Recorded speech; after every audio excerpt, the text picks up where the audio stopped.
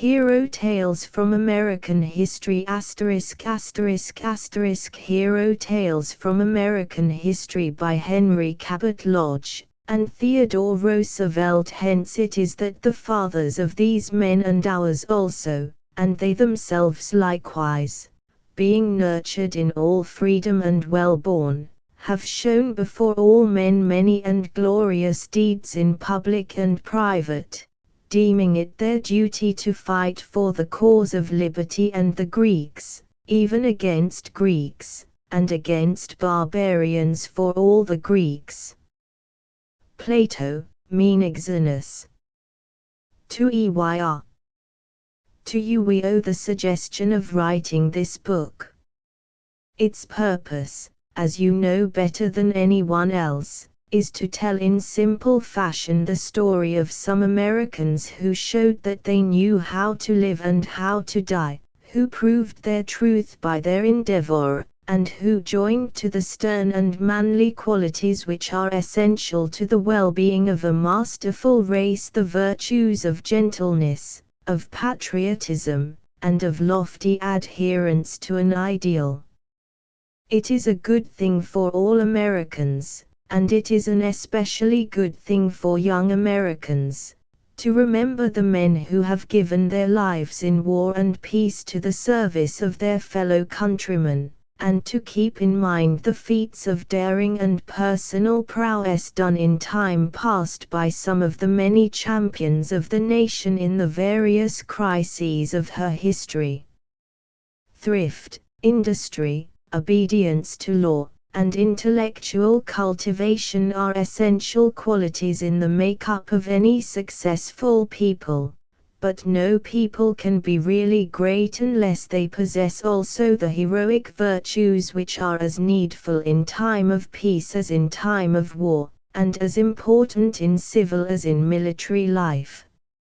As a civilized people we desire peace, but the only peace worth having is obtained by instant readiness to fight when wronged, not by unwillingness or inability to fight at all. Intelligent foresight in preparation and known capacity to stand well in battle are the surest safeguards against war.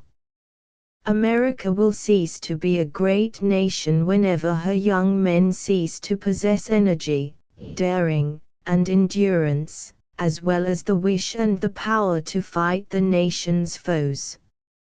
No citizen of a free state should wrong any man, but it is not enough merely to refrain from infringing on the rights of others. He must also be able and willing to stand up for his own rights and those of his country against all comers, and he must be ready at any time to do his full share in resisting either malice domestic or foreign levi.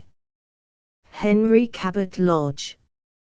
Theodore Roosevelt. Washington, the 19th of April, 1895. Contents: Hero Tales from American History. Washington, Daniel Boone and the Founding of Kentucky. George Rogers Clark and the Conquest of the Northwest. The Battle of Trenton. Bennington, Kings Mountain. The Storming of Stony Point. Gouverneur Morris. The Burning of the Philadelphia. The Cruise of the Wasp. The General Armstrong Privateer. The Battle of New Orleans. John Quincy Adams and the Right of Petition. Francis Parkman. Remember the Alamo. Hampton Roads. The Flag Bearer. The Death of Stonewall Jackson. The Charge at Gettysburg. General Grant and the Vicksburg Campaign. Robert Gould Shaw. Charles Russell Lowe. L. Sheridan at Cedar Creek. Lieutenant Cushing and the Ram. Albemarle Farragut at Mobile Bay. Lincoln Haw. I saw him once, he was a goodly king. Ham. He was a man, take him for all in all, I shall not look upon his like again. Hamlet. Hero Tales from American History. Washington, the brilliant historian of the English people, has written of Washington, that no nobler figure ever stood in the forefront of a nation's life. In any book which undertakes to tell, no matter how slightly, the story of some of the heroic deeds of American history, that noble figure must always stand in the forefront. But to sketch the life of Washington even in the barest outline is to write the history of the events which made the United States independent and gave birth to the American nation. Even to give a list of what he did, to name his battles and recount his acts as president, would be beyond the limit and the scope of this book. Yet it is always possible to recall the man and to consider what he was and what he meant for us and for mankind. He is worthy the study and the remembrance of all men, and to Americans he is at once a great glory of their past and an inspiration and an assurance of their future. John Richard Green. To understand Washington at all we must first strip off all the myths which have gathered about him. We must cast aside into the dust heaps all the wretched inventions of the cherry-tree variety, which were fastened upon him nearly 70 years after his birth. We must look at him as he looked at life and the facts about him, without any illusion or deception. And no man in history can better stand such a scrutiny. Born of a distinguished family in the days when the American colonies were still ruled by an aristocracy, Washington started with all that good birth and tradition could give. Beyond this, however, he had little. His family was poor, his mother was left early a widow, and he was forced after a very limited education to go out into the world to fight for himself. He had strong within him the adventurous spirit of his race. He became a surveyor, and in the pursuit of this profession plunged into the wilderness, where he soon grew to be an expert hunter and backwoodsman. Even as a boy the gravity of his character and his mental and physical vigor commended him to those about him, and responsibility and military command were put in his hands at an age when most young men are just leaving college.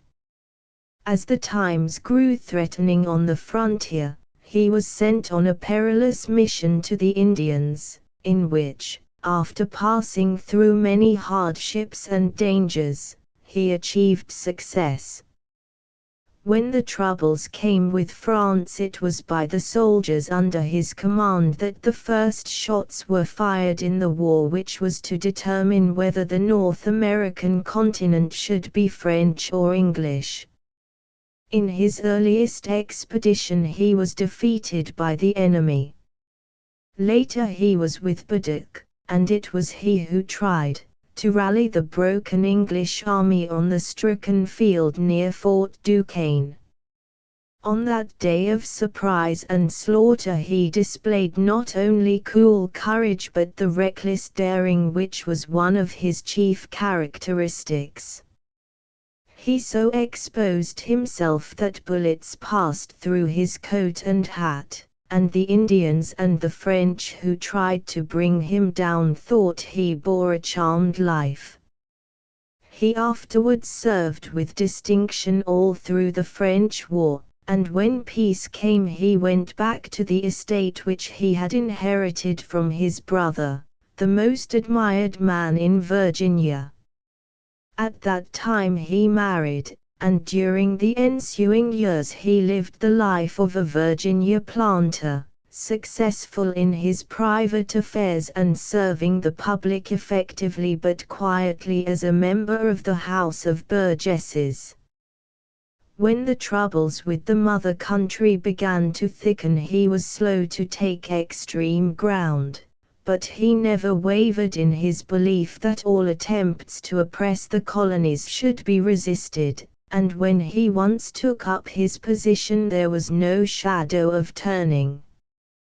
He was one of Virginia's delegates to the First Continental Congress, and, although he said but little, he was regarded by all the representatives from the other colonies as the strongest man among them. There was something about him even then which commanded the respect and the confidence of everyone who came in contact with him. It was from New England, far removed from his own state, that the demand came for his appointment as Commander-in-Chief of the American Army. Silently he accepted the duty, and, leaving Philadelphia, took command of the army at Cambridge. There is no need to trace him through the events that followed. From the time when he drew his sword under the famous elm tree, he was the embodiment of the American Revolution, and without him that revolution would have failed almost at the start. How he carried it to victory through defeat and trial and every possible obstacle is known to all men. When it was all over, he found himself facing a new situation. He was the idol of the country and of his soldiers.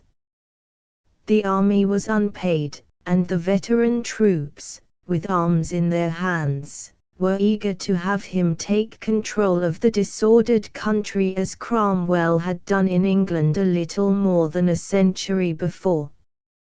With the army at his back, and supported by the great forces which, in every community, desire order before everything else, and are ready to assent to any arrangement which will bring peace and quiet, nothing would have been easier than for Washington to have made himself the ruler of the new nation.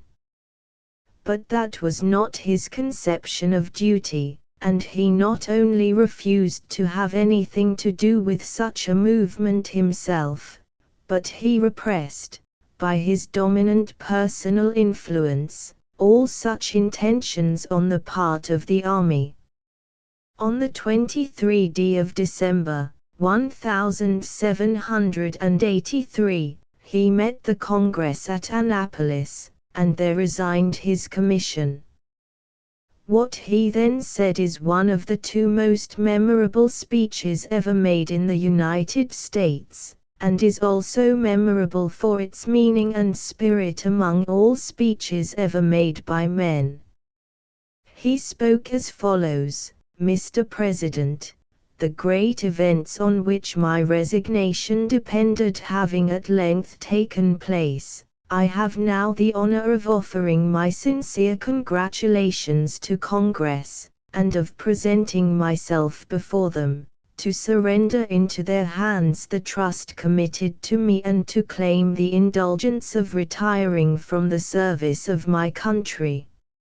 Happy in the confirmation of our independence and sovereignty and pleased with the opportunity afforded the United States of becoming a respectable nation, I resign with satisfaction the appointment I accepted with diffidence, a diffidence in my abilities to accomplish so arduous a task, which, however, was superseded by a confidence in the rectitude of our cause, the support of the supreme power of the Union, and the patronage of Heaven. The successful termination of the war has verified the most sanguine expectations, and my gratitude for the interposition of Providence and the assistance I have received from my countrymen increases with every review of the momentous contest.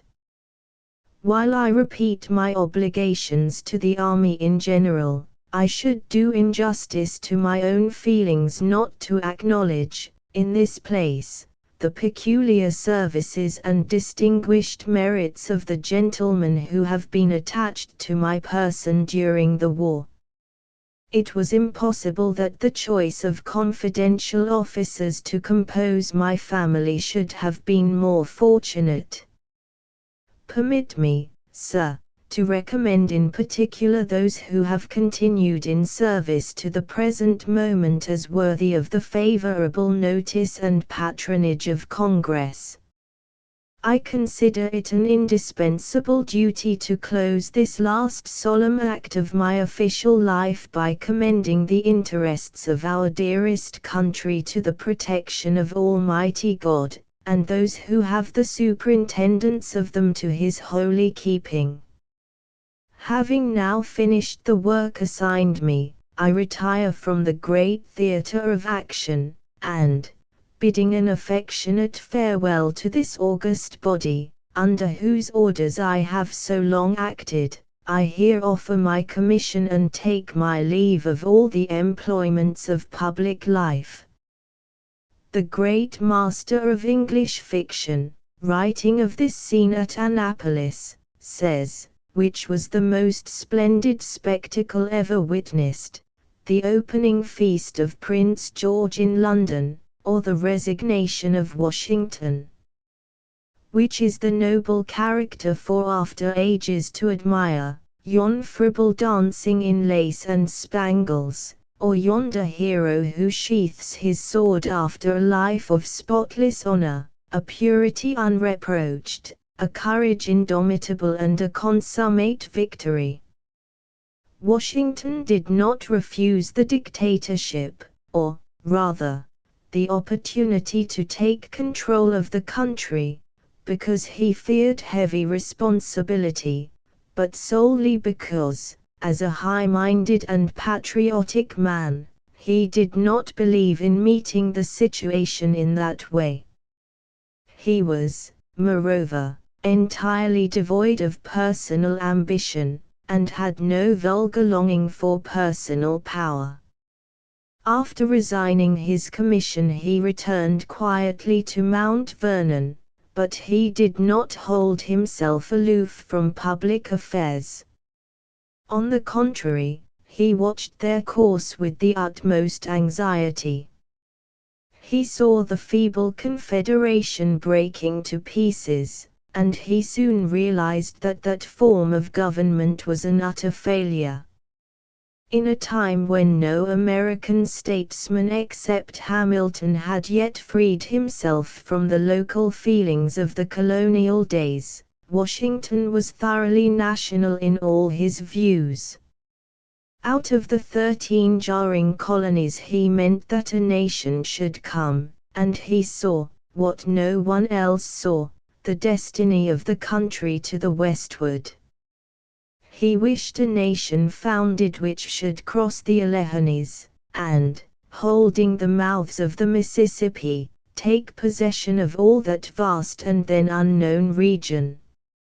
For these reasons he stood at the head of the national movement, and to him all men turned who desired a better union and sought to bring order out of chaos. With him Hamilton and Madison consulted in the preliminary stages which were to lead to the formation of a new system. It was his vast personal influence which made that movement a success, and when the convention to form a constitution met at Philadelphia, he presided over its deliberations, and it was his commanding will which, more than anything else, brought a constitution through difficulties and conflicting interests which more than once made any result seem well nigh hopeless. When the Constitution formed at Philadelphia had been ratified by the states, all men turned to Washington to stand at the head of the new government. As he had borne the burden of the Revolution, so he now took up the task of bringing the government of the Constitution into existence. For 8 years he served as president. He came into office with a paper constitution, the air of a bankrupt, broken-down confederation. He left the United States, when he went out of office, an effective and vigorous government. When he was inaugurated, we had nothing but the clauses of the Constitution as agreed to by the Convention.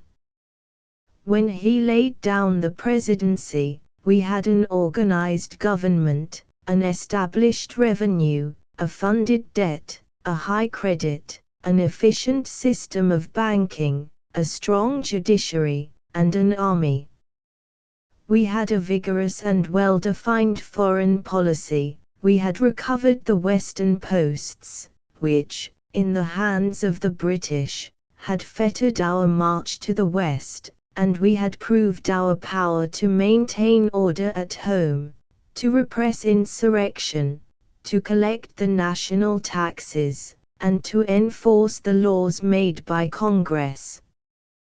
Thus Washington had shown that rare combination of the leader who could first destroy by revolution, and who, having led his country through a great civil war, was then able to build up a new and lasting fabric upon the ruins of a system which had been overthrown. At the close of his official service he returned again to Mount Vernon, and, after a few years of quiet retirement, died just as the century in which he had played so great a part was closing. Washington stands among the greatest men of human history, and those in the same rank with him are very few. Whether measured by what he did, or what he was, or by the effect of his work upon the history of mankind, in every aspect he is entitled to the place he holds among the greatest of his race. Few men in all time have such a record of achievement. Still fewer can show at the end of a career so crowded with high deeds and memorable victories a life so free from spot, a character so unselfish and so pure, a fame so void of doubtful points demanding either defense or explanation. Eulogy of such a life is needless, but it is always important to recall and to freshly remember just what manner of man he was. In the first place, he was physically a striking figure. He was very tall, powerfully made, with a strong, handsome face. He was remarkably muscular and powerful. As a boy he was a leader in all outdoor sports. No one could fling the bar further than he, and no one could ride more difficult horses. As a young man he became a woodsman and hunter. Day after day he could tramp through the wilderness with his gun and his surveyor's chain, and then sleep at night beneath the stars. He feared no exposure or fatigue, and outdid the hardiest backwoodsman in following a winter trail and swimming icy streams. This habit of vigorous bodily exercise he carried through life. Whenever he was at Mount Vernon he gave a large part of his time to fox hunting, riding after his hounds through the most difficult country. His physical power and endurance counted for much in his success when he commanded his army, and when the heavy anxieties of general and president weighed upon his mind and heart. He was an educated, but not a learned man. He read well and remembered what he read, but his life was, from the beginning, a life of action, and the world of men was his school. He was not a military genius like Hannibal, or Caesar, or Napoleon, of which the world has had only 3 or 4 examples. But he was a great soldier of the type which the English race has produced, like Marlborough and Cromwell, Wellington, Grant, and Lee. He was patient under defeat, capable of large combinations, a stubborn and often reckless fighter, a winner of battles, but much more, a conclusive winner in a long war of varying fortunes.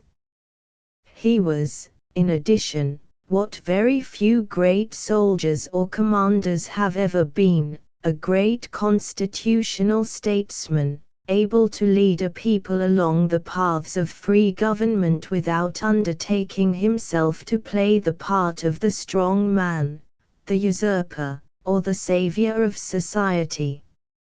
He was a very silent man. Of no man of equal importance in the world's history have we so few sayings of a personal kind. He was ready enough to talk or to write about the public duties which he had in hand, but he hardly ever talked of himself. Yet there can be no greater error than to suppose Washington cold and unfeeling, because of his silence and reserve. He was by nature a man of strong desires and stormy passions.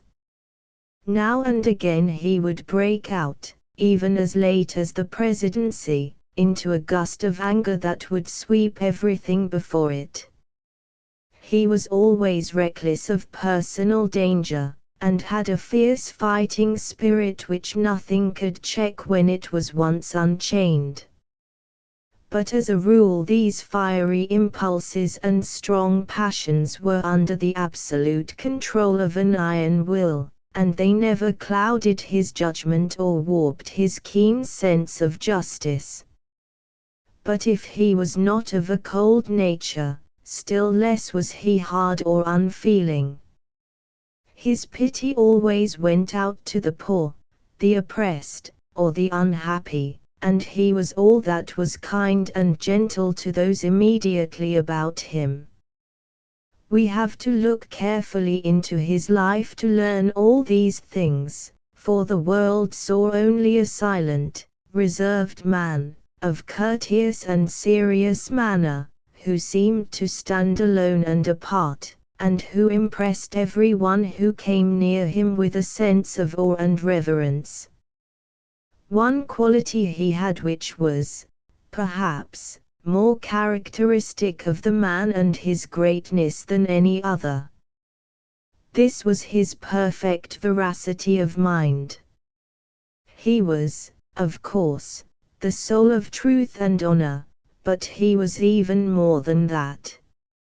He never deceived himself. He always looked facts squarely in the face and dealt with them as such, dreaming no dreams, cherishing no delusions, asking no impossibilities, just to others as to himself, and thus winning alike in war and in peace.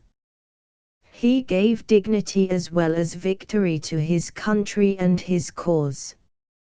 He was, in truth, a character for after ages to admire. Daniel Boone and the founding of Kentucky. Boone lived hunting up to 90, and, what's still stranger, left behind a name for which men vainly decimate the throng, not only famous, but of that good fame, without which glory's but a tavern song, simple, serene, the antipodes of shame, which hate nor envy e'er could tinge with wrong.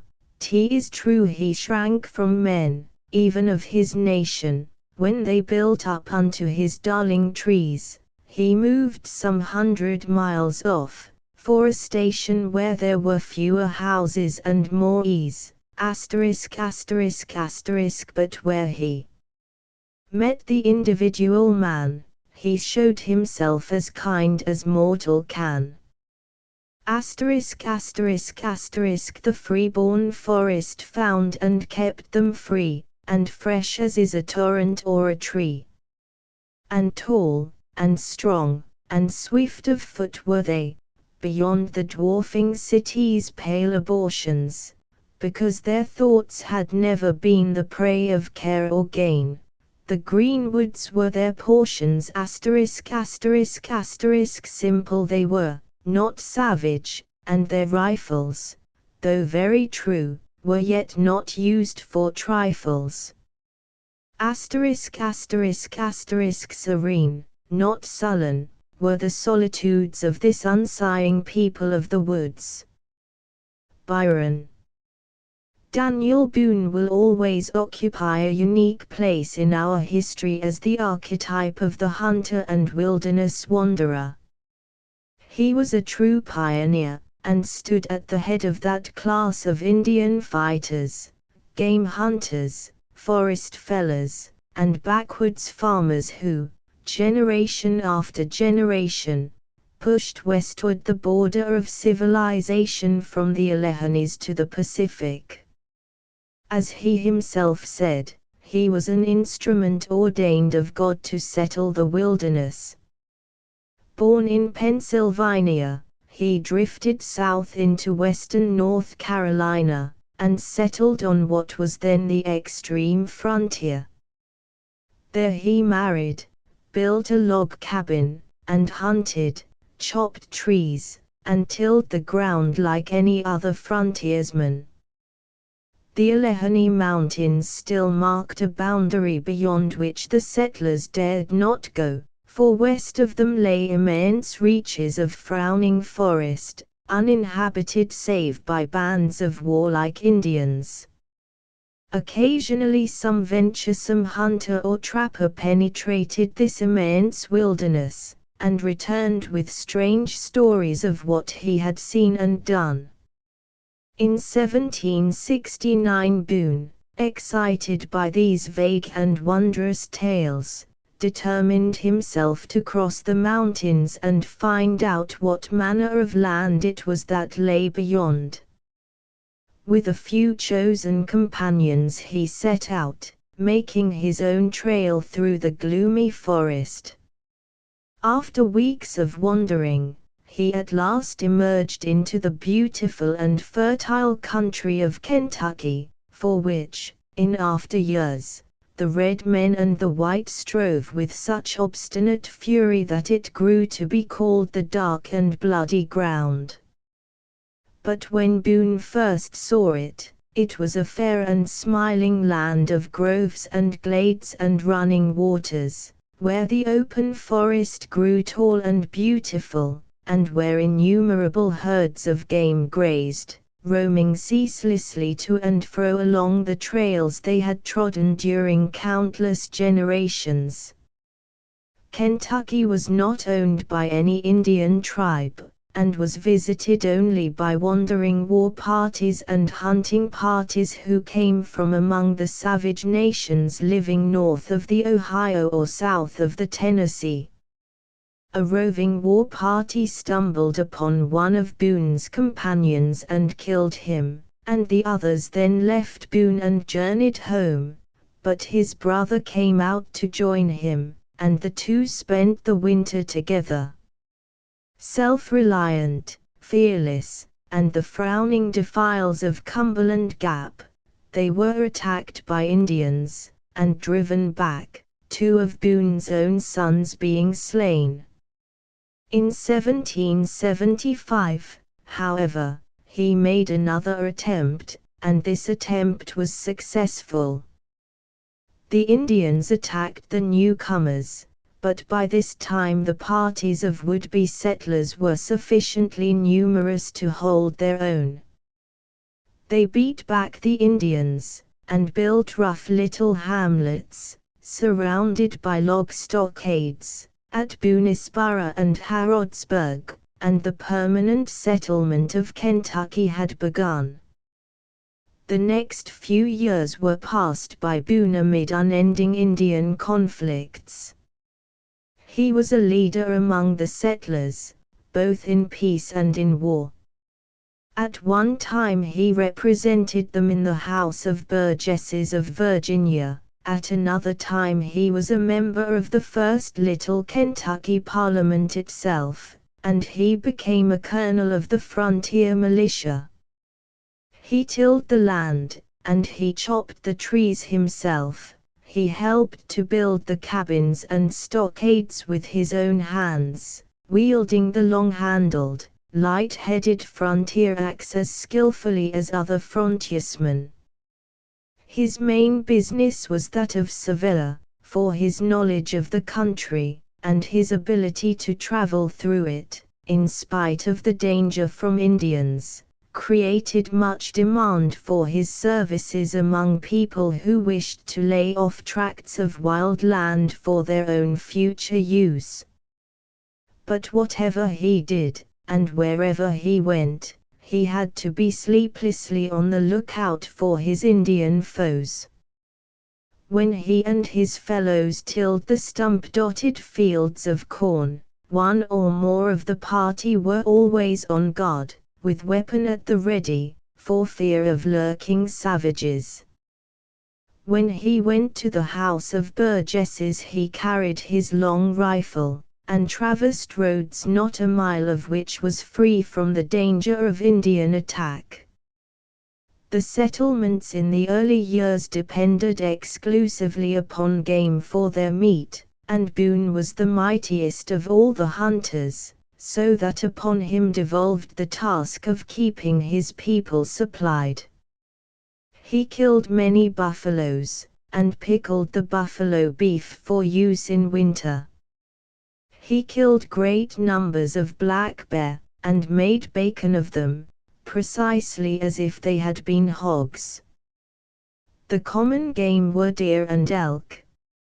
At that time none of the hunters of Kentucky would waste a shot on anything so small as a prairie chicken or wild duck, but they sometimes killed geese and swans when they came south in winter and lit on the rivers.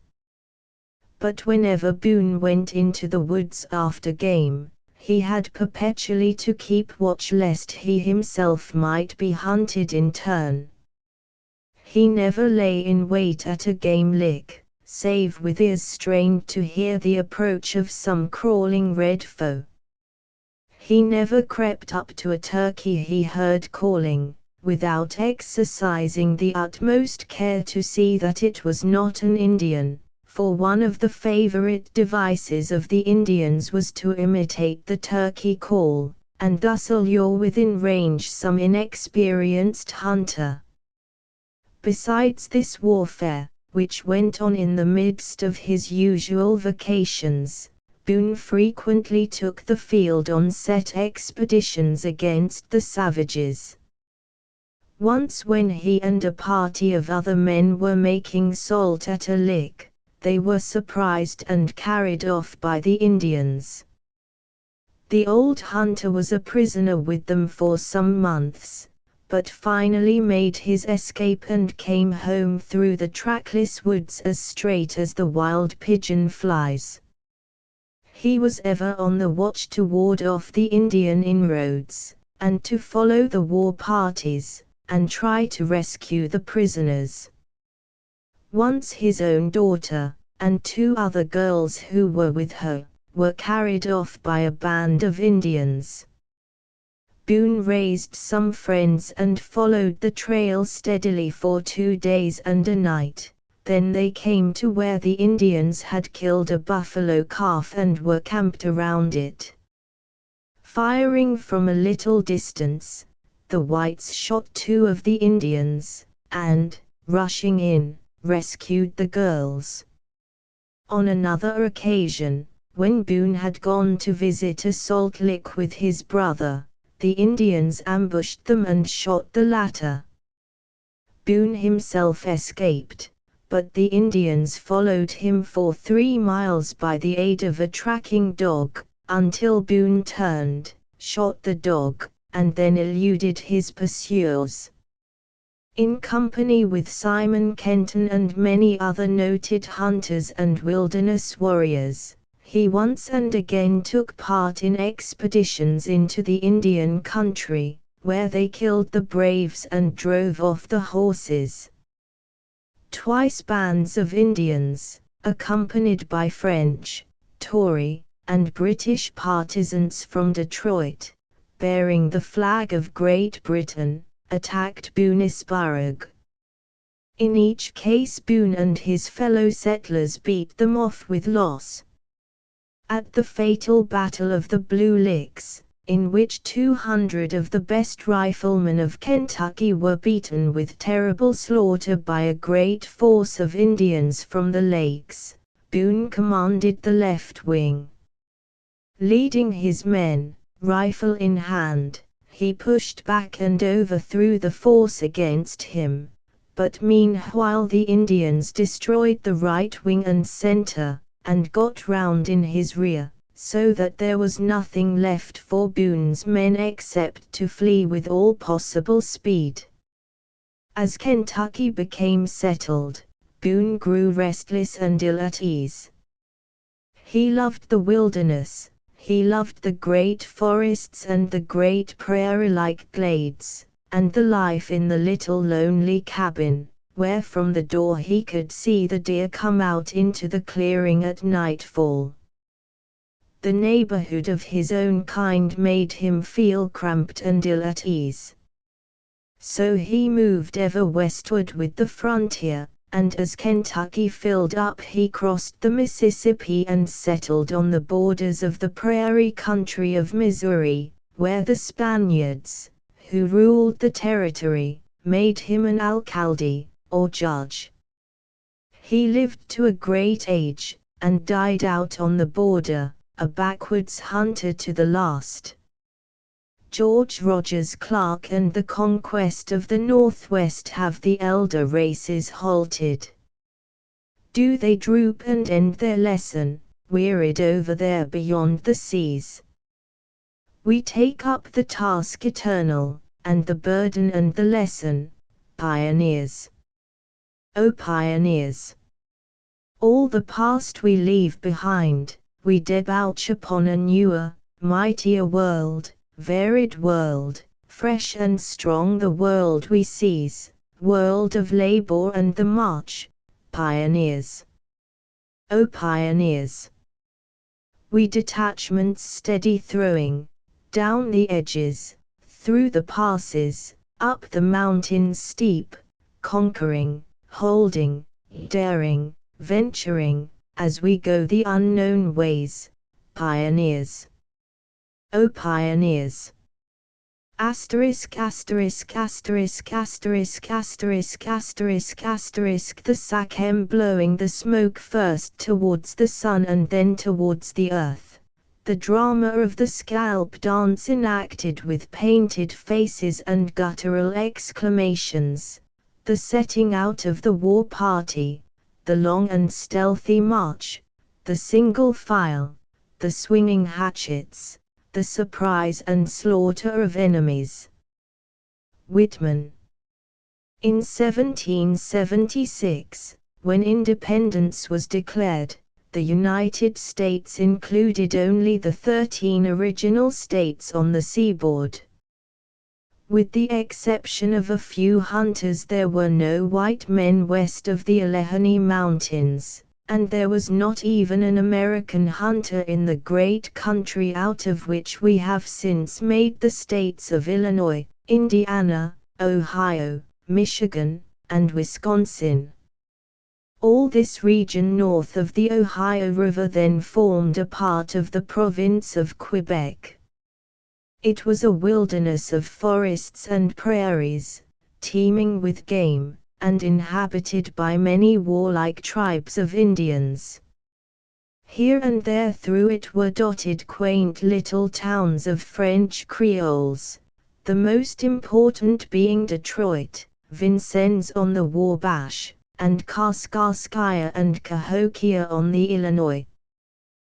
These French villages were ruled by British officers commanding small bodies of regular soldiers or Tory Rangers and Creole partisans. The towns were completely in the power of the British government. None of the American states had actual possession of a foot of property in the Northwestern Territory. The Northwest was acquired in the midst of the Revolution only by armed conquest, and if it had not been so acquired, it would have remained a part of the British Dominion of Canada. The man to whom this conquest was clue was a famous backwoods leader, a mighty hunter, a noted Indian fighter, George Rogers Clark. He was a very strong man, with light hair and blue eyes. He was of good Virginian family. Early in his youth, he embarked on the adventurous career of a backwoods surveyor, exactly as Washington and so many other young Virginians of spirit did at that period. He traveled out to Kentucky soon after it was founded by Boone, and lived there for a year, either at the stations or camping by himself in the woods, surveying, hunting, and making war against the Indians like any other settler, but all the time his mind was bent on vaster schemes than were dreamed of by the men around him. He had his spies out in the Northwestern Territory, and became convinced that with a small force of resolute backwoodsmen he could conquer it for the United States. When he went back to Virginia, Governor Patrick Henry entered heartily into Clark's schemes and gave him authority to fit out a force for his purpose. In 1778, after encountering endless difficulties and delays, he finally raised 150 backwoods riflemen. In May they started down the Ohio in flatboats to undertake the allotted task. They drifted and rode downstream to the falls of the Ohio, where Clark founded a log hamlet, which has since become the great city of Louisville. Here he halted for some days and was joined by 50 or 60 volunteers, but a number of the men deserted, and when, after an eclipse of the sun, Clark again pushed off to go down with the current, his force was but about 160 riflemen. All, however, were men on whom he could depend, men well used to frontier warfare. They were tall, stalwart backwoodsmen, clad in the hunting shirt and leggings that formed the national dress of their kind, and armed with the distinctive weapon of the backwoods, the long-barreled, small-bore rifle. Before reaching the Mississippi the little flotilla landed, and Clark led his men northward against the Illinois towns. In one of them, Kaskaskia, dwelled the British commander of the entire district up to Detroit. The small garrison and the Creole militia taken together outnumbered Clark's force, and they were in close alliance with the Indians round about. Clark was anxious to take the town by surprise and avoid bloodshed, as he believed he could win over the Creoles to the American side. Marching cautiously by night and generally hiding by day, he came to the outskirts of the little village on the evening of July the 4th, and lay in the woods nearby until after nightfall. Fortune favored him. That evening the officers of the garrison had given a great ball to the mirth-loving Creoles, and almost the entire population of the village had gathered in the fort, where the dance was held. While the revelry was at its height, Clark and his tall backwoodsmen, treading silently through the darkness, came into the town, surprised the sentries, and surrounded the fort without causing any alarm. All the British and French capable of bearing arms were gathered in the fort to take part in or look on at the merrymaking. When his men were posted, Clark walked boldly forward through the open door, and, leaning against the wall, looked at the dancers as they whirled around in the light of the flaring torches. For some moments no one noticed him. Then an Indian who had been lying with his chin on his hand, looking carefully over the gaunt figure of the stranger, sprang to his feet, and uttered the wild war whoop. Immediately the dancing ceased and the men ran to and fro in confusion, but Clark, stepping forward, bade them be at their ease, but to remember that henceforth they danced under the flag of the United States, and not under that of Great Britain. The surprise was complete, and no resistance was attempted. For 24 hours the Creoles were in abject terror. Then Clark summoned their chief men together and explained that he came as their ally, and not as their foe, and that if they would join with him they should be citizens of the American Republic, and treated in all respects on an equality with their comrades. The Creoles, caring little for the British, and rather fickle of nature, accepted the proposition with joy, and with the most enthusiastic loyalty toward Clark. Not only that, but sending messengers to their kinsmen on the Wabash, they persuaded the people of Vincennes likewise to cast off their allegiance to the British king, and to hoist the American flag. So far, Clark had conquered with greater ease than he had dared to hope. But when the news reached the British governor, Hamilton, at Detroit, he at once prepared to reconquer the land.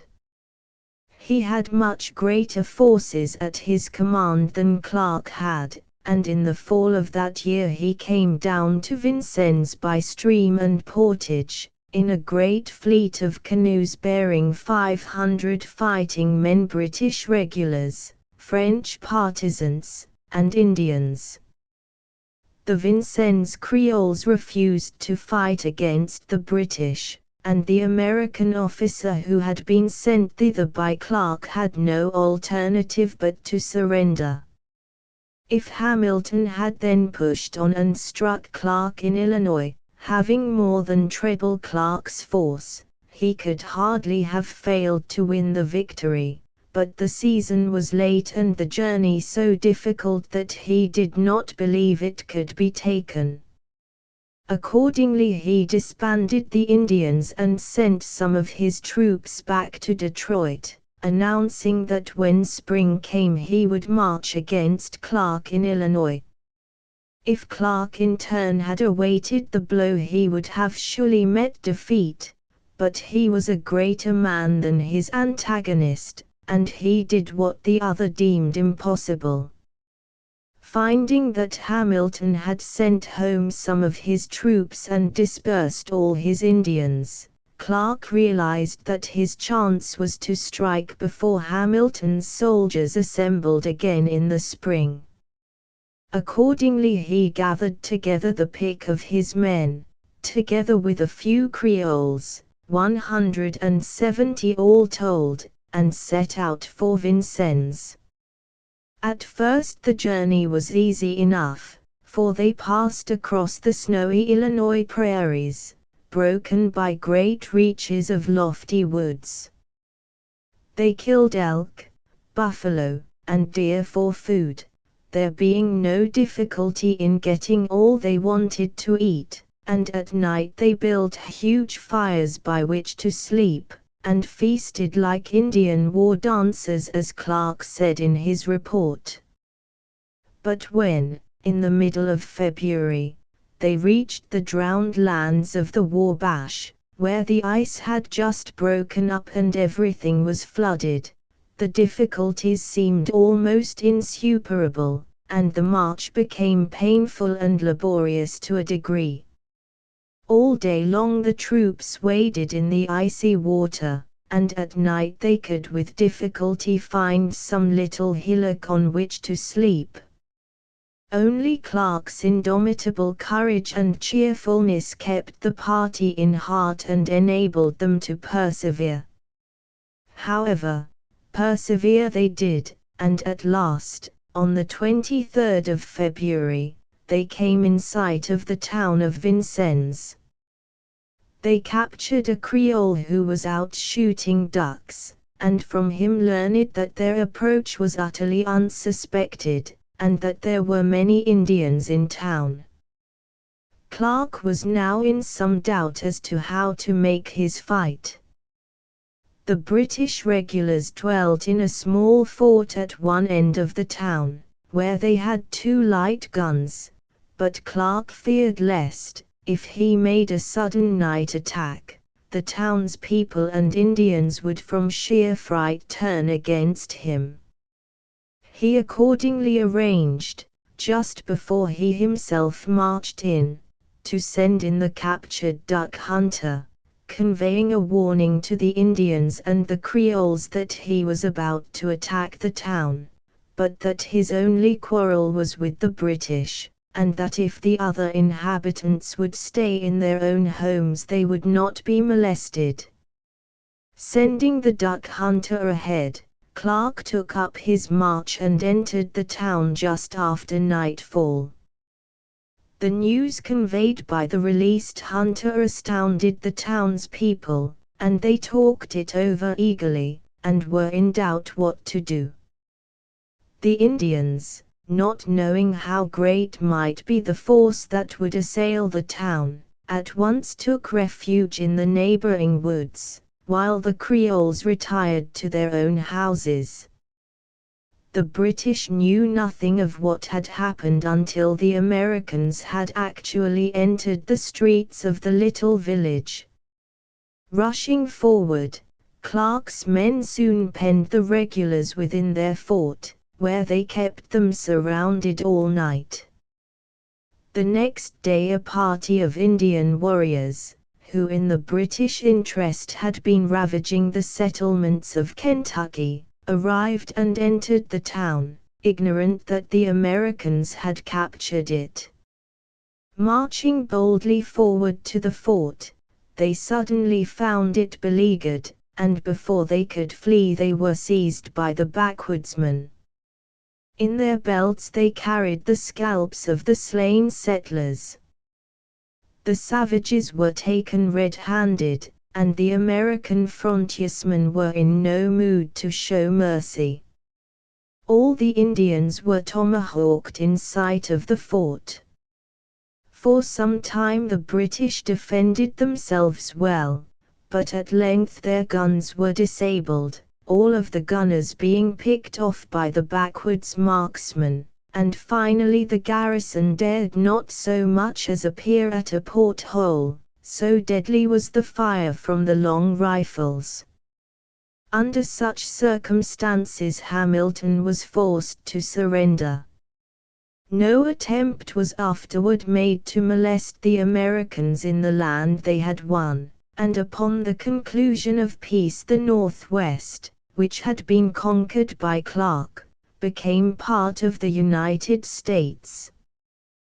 The Battle of Trenton, and such they are, and such they will be found, not so Leonidas and Washington.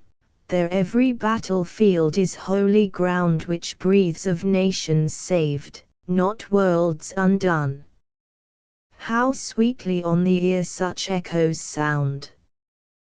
While the mere victors may appall or stun the servile and the vain, such names will be a watchword till the future shall be free. Byron. In December 1776, the American Revolution was at its lowest ebb.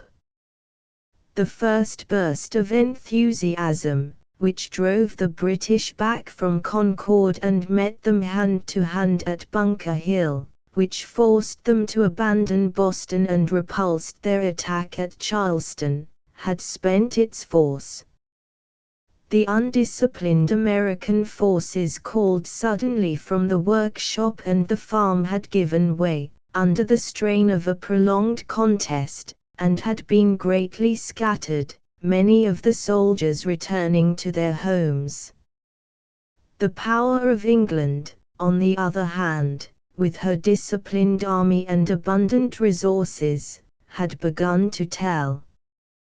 Washington, fighting stubbornly, had been driven during the summer and autumn from Long Island up the Hudson, and New York had passed into the hands of the British. Then Forts Lee and Washington had been lost, and finally the Continental Army had retreated to New Jersey. On the 2nd of December, Washington was at Princeton with some 3,000 ragged soldiers, and had escaped destruction only by the rapidity of his movements. By the middle of the month, General Howe felt that the American army, unable as he believed either to fight or to withstand the winter, must soon dissolve, and, posting strong detachments at various points, he took up his winter quarters in New York. The British general had under his command in his various divisions 25,000 well-disciplined soldiers, and the conclusion he had reached was not an unreasonable one. Everything, in fact, seemed to confirm his opinion. Thousands of the colonists were coming in and accepting his amnesty. The American militia had left the field, and no more would turn out, despite Washington's earnest appeals. All that remained of the American Revolution was the little Continental Army and the man who led it. Yet even in this dark hour Washington did not despair. He sent in every direction for troops. Nothing was forgotten. Nothing that he could do was left undone. Unceasingly he urged action upon Congress, and at the same time with indomitable fighting spirit he planned to attack the British. It was a desperate undertaking in the face of such heavy odds, for in all his divisions he had only some 6,000 men, and even these were scattered. The single hope was that by his own skill and courage he could snatch victory from a situation where victory seemed impossible. With the instinct of a great commander he saw that his only chance was to fight the British detachments suddenly, unexpectedly, and separately, and to do this not only required secrecy and perfect judgment, but also the cool, unwavering courage of which, under such circumstances, very few men have proved themselves capable. As Christmas approached, his plans were ready. He determined to fall upon the British detachment of Hessians, under Colonel Ryle, at Trenton, and there strike his first blow. To each division of his little army a part in the attack was assigned with careful forethought. Nothing was overlooked and nothing omitted, and then, for some reason good or bad, every one of the division commanders failed to do his part. As the general plan was arranged, Gates was to march from Bristol with 2,000 men, Ewing was to cross at Trenton, Putnam was to come up from Philadelphia, and Griffin was to make a diversion against Dornup. When the moment came, Gates, who disapproved the plan, was on his way to Congress. Griffin abandoned New Jersey and fled before Dornup. Putnam did not attempt to leave Philadelphia, and Ewing made no effort to cross at Trenton. Cadwallader came down from Bristol, looked at the river and the floating ice, and then gave it up as desperate. Nothing remained except Washington himself with the main army, but he neither gave up, nor hesitated, nor stopped on account of the ice, or the river, or the perils which lay beyond. On Christmas Eve, when all the Christian world was feasting and rejoicing, and while the British were enjoying themselves in their comfortable quarters, Washington set out. With 2,400 men he crossed the Delaware through the floating ice, his boats managed and rowed by the sturdy fishermen of Marblehead from Glover's regiment. The crossing was successful, and he landed about 9 miles from Trenton.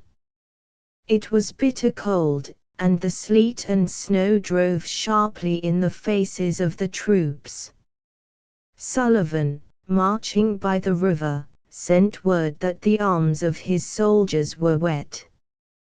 "Tell your general," was Washington's reply to the message, "to use the bayonet, for the town must be taken." When they reached Trenton it was broad daylight. Washington, at the front and on the right of the line, swept down the Pennington road, and, as he drove back the Hessian pickets, he heard the shout of Sullivan's men as, with Stark leading the van, they charged in from the river. A company of Jeegers and of light dragoons slipped away. There was some fighting in the streets, but the attack was so strong and well calculated that resistance was useless. Colonel Ryle, the British commander, aroused from his revels, was killed as he rushed out to rally his men, and in a few moments all was over. 1,000 prisoners fell into Washington's hands, and this important detachment of the enemy was cut off and destroyed. The news of Trenton alarmed the British, and Lord Cornwallis with 7,000 of the best troops started at once from New York in hot pursuit of the American army. Washington, who had now rallied some 5,000 men, fell back, skirmishing heavily, behind the Assunpink, and when Cornwallis reached the river he found the American army awaiting him on the other side of the stream. Night was falling, and Cornwallis, feeling sure of his prey, decided that he would not risk an assault until the next morning. Many lessons had not yet taught him that it was a fatal business to give even 12 hours to the great soldier opposed to him. During the night Washington, leaving his fires burning and taking a roundabout road which he had already reconnoitered, marched to Princeton. There he struck another British detachment. A sharp fight ensued. The British division was broken and defeated, losing some 500 men, and Washington withdrew after this second victory to the highlands of New Jersey to rest and recruit. Frederick the Great is reported to have said that this was the most brilliant campaign of the century. With a force very much smaller than that of the enemy, Washington had succeeded in striking the British at two places with superior forces at each point of contact. At Trenton he had the benefit of a surprise, but the second time he was between two hostile armies. He was ready to fight Cornwallis when the latter reached the Assunpink, trusting to the strength of his position to make up for his inferiority of numbers. But when Cornwallis gave him the delay of a night, Washington, seeing the advantage offered by his enemy's mistake, at once changed his whole plan, and, turning in his tracks, fell upon the smaller of the two forces opposed to him, wrecking and defeating it before the outgeneraled Cornwallis could get up with the main army. Washington had thus shown the highest form of military skill, for there is nothing that requires so much judgment and knowledge, so much certainty of movement and quick decision, as to meet a superior enemy at different points, force the fighting, and at each point to outnumber and overwhelm him. But the military part of this great campaign was not all. Many great soldiers have not been statesmen, and have failed to realize the political necessities of the situation. Washington presented the rare combination of a great soldier and a great statesman as well. He aimed not only to win battles, but by his operations in the field to influence the political situation and affect public opinion. The American Revolution was going to pieces. Unless some decisive victory could be won immediately, it would have come to an end in the winter of 1776–77. This Washington knew, and it was this which nerved his arm. The results justified his forethought. The victories of Trenton and Princeton restored the failing spirits of the people, and, what was hardly less important, produced a deep impression in Europe in favor of the colonies. The country, which had lost heart, and become supine and almost hostile, revived. The militia again took the field. Outlying parties of the British were attacked and cut off, and recruits once more began to come into the Continental Army. The Revolution was saved.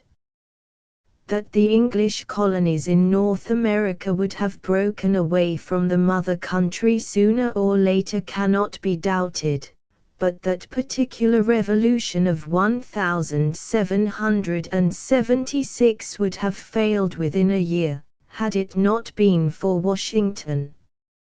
It is not, however, merely the fact that he was a great soldier and statesman which we should remember. The most memorable thing to us, and to all men, is the heroic spirit of the man, which rose in those dreary December days to its greatest height, under conditions so adverse that they had crushed the hope of every one else. Let it be remembered, also, that it was not a spirit of desperation or of ignorance, a reckless daring which did not count the cost. No one knew better than Washington, no one, indeed, so well, the exact state of affairs, for he, conspicuously among great men, always looked facts fearlessly in the face, and never deceived himself. He was under no illusions, and it was this high quality of mind as much as any other which enabled him to win victories. How he really felt we know from what he wrote to Congress on the 20th of December, when he said, "It may be thought that I am going a good deal out of the line of my duty to adopt these measures or to advise thus freely. A character to lose, an estate to forfeit, the inestimable blessing of liberty at stake, and a life devoted, must be my excuse." These were the thoughts in his mind when he was planning this masterly campaign. These same thoughts, we may readily believe, were with him when his boat was making its way through the ice of the Delaware on Christmas Eve. It was a very solemn moment, and he was the only man in the darkness of that night who fully understood what was at stake, but then, as always, he was calm and serious, with a high courage which nothing could depress. The familiar picture of a later day depicts Washington crossing the Delaware at the head of his soldiers. He is standing up in the boat, looking forward in the teeth of the storm. It matters little whether the work of the painter is in exact accordance with the real scene or not. The daring courage, the high resolve, the stern look forward and onward, which the artist strove to show in the great leader, are all vitally true. For we may be sure that the man who led that well-planned but desperate assault, surrounded by darker conditions than the storms of nature which gathered about his boat, and carrying with him the fortunes of his country, was at that moment one of the most heroic figures in history. Bennington, we are but warriors for the working day, Our gayness and our guilt are all besmirched with rainy marching in the painful field. There's not a piece of feather in our host. Good argument, I hope. We shall not fly, and time hath worn us into slovenry. But, by the mass, our hearts are in the trim, and my poor soldiers tell me, yet ere night they'll be in fresher robes. Henry V. The Battle of Saratoga is included by Sir Edward Creasy among his 15 decisive battles which have, by their result, affected the history of the world. It is true that the American Revolution was saved by Washington in the remarkable Princeton and Trenton campaign, but it is equally true that the surrender of Burgoyne at Saratoga, in the following autumn, turned the scale decisively in favor of the colonists by the impression which it made in Europe. It was the destruction of Burgoyne's army which determined France to aid the Americans against England. Hence came the French alliance, the French troops, and, what was of far more importance, a French fleet by which Washington was finally able to get control of the sea, and in this way cut off Cornwallis at Yorktown and bring the Revolution to a successful close. That which led, however, more directly than anything else to the final surrender at Saratoga was the fight at Bennington, by which Burgoyne's army was severely crippled and weakened, and by which also, the hardy militia of the northeastern states were led to turn out in large numbers and join the army of Gates. The English ministry had built great hopes upon Burgoyne's expedition, and neither expense nor effort had been spared to make it successful. He was amply furnished with money and supplies as well as with English and German troops, the latter of whom were bought from their wretched little princes by the payment of generous subsidies. With an admirably equipped army of over 7,000 men, and accompanied by a large force of Indian allies, Burgoyne had started in May 1777, from Canada.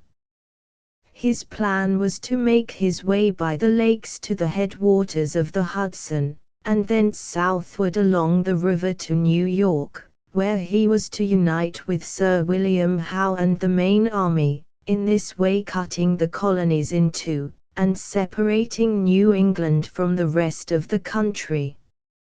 At first all went well. The Americans were pushed back from their posts on the lakes, and by the end of July Burgoyne was at the headwaters of the Hudson.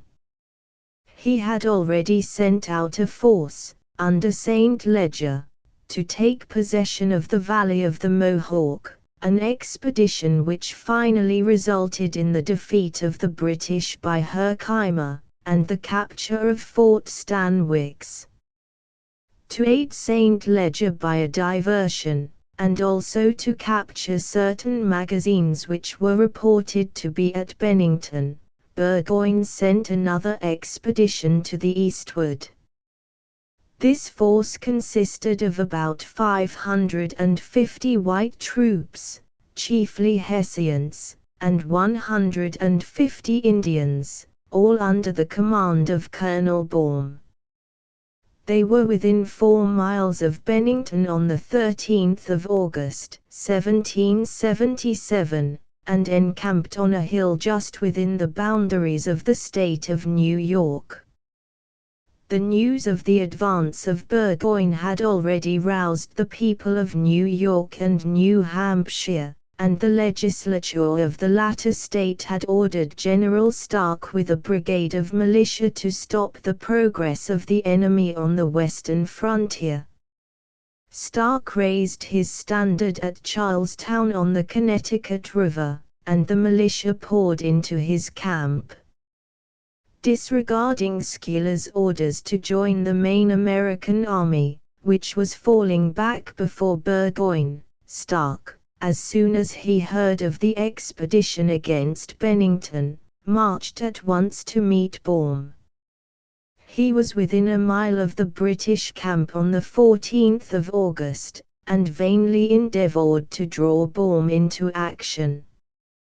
On the 15th it rained heavily, and the British forces occupied the time in entrenching themselves strongly upon the hill which they held. Baum meantime had already sent to Burgoyne for reinforcements, and Burgoyne had detached Colonel Breyman with over 600 regular troops to go to Baum's assistance. On the 16th the weather cleared, and Stark, who had been reinforced by militia from western Massachusetts, determined to attack. Early in the day he sent men, under Nichols and Herrick, to get into the rear of Baum's position. The German officer, ignorant of the country and of the nature of the warfare in which he was engaged, noticed small bodies of men in their shirt sleeves, and carrying guns without bayonets, making their way to the rear of his entrenchments. With singular stupidity he concluded that they were Tory inhabitants of the country who were coming to his assistance, and made no attempt to stop them. In this way Stark was enabled to mass about 500 men in the rear of the enemy's position.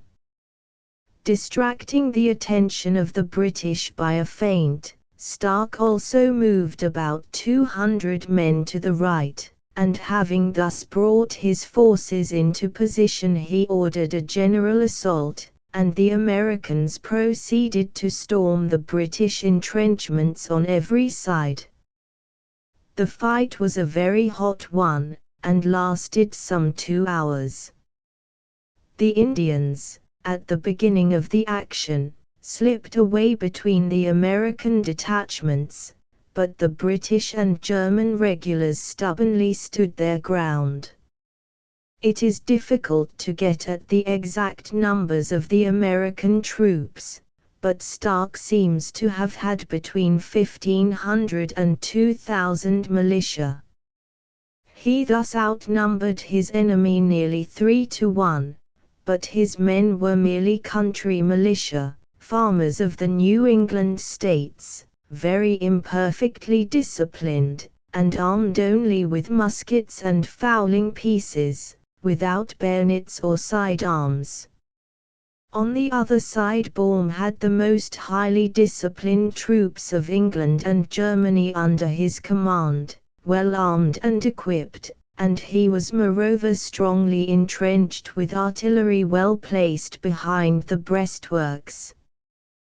The advantage in the fight should have been clearly with Baum and his regulars, who merely had to hold an entrenched hill. It was not a battle in which either military strategy or a scientific management of troops was displayed. All that Stark did was to place his men so that they could attack the enemy's position on every side, and then the Americans went at it, firing as they pressed on.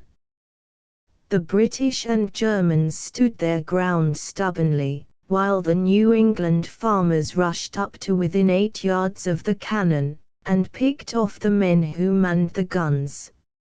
Stark himself was in the midst of the fray, fighting with his soldiers, and came out of the conflict so blackened with powder and smoke that he could hardly be recognized. One desperate assault succeeded another, while the firing on both sides was so incessant as to make, in Stark's own words, a continuous roar. At the end of 2 hours the Americans finally swarmed over the entrenchments, beating down the soldiers with their clubbed muskets. Baum ordered his infantry with the bayonet and the dragoons with their sabers to force their way through, but the Americans repulsed this final charge, and Baum himself fell mortally wounded. All was then over, and the British forces surrendered. It was only just in time, for Breyman, who had taken 30 hours to march some 24 miles, came up just after Baum's men had laid down their arms. It seemed for a moment as if all that had been gained might be lost. The Americans, attacked by this fresh foe, wavered, but Stark rallied his line, and putting in Warner, with 150 Vermont men who had just come on the field, stopped Breyman's advance, and finally forced him to retreat with a loss of nearly one-half his men. The Americans lost in killed and wounded some 70 men, and the Germans and British about twice as many, but the Americans took about 700 prisoners, and completely wrecked the forces of Baum and Breyman. The blow was a severe one, and Burgoyne's army never recovered from it. Not only had he lost nearly 1,000 of his best troops, besides cannon, arms, and munitions of war, but the defeat affected the spirits of his army and destroyed his hold over his Indian allies, who began to desert in large numbers. Bennington, in fact, was one of the most important fights of the Revolution, contributing as it did so largely to the final surrender of Burgoyne's whole army at Saratoga, and the utter ruin of the British invasion from the north. It is also interesting as an extremely gallant bit of fighting. As has been said, there was no strategy displayed, and there were no military operations of the higher kind. There stood the enemy strongly entrenched on a hill, and Stark, calling his undisciplined levies about him, went at them.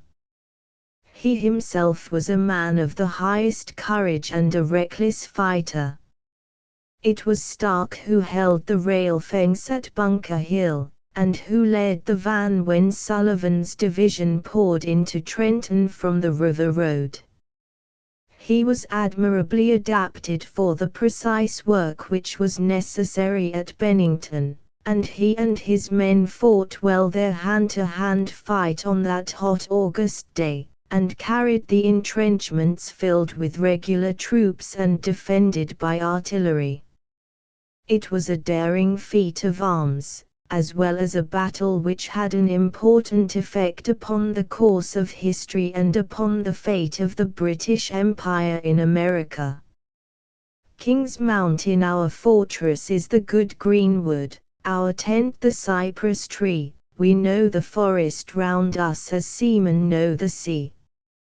We know its walls of thorny vines, its glades of reedy grass, its safe and silent islands within the dark morass. Bryant. The close of the year 1780 was, in the southern states, the darkest time of the revolutionary struggle.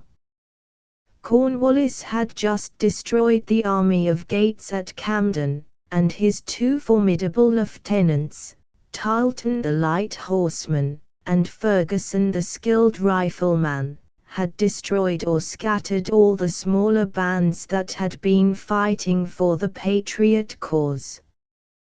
The Red Dragoons rode hither and thither, and all through Georgia and South Carolina none dared lift their heads to oppose them, while North Carolina lay at the feet of Cornwallis, as he started through it with his army to march into Virginia. There was no organized force against him, and the cause of the Patriots seemed hopeless. It was at this hour that the wild backwoodsmen of the western border gathered to strike a blow for liberty. When Cornwallis invaded North Carolina, he sent Ferguson into the western part of the state to crush out any of the Patriot forces that might still be lingering among the foothills. Ferguson was a very gallant and able officer, and a man of much influence with the people wherever he went, so that he was peculiarly fitted for this scrambling border warfare. He had under him a battalion of regular troops and several other battalions of Tory militia, in all 11 or 1200 men. He shattered and drove the small bands of Whigs that were yet in arms, and finally pushed to the foot of the mountain wall, till he could see in his front the high ranges of the Great Smokies. Here he learned for the first time that beyond the mountains there lay a few hamlets of frontiersmen, whose homes were on what were then called the Western Waters, that is, the waters which flowed into the Mississippi.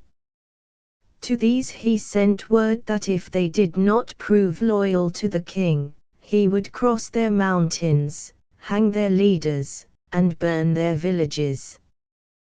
Beyond the mountains, in the valleys of the Holston and Vdauga, dwelt men who were stout of heart and mighty in battle, and when they heard the threats of Ferguson they burned with a sullen flame of anger. Hitherto the foes against whom they had warred had been not the British, but the Indian allies of the British, Creek, and Cherokee, and Shawnee. Now that the army of the king had come to their thresholds, they turned to meet it as fiercely as they had met his Indian allies. Among the backwoodsmen of this region there were at that time 3 men of special note: Sevier, who afterward became governor of Tennessee; Shelby, who afterward became governor of Kentucky; and Campbell, the Virginian, who died in the Revolutionary War. Sevier had given a great barbecue, where oxen and deer were roasted whole, while horse races were run, and the backwoodsmen tried their skill as marksmen and wrestlers. In the midst of the feasting Shelby appeared, hot with hard riding, to tell of the approach of Ferguson and the British. Immediately the feasting was stopped, and the feasters made ready for war. Sevier and Shelby sent word to Campbell to rouse the men of his own district and come without delay, and they sent messengers to and fro in their own neighborhood to summon the settlers from their log huts on the stump-dotted clearings and the hunters from their smoky cabins in the deep woods. The meeting place was at the Sycamore Shoals. On the appointed day the backwoodsmen gathered 1,600 strong, each man carrying a long rifle, and mounted on a tough, shaggy horse. They were a wild and fierce people, accustomed to the chase and to warfare with the Indians. Their hunting shirts of buckskin or homespun were girded in by bead-worked belts, and the trappings of their horses were stained red and yellow. At the gathering there was a black-frocked Presbyterian preacher, and before they started he addressed the tall riflemen in words of burning zeal, urging them to stand stoutly in the battle, and to smite with the sword of the Lord and of Gideon. Then the army started, the backwoods colonels riding in front. 2 or 3 days later, word was brought to Ferguson that the backwater men had come over the mountains, that the Indian fighters of the frontier, leaving unguarded their homes on the western waters, had crossed by wooded and precipitous defiles to the help of the beaten men of the plains. Ferguson at once fell back, sending out messengers for help. When he came to King's Mountain, a wooded, hogback hill on the border line between North and South Carolina, he camped on its top, deeming that there he was safe, for he supposed that before the backwoodsman could come near enough to attack him, help would reach him. But the backwoods leaders felt as keenly as he the need of haste, and choosing out 900 picked men, the best warriors of their force, and the best mounted and armed, they made a long forced march to assail Ferguson before help could come to him. All night long they rode the dim forest trails and splashed across the fords of the rushing rivers. All the next day, the 16th of October, they rode, until in mid-afternoon, just as a heavy shower cleared away, they came in sight of King's Mountain. The little armies were about equal in numbers. Ferguson's regulars were armed with the bayonet, and so were some of his Tory militia, whereas the Americans had not a bayonet among them, but they were picked men, confident in their skill as riflemen, and they were so sure of victory that their aim was not only to defeat the British but to capture their whole force. The backwoods colonels, counseling together as they rode at the head of the column, decided to surround the mountain and assail it on all sides. Accordingly the bands of frontiersmen split one from the other, and soon circled the craggy hill where Ferguson's forces were encamped. They left their horses in the rear and immediately began the battle, swarming forward on foot, their commanders leading the attack. The march had been so quick and the attack so sudden that Ferguson had barely time to marshal his men before the assault was made.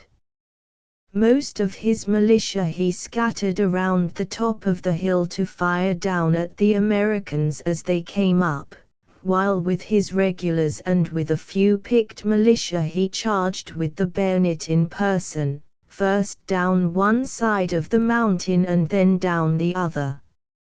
Sevier, Shelby, Campbell, and the other colonels of the frontiersmen, led each his force of riflemen straight toward the summit.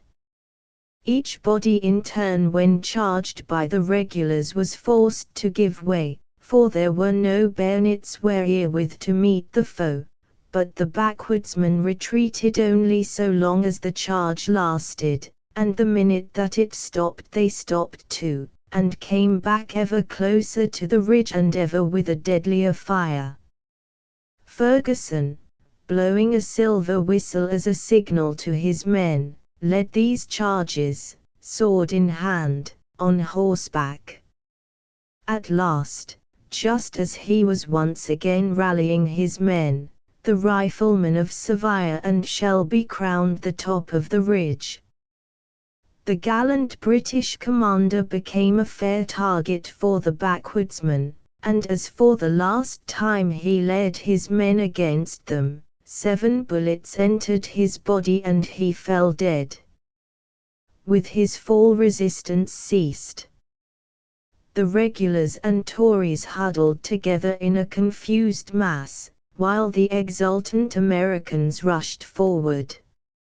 A flag of truce was hoisted, and all the British who were not dead surrendered.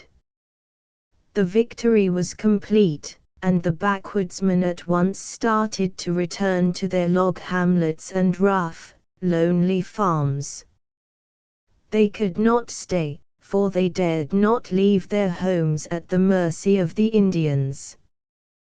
They had rendered a great service, for Cornwallis, when he heard of the disaster to his trusted lieutenant, abandoned his march northward, and retired to South Carolina. When he again resumed the offensive, he found his path barred by stubborn General Greene and his troops of the Continental Line. The storming of Stony Point in their ragged regimentals stood the old Continentals, yielding not, when the grenadiers were lunging, and like hail fell the plunging cannon shot, when the files of the Isles from the smoky night encampment bore the banner of the rampant unicorn, and grummer, grummer, grummer, rolled the roll of the drummer, through the morn. Then with eyes to the front all, and with guns horizontal, stood our sires, and the balls whistled deadly, and in streams flashing redly blazed the fires, as the roar on the shore swept the strong battle breakers o'er the green-sod acres of the plain, and louder, louder, louder cracked the black gunpowder, cracked amain. Guy Humphrey McMaster. One of the heroic figures of the Revolution was Anthony Wayne, Major General of the Continental Line.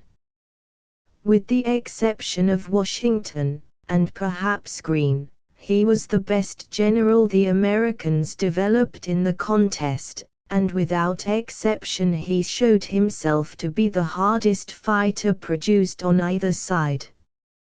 He belongs, as regards this latter characteristic, with the men like Winfield Scott, Kilkenny, Hancock, and Forrest, who reveled in the danger and the actual shock of arms. Indeed, his eager love of battle, and splendid disregard of peril, have made many writers forget his really great qualities as a general. Soldiers are always prompt to recognize the prime virtue of physical courage, and Wayne's followers christened their daring commander Mad Anthony in loving allusion to his reckless bravery. It is perfectly true that Wayne had this courage, and that he was a born fighter, otherwise, he never would have been a great commander. A man who lacks the fondness for fighting, the eager desire to punish his adversary, and the willingness to suffer punishment in return, may be a great organizer, like McClellan, but can never become a great general or win great victories. There are, however, plenty of men who, though they possess these fine manly traits, yet lack the head to command an army, but Wayne had not only the heart and the hand but the head likewise. No man could dare as greatly as he did without incurring the risk of an occasional check, but he was an able and bold tactician, a vigilant and cautious leader, well fitted to bear the terrible burden of responsibility which rests upon a commander-in-chief. Of course, at times he had some rather severe lessons. Quite early in his career, just after the Battle of the Brandywine, when he was set to watch the enemy, he was surprised at night by the British General Grey, a redoubtable fighter, who attacked him with the bayonet, killed a number of his men, and forced him to fall back some distance from the field of action. This mortifying experience had no effect whatever on Wayne's courage or self-reliance, but it did give him a valuable lesson in caution. He showed what he had learned by the skill with which, many years later, he conducted the famous campaign in which he overthrew the northwestern Indians at the Fight of the Fallen Timbers. Wayne's favorite weapon was the bayonet, and, like Scott, he taught his troops, until they were able in the shock of hand-to-hand conflict to overthrow the renowned British infantry, who have always justly prided themselves on their prowess with cold steel. At the Battle of Germantown it was Wayne's troops who, falling on with the bayonet, drove the Hessians and the British light infantry, and only retreated under orders when the attack had failed elsewhere. At Monmouth it was Wayne and his Continentals who first checked the British advance by repulsing the bayonet charge of the Guards and Grenadiers. Washington, a true leader of men, was prompt to recognize in Wayne a soldier to whom could be entrusted any especially difficult enterprise which called for the exercise alike of intelligence and of cool daring. In the summer of 1780 he was very anxious to capture the British fort at Stony Point, which commanded the Hudson. It was impracticable to attack it by regular siege while the British frigates lay in the river, and the defences so strong that open assault by daylight was equally out of the question. Accordingly, Washington suggested to Wayne that he try a night attack. Wayne eagerly caught at the idea. It was exactly the kind of enterprise in which he delighted. The fort was on a rocky promontory, surrounded on 3 sides by water, and on the 4th by a neck of land, which was for the most part mere morass. It was across this neck of land that any attacking column had to move. The garrison was 600 strong. To deliver the assault Wayne took 900 men. The American army was camped about 14 miles from Stony Point. One July afternoon Wayne started, and led his troops in single file along the narrow rocky roads, reaching the hills on the mainland near the fort after nightfall.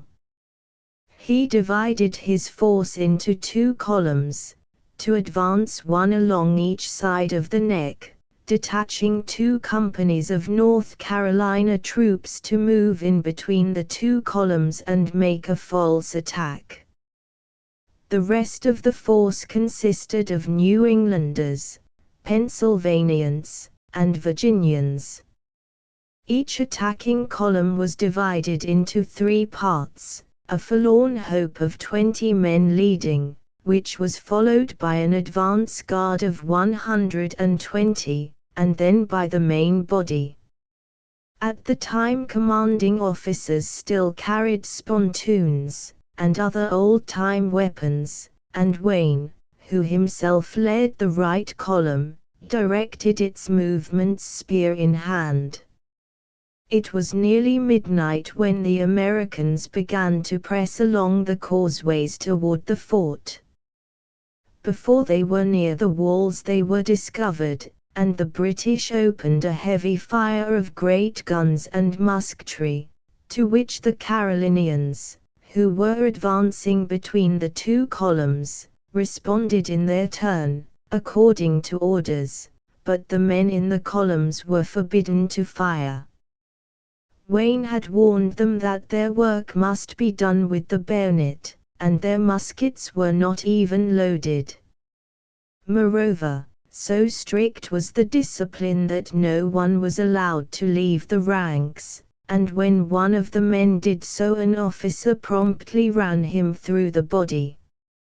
No sooner had the British opened fire than the charging columns broke into a run, and in a moment the forlorn hopes plunged into the abattis of fallen timber which the British had constructed just without the walls.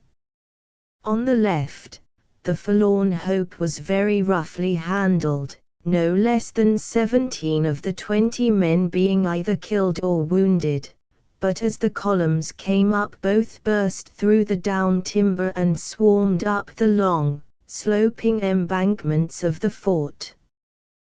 The British fought well, cheering loudly as their volleys rang, but the Americans would not be denied, and pushed silently on to end the contest with the bayonet.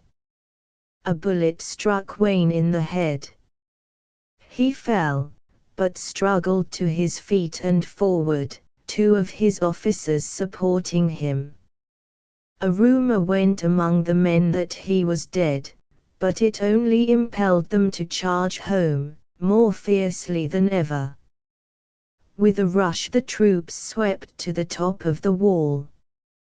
A fierce but short fight followed in the intense darkness, which was lit only by the flashes from the British muskets. The Americans did not fire, trusting solely to the bayonet. The two columns had kept almost equal pace, and they swept into the fort from opposite sides at the same moment. The 3 men who first got over the walls were all wounded, but one of them hauled down the British flag. The Americans had the advantage which always comes from delivering an attack that is thrust home. Their muskets were unloaded and they could not hesitate, so, running boldly into close quarters, they fought hand to hand with their foes and speedily overthrew them. For a moment the bayonets flashed and played, then the British lines broke as their assailants thronged against them, and the struggle was over. The Americans had lost 100 in killed and wounded. Of the British 63 had been slain and very many wounded, every one of the dead or disabled having suffered from the bayonet.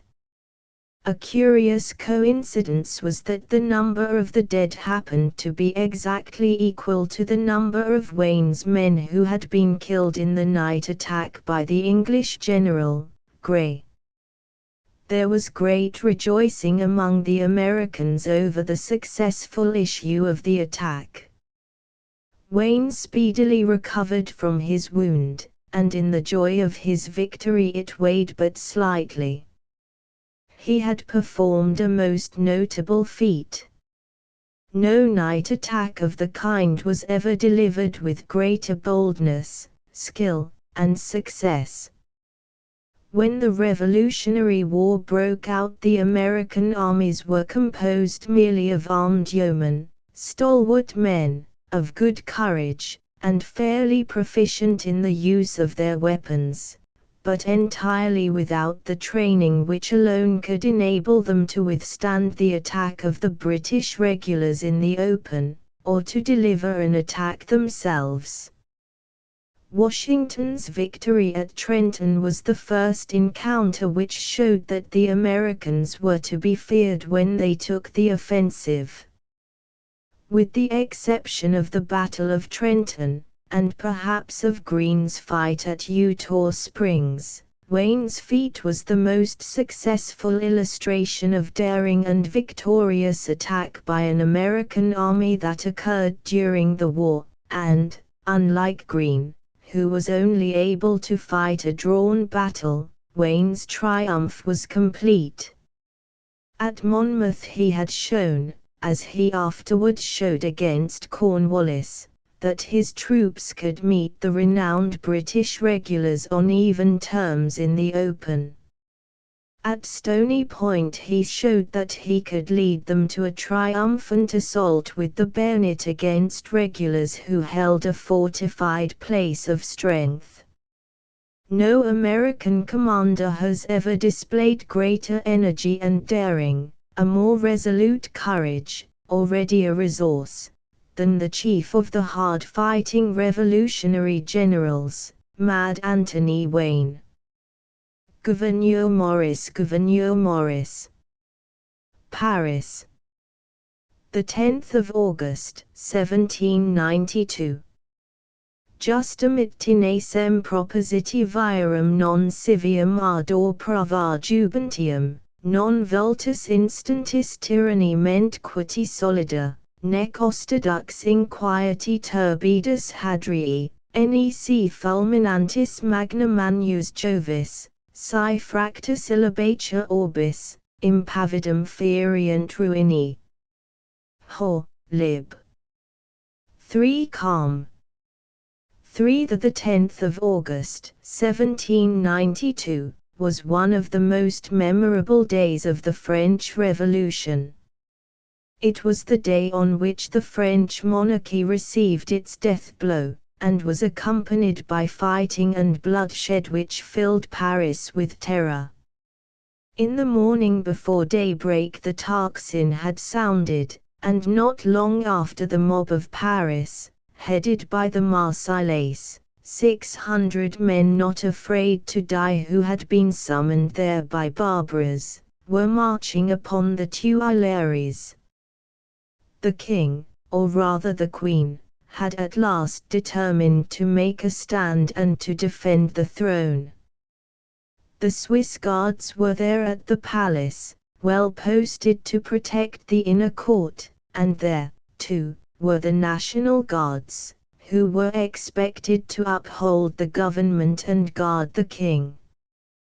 The tide of people poured on through the streets, gathering strength as they went, the Marseillaise, the armed bands, the sections, and a vast floating mob. The crowd drew nearer and nearer, but the squadrons of the National Guards, who were to check the advance, did not stir. It is not apparent, indeed, that they made any resistance, and the king and his family at 8 o'clock lost heart and deserted the Tuileries, to take refuge with the National Convention. The multitude then passed into the court of the Carrousel, unchecked by the National Guards, and were face to face with the Swiss. Deserted by their king, the Swiss knew not how to act, but still stood their ground. There was some parleying, and at last the Marseillaise fired a cannon. Then the Swiss fired. They were disciplined troops, and their fire was effective. There was a heavy slaughter and the mob recoiled, leaving their cannon, which the Swiss seized. The revolutionists, however, returned to the charge, and the fight raged on both sides, the Swiss holding their ground firmly. Suddenly, from the Legislative Hall, came an order from the king to the Swiss to cease firing. It was their death warrant. Paralyzed by the order, they knew not what to do. The mob poured in, and most of the gallant Swiss were slaughtered where they stood. Others escaped from the Tuileries only to meet their death in the street. The palace was sacked and the raging mob was in possession of the city. No man's life was safe, least of all those who were known to be friends of the king, who were nobles, or who had any connection with the court. Some of these people whose lives were thus in peril at the hands of the blood-stained and furious mob had been the allies of the United States, and had fought under Washington in the war for American independence. In their anguish and distress their thoughts recurred to the country which they had served in its hour of trial, 3,000 miles away. They sought the legation of the United States and turned to the American minister for protection. Such an exercise of humanity at that moment was not a duty that any man craved. In those terrible days in Paris, the representatives of foreign governments were hardly safer than anyone else. Many of the ambassadors and ministers had already left the country, and others were even then abandoning their posts, which it seemed impossible to hold at such a time. But the American minister stood his ground. Gouverneur Morris was not a man to shrink from what he knew to be his duty. He had been a leading patriot in our revolution. He had served in the Continental Congress, and with Robert Morris in the difficult work of the Treasury, when all our resources seemed to be at their lowest ebb. In 1788 he had gone abroad on private business, and had been much in Paris, where he had witnessed the beginning of the French Revolution and had been consulted by men on both sides. In 1790, by Washington's direction, he had gone to London and had consulted the ministry there as to whether they would receive an American minister. Thence he had returned to Paris, and at the beginning of 1792 Washington appointed him Minister of the United States to France. As an American, Morris's sympathies had run strongly in favor of the movement to relieve France from the despotism under which she was sinking, and to give her a better and more liberal government. But, as the revolution progressed, he became outraged and disgusted by the methods employed. He felt a profound contempt for both sides. The inability of those who were conducting the revolution to carry out intelligent plans or maintain order, and the feebleness of the king and his advisers, were alike odious to the man with American conceptions of ordered liberty. He was especially revolted by the bloodshed and cruelty, constantly gathering in strength, which were displayed by the revolutionists, and he had gone to the very verge of diplomatic propriety in advising the ministers of the king in regard to the policies to be pursued, and, as he foresaw what was coming, in urging the king himself to leave France. All his efforts and all his advice, like those of other intelligent men who kept their heads during the whirl of the revolution, were alike vain. On the 10th of August the gathering storm broke with full force, and the populace rose in arms to sweep away the tottering throne. Then it was that these people, fleeing for their lives, came to the representative of the country for which many of them had fought, and on both public and private grounds besought the protection of the American minister. Let me tell what happened in the words of an eyewitness, an American gentleman who was in Paris at that time, and who published the following account of his experiences. On the ever-memorable 10th of August, after viewing the destruction of the Royal Swiss Guards and the dispersion of the Paris militia by a band of foreign and native incendiaries, the writer thought it his duty to visit the minister, who had not been out of his hotel since the insurrection began, and, as was to be expected, would be anxious to learn what was passing without doors. He was surrounded by the old Count d'Estaing, and about a dozen other persons of distinction, of different sexes, who had, from their connection with the United States, been his most intimate acquaintances at Paris, and who had taken refuge with him for protection from the bloodhounds which, in the forms of men and women, were prowling in the streets at the time. All was silence here, except that silence was occasionally interrupted by the crying of the women and children. As I retired, the minister took me aside, and observed, "I have no doubt, sir, but there are persons on the watch who would find fault with my conduct as minister in receiving and protecting these people, but I call on you to witness the declaration which I now make, and that is that they were not invited to my house, but came of their own accord. Whether my house will be a protection to them or to me, God only knows, but I will not turn them out of it, let what will happen to me." To which he added, "You see, sir, they are all persons to whom our country is more or less indebted, and it would be inhuman to force them into the hands of the assassins, had they no such claim upon me. Nothing can be added to this simple account, and no American can read it or repeat the words of Mr. Morris without feeling even now, 100 years after the event, a glow of pride that such words were uttered at such a time by the man who represented the United States." After the 10th of August, When matters in Paris became still worse, Mr. Morris still stayed at his post.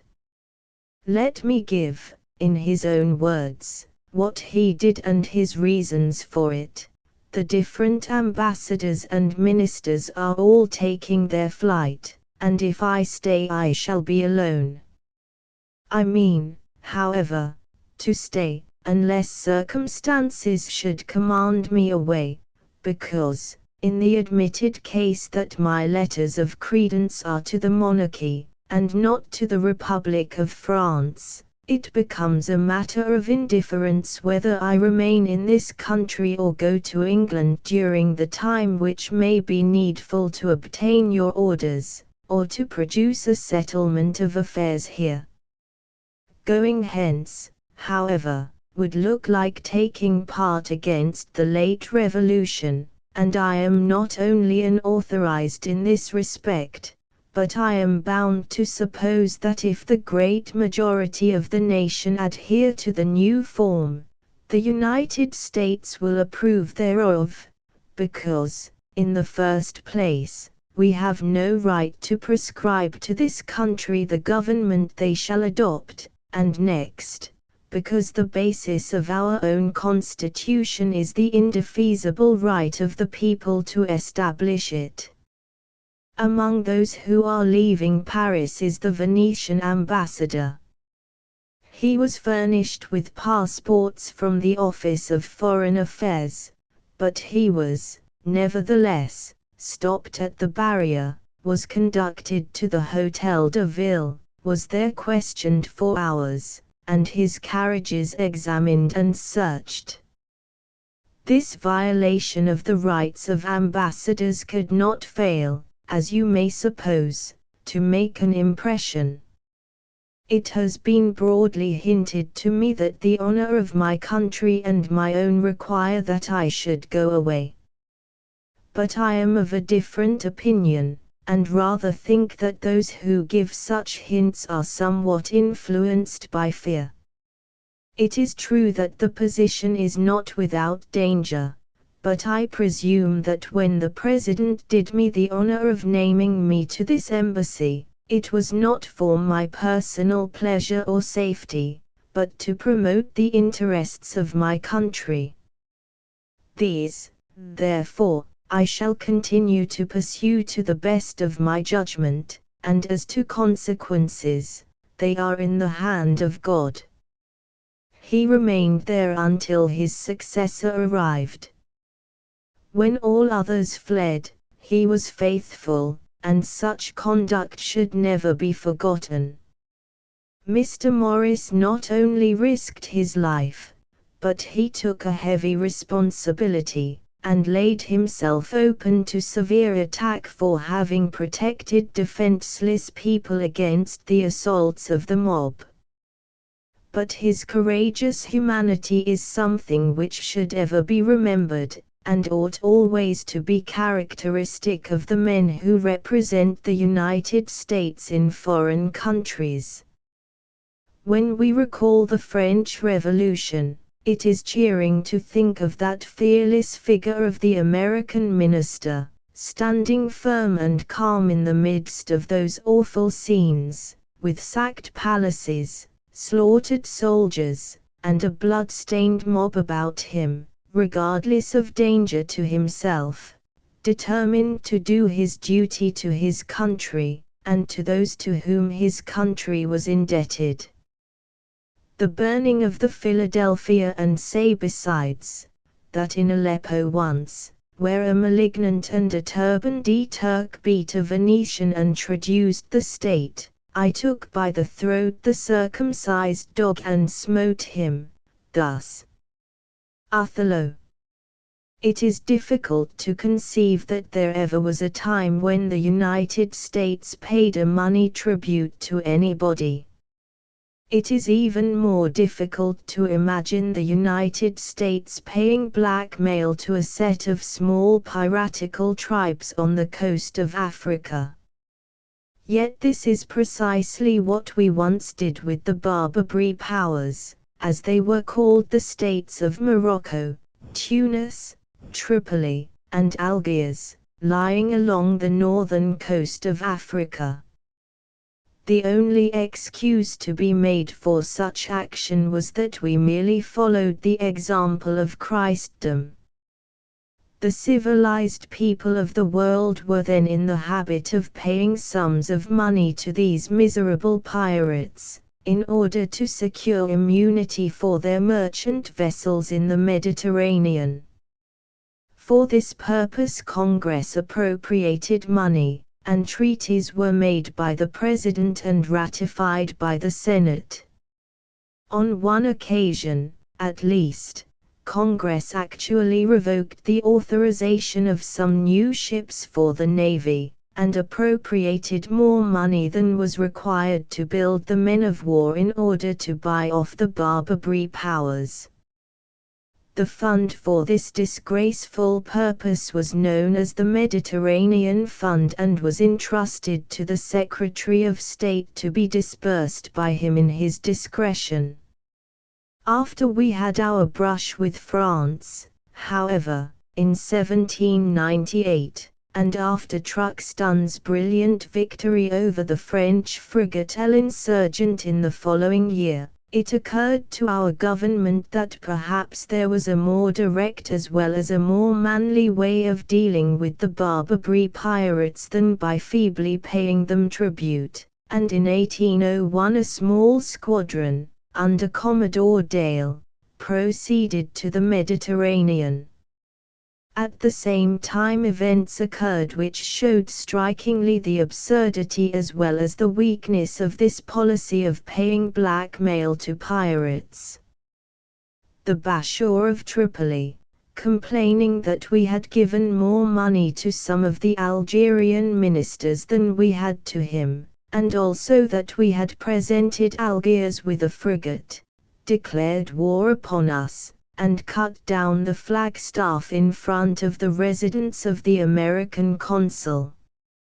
At the same time, and for the same reason, Morocco and Tunis began to grumble at the treatment which they had received. The fact was that, with nations as with individuals, when the payment of blackmail is once begun there is no end to it. The appearance, however, of our little squadron in the Mediterranean showed at once the superiority of a policy of force over one of cowardly submission. Morocco and Tunis immediately stopped their grumbling and came to terms with the United States, and this left us free to deal with Tripoli. Commodore Dale had sailed before the declaration of war by Tripoli was known, and he was therefore hampered by his orders, which permitted him only to protect our commerce, and which forbade actual hostilities. Nevertheless, even under these limited orders, the Enterprise, of 12 guns, commanded by Lieutenant Sturette, fought an action with the Tripolitan ship Tripoli, of 14 guns. The engagement lasted 3 hours, when the Tripoli struck, having lost her mizzenmast, and with 20 of her crew killed and 30 wounded. Sturette, having no orders to make captures, threw all the guns and ammunition of the Tripoli overboard, cut away her remaining masts, and left her with only one spar and a single sail to drift back to Tripoli, as a hint to the Bashaw of the new American policy. In 1803 the command of our fleet in the Mediterranean was taken by Commodore Preble, who had just succeeded in forcing satisfaction from Morocco for an attack made upon our merchantmen by a vessel from Tangier. He also proclaimed a blockade of Tripoli and was preparing to enforce it when the news reached him that the frigate Philadelphia, 44 guns, commanded by Captain Bainbridge, and one of the best ships in our navy, had gone upon a reef in the harbor of Tripoli, while pursuing a vessel there, and had been surrounded and captured, with all her crew, by the Tripolitan gunboats, when she was entirely helpless either to fight or sail. This was a very serious blow to our navy and to our operations against Tripoli. It not only weakened our forces, but it was also a great help to the enemy. The Tripolitans got the Philadelphia off the rocks, towed her into the harbor, and anchored her close under the guns of their forts. They also replaced her batteries, and prepared to make her ready for sea, where she would have been a most formidable danger to our shipping. Under these circumstances Stephen Decatur, a young lieutenant in command of the Enterprise, offered to Commodore Preble to go into the harbor and destroy the Philadelphia. Some delay ensued, as our squadron was driven by severe gales from the Tripolitan coast, but at last, in January 1804, Preble gave orders to Decatur to undertake the work for which he had volunteered. A small vessel known as a ketch had been recently captured from the Tripolitans by Decatur, and this prize was now named the Intrepid, and assigned to him for the work he had in hand. He took 70 men from his own ship, the Enterprise, and put them on the Intrepid, and then, accompanied by Lieutenant Stewart in the Siren, who was to support him, he set sail for Tripoli. He and his crew were very much cramped as well as badly fed on the little vessel which had been given to them, but they succeeded, nevertheless, in reaching Tripoli in safety, accompanied by the Siren. For nearly a week they were unable to approach the harbor, owing to severe gales which threatened the loss of their vessel, but on the 16th of February the weather moderated and Decatur determined to go in. It is well to recall, briefly, the extreme peril of the attack which he was about to make. The Philadelphia, with 40 guns mounted, double-shotted, and ready for firing, and manned by a full complement of men, was moored within half a gunshot of the Bashaw's Castle, the Mole and Crown batteries, and within range of 10 other batteries, mounting, altogether, 115 guns. Some Tripolitan cruisers, 2 galleys, and 19 gunboats also lay between the Philadelphia and the shore. Into the midst of this powerful armament Decatur had to go with his little vessel of 60 tons, carrying 4 small guns and having a crew of 75 men. The Americans, however, were entirely undismayed by the odds against them, and at 7 o'clock Decatur went into the harbor between the reef and shoal which formed its mouth. He steered on steadily toward the Philadelphia, the breeze getting constantly lighter, and by 9:30 was within 200 yards of the frigate. As they approached, Decatur stood at the helm with the pilot, only 2 or 3 men showing on deck and the rest of the crew lying hidden under the bulwarks. In this way he drifted to within nearly 20 yards of the Philadelphia.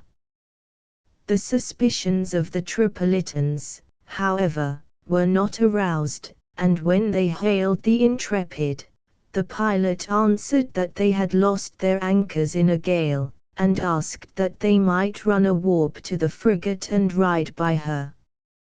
While the talk went on, the Intrepid's boat shoved off with the rope, and pulling to the 4 chains of the Philadelphia, made the line fast. A few of the crew then began to haul on the lines, and thus the Intrepid was drawn gradually toward the frigate. The suspicions of the Tripolitans were now at last awakened. They raised the cry of Americanos, and ordered off the Intrepid, but it was too late. As the vessels came in contact, Decatur sprang up the main chains of the Philadelphia, calling out the order to board. He was rapidly followed by his officers and men, and as they swarmed over the rails and came upon the deck, the Tripolitan crew gathered, panic-stricken, in a confused mass on the forecastle. Decatur waited a moment until his men were behind him, and then, placing himself at their head, drew his sword and rushed upon the Tripolitans. There was a very short struggle, and the Tripolitans, crowded together, terrified and surprised, were cut down or driven overboard. In 5 minutes the ship was cleared of the enemy. Decatur would have liked to have taken the Philadelphia out of the harbor, but that was impossible. He therefore gave orders to burn the ship, and his men, who had been thoroughly instructed in what they were to do, dispersed into all parts of the frigate with the combustibles which had been prepared, and in a few minutes, so well and quickly was the work done, the flames broke out in all parts of the Philadelphia. As soon as this was effected, the order was given to return to the Intrepid. Without confusion the men obeyed.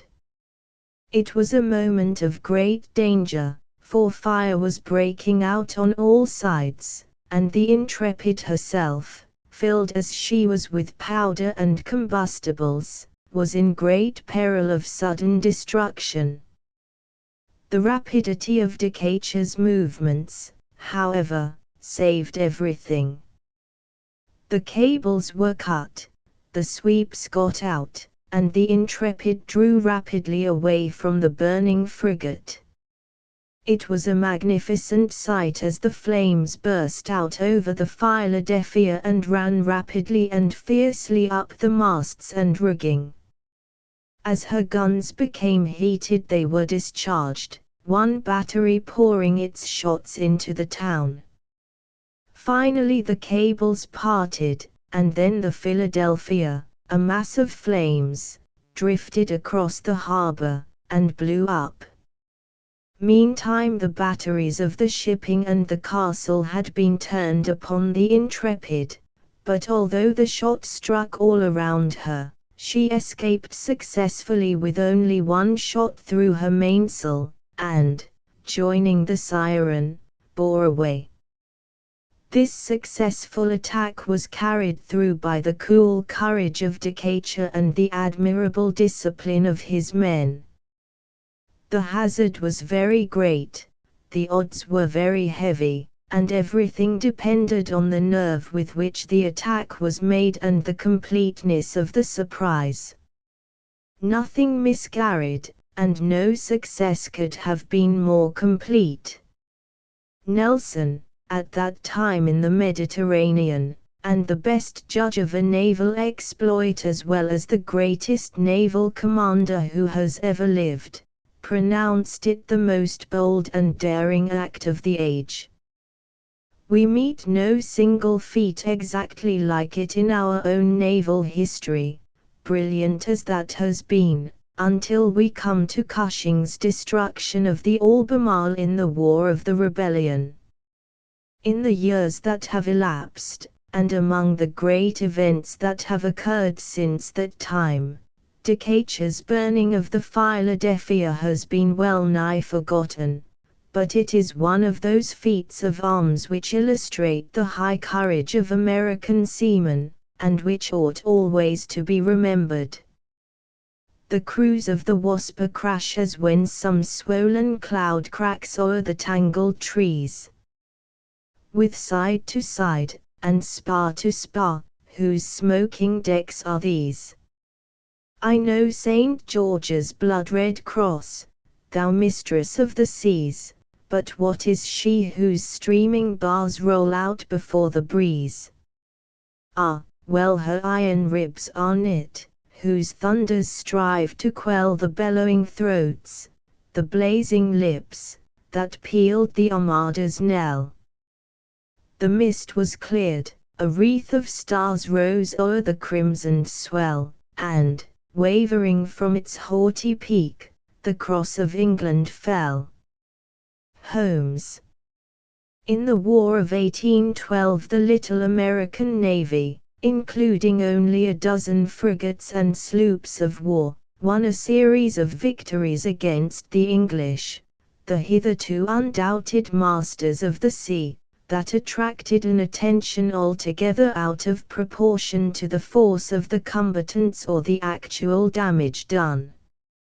For 150 years the English ships of war had failed to find fit rivals in those of any other European power, although they had been matched against each in turn, and when the unknown navy of the new nation growing up across the Atlantic did what no European navy had ever been able to do, not only the English and Americans, but the people of continental Europe as well, regarded the feat as important out of all proportion to the material aspects of the case.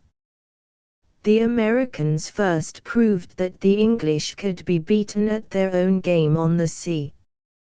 They did what the huge fleets of France, Spain, and Holland had failed to do, and the great modern writers on naval warfare in continental Europe, men like Jurien de la Gravière, have paid the same attention to these contests of frigates and sloops that they give to whole fleet actions of other wars. Among the famous ships of the Americans in this war were two named the Wasp. The first was an 18-gun ship sloop, which at the very outset of the war captured a British brig sloop of 20 guns. After an engagement in which the British fought with great gallantry, but were knocked to pieces, while the Americans escaped comparatively unscathed. Immediately afterward a British 7-4 captured the victor. In memory of her the Americans gave the same name to one of the new sloops they were building. These sloops were stoutly made, speedy vessels which in strength and swiftness compared favorably with any ships of their class in any other navy of the day, for the American shipwrights were already as famous as the American gunners and seamen. The new Wasp, like her sister ships, carried 22 guns and a crew of 170 men, and was ship-rigged. 20 of her guns were 32-pound carronades, while for bow chasers she had 2 long toms. It was in the year 1814 that the Wasp sailed from the United States to prey on the navy and commerce of Great Britain. Her commander was a gallant South Carolinian named Captain Johnson Blakely. Her crew were nearly all Native Americans, and were an exceptionally fine set of men. Instead of staying near the American coasts or of sailing the high seas, the Wasp at once headed boldly for the English Channel, to carry the war to the very doors of the enemy. At that time the English fleets had destroyed the navies of every other power of Europe, and had obtained such complete supremacy over the French that the French fleets were kept in port. Off these ports lay the great squadrons of the English ships of the line, never, in gale or in calm, relaxing their watch upon the rival warships of the French Emperor. So close was the blockade of the French ports, and so hopeless were the French of making headway in battle with their antagonists, that not only the great French 3-deckers and 2-deckers, but their frigates and sloops as well, lay harmless in their harbors, and the English ships patrolled the seas unchecked in every direction. A few French privateers still slipped out now and then, and the far bolder and more formidable American privateersmen drove hither and thither across the ocean in their swift schooners and brigantines, and harried the English commerce without mercy. The Wasp proceeded at once to cruise in the English Channel and off the coasts of England, France, and Spain. Here the water was traversed continually by English fleets and squadrons and single ships of war, which were sometimes convoying detachments of troops for Wellington's Peninsular Army, sometimes guarding fleets of merchant vessels bound homeward, and sometimes merely cruising for foes. It was this spot, right in the teeth of the British naval power, that the Wasp chose for her cruising ground. Hither and thither she sailed through the narrow seas, capturing and destroying the merchantmen, and by the seamanship of her crew and the skill and vigilance of her commander, escaping the pursuit of frigate and ship of the line. Before she had been long on the ground, one June morning, while in chase of a couple of merchant ships, she spied a sloop of war, the British brig Reindeer, of 18 guns and 120 men. The Reindeer was a weaker ship than the Wasp, her guns were lighter, and her men fewer, but her commander, Captain Manners, was one of the most gallant men in the splendid British Navy, and he promptly took up the gauge of battle which the Wasp threw down. The day was calm and nearly still, only a light wind stirred across the sea. At 1 o'clock the Wasp's drum beat to quarters, and the sailors and marines gathered at their appointed posts. The drum of the Reindeer responded to the challenge, and with her sails reduced to fighting trim, her guns run out, and every man ready, she came down upon the Yankee ship. On her forecastle she had rigged a light carronade, and coming up from behind, she 5 times discharged this point blank into the American sloop. Then in the light air the latter luffed round, firing her guns as they bore, and the two ships engaged yardarm to yardarm. The guns leaped and thundered as the grimy gunners hurled them out to fire and back again to load, working like demons. For a few minutes the cannonade was tremendous, and the men in the tops could hardly see the decks for the wreck of flying splinters. Then the vessels ground together, and through the open ports the rival gunners hewed, hacked, and thrust at one another, while the black smoke curled up from between the hulls. The English were suffering terribly. Captain Manners himself was wounded, and realizing that he was doomed to defeat unless by some desperate effort he could avert it, he gave the signal to board. At the call the boarders gathered, naked to the waist, black with powder and spattered with blood, cutlass and pistol in hand. But the Americans were ready. Their marines were drawn up on deck, the pikesmen stood behind the bulwarks, and the officers watched, cool and alert, every movement of the foe. Then the British sea dogs tumbled aboard, only to perish by shot or steel. The combatants slashed and stabbed with savage fury, and the assailants were driven back. Manners sprang to their head to lead them again himself, when a ball fired by one of the sailors in the American tops crashed through his skull, and he fell, sword in hand, with his face to the foe, dying as honorable a death as ever a brave man died in fighting against odds for the flag of his country. As he fell the American officers passed the word to board. With wild cheers the fighting sailormen sprang forward, sweeping the wreck of the British force before them, and in a minute the Reindeer was in their possession. All of her officers, and nearly 2/3 of the crew, were killed or wounded, but they had proved themselves as skillful as they were brave, and 26 of the Americans had been killed or wounded.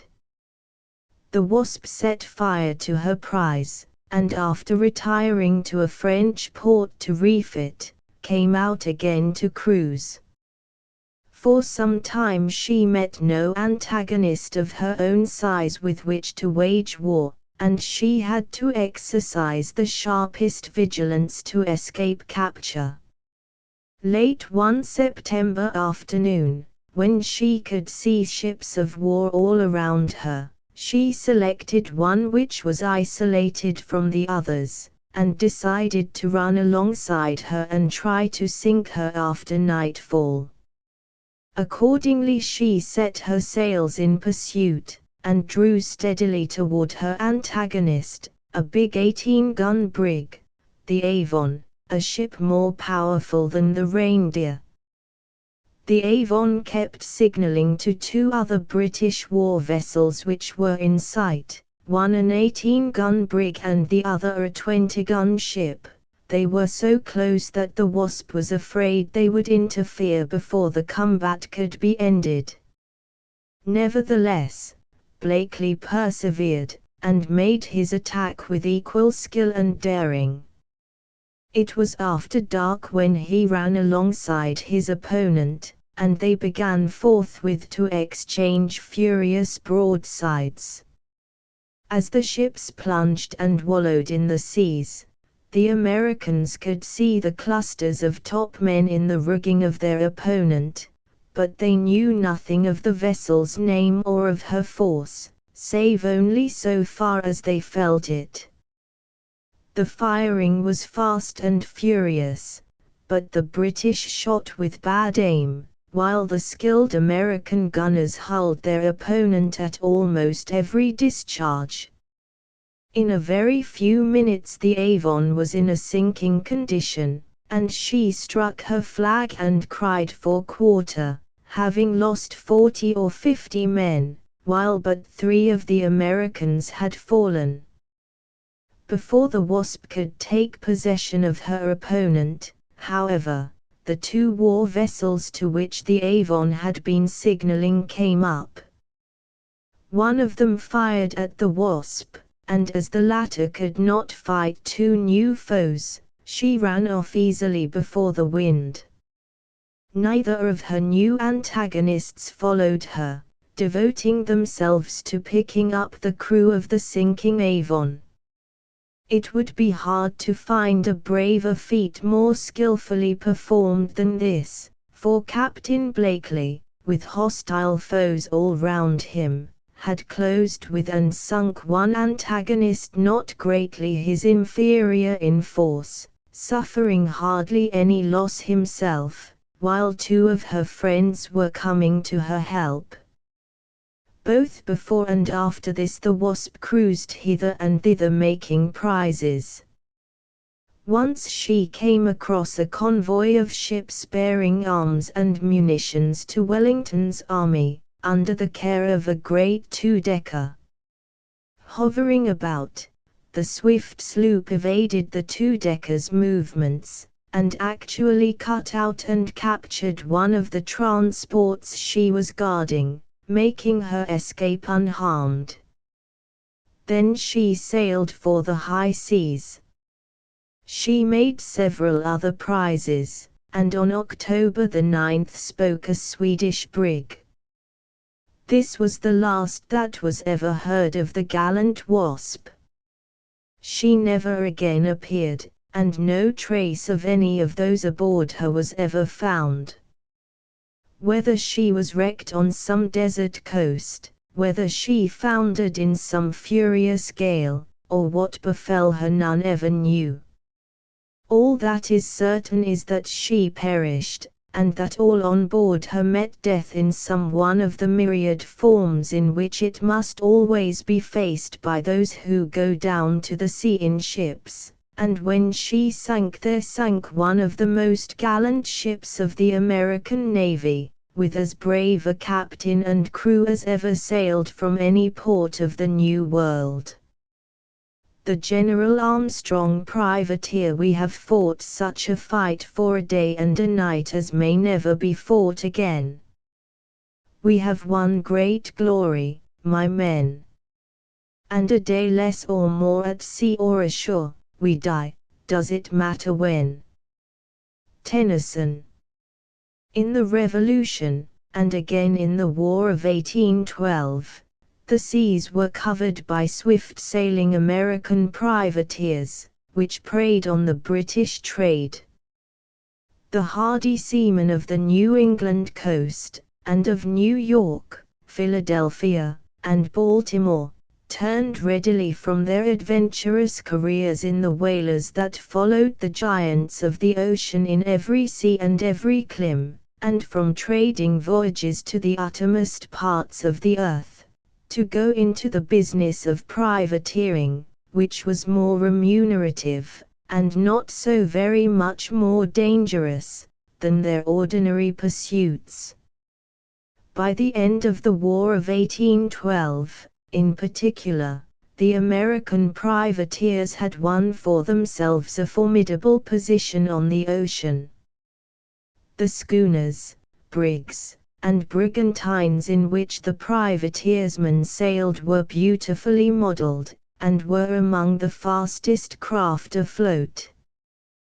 They were usually armed with one heavy gun, the Long Tom as it was called, arranged on a pivot forward or amidships, and with a few lighter pieces of cannon. They carried strong crews of well-armed men, and their commanders were veteran seamen, used to brave every danger from the elements or from man. So boldly did they prey on the British commerce, that they infested even the Irish Sea and the British Channel, and increased many times the rate of insurance on vessels passing across those waters. They also often did battle with the regular men of war of the British, being favourite objects for attack by cutting out parties from the British frigates and ships of the line, and also frequently encountering in fight the smaller sloops of war. Usually, in these contests, the privateersmen were worsted, for they had not the training which is obtained only in a regular service, and they were in no way to be compared to the little fleet of regular vessels which in this same war so gloriously upheld the honor of the American flag. Nevertheless, here and there a privateer commanded by an exceptionally brave and able captain, and manned by an unusually well-trained crew, performed some feat of arms which deserves to rank with anything ever performed by the regular navy. Such a feat was the defense of the brig General Armstrong, in the Portuguese port of File, of the Azores, against an overwhelming British force. The General Armstrong hailed from New York, and her captain was named Reed. She had a crew of 90 men, and was armed with one heavy 32-pounder and 6 lighter guns. In December 1814, she was lying in File, a neutral port, when 4 British war vessels, a ship of the line, a frigate and 2 brigs, hove into sight, and anchored off the mouth of the harbour. The port was neutral, but Portugal was friendly to England, and Reed knew well that the British would pay no respect to the neutrality laws if they thought that at the cost of their violation they could destroy the privateer. He immediately made every preparation to resist an attack. The privateer was anchored close to the shore. The boarding nettings were got ready, and were stretched to booms thrust outward from the brig's side, so as to check the boarders as they tried to climb over the bulwarks.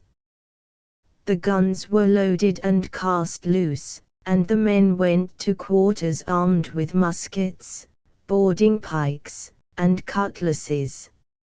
On their side the British made ready to carry the privateer by boarding. The shoals rendered it impossible for the heavy ships to approach, and the lack of wind and the baffling currents also interfered for the moment with the movements of the sloops of war. Accordingly recourse was had to a cutting-out party, always a favourite device with the British seamen of that age, who were accustomed to carry French frigates by boarding, and to capture in their boats the heavy privateers and armed merchantmen, as well as the lighter war vessels of France and Spain.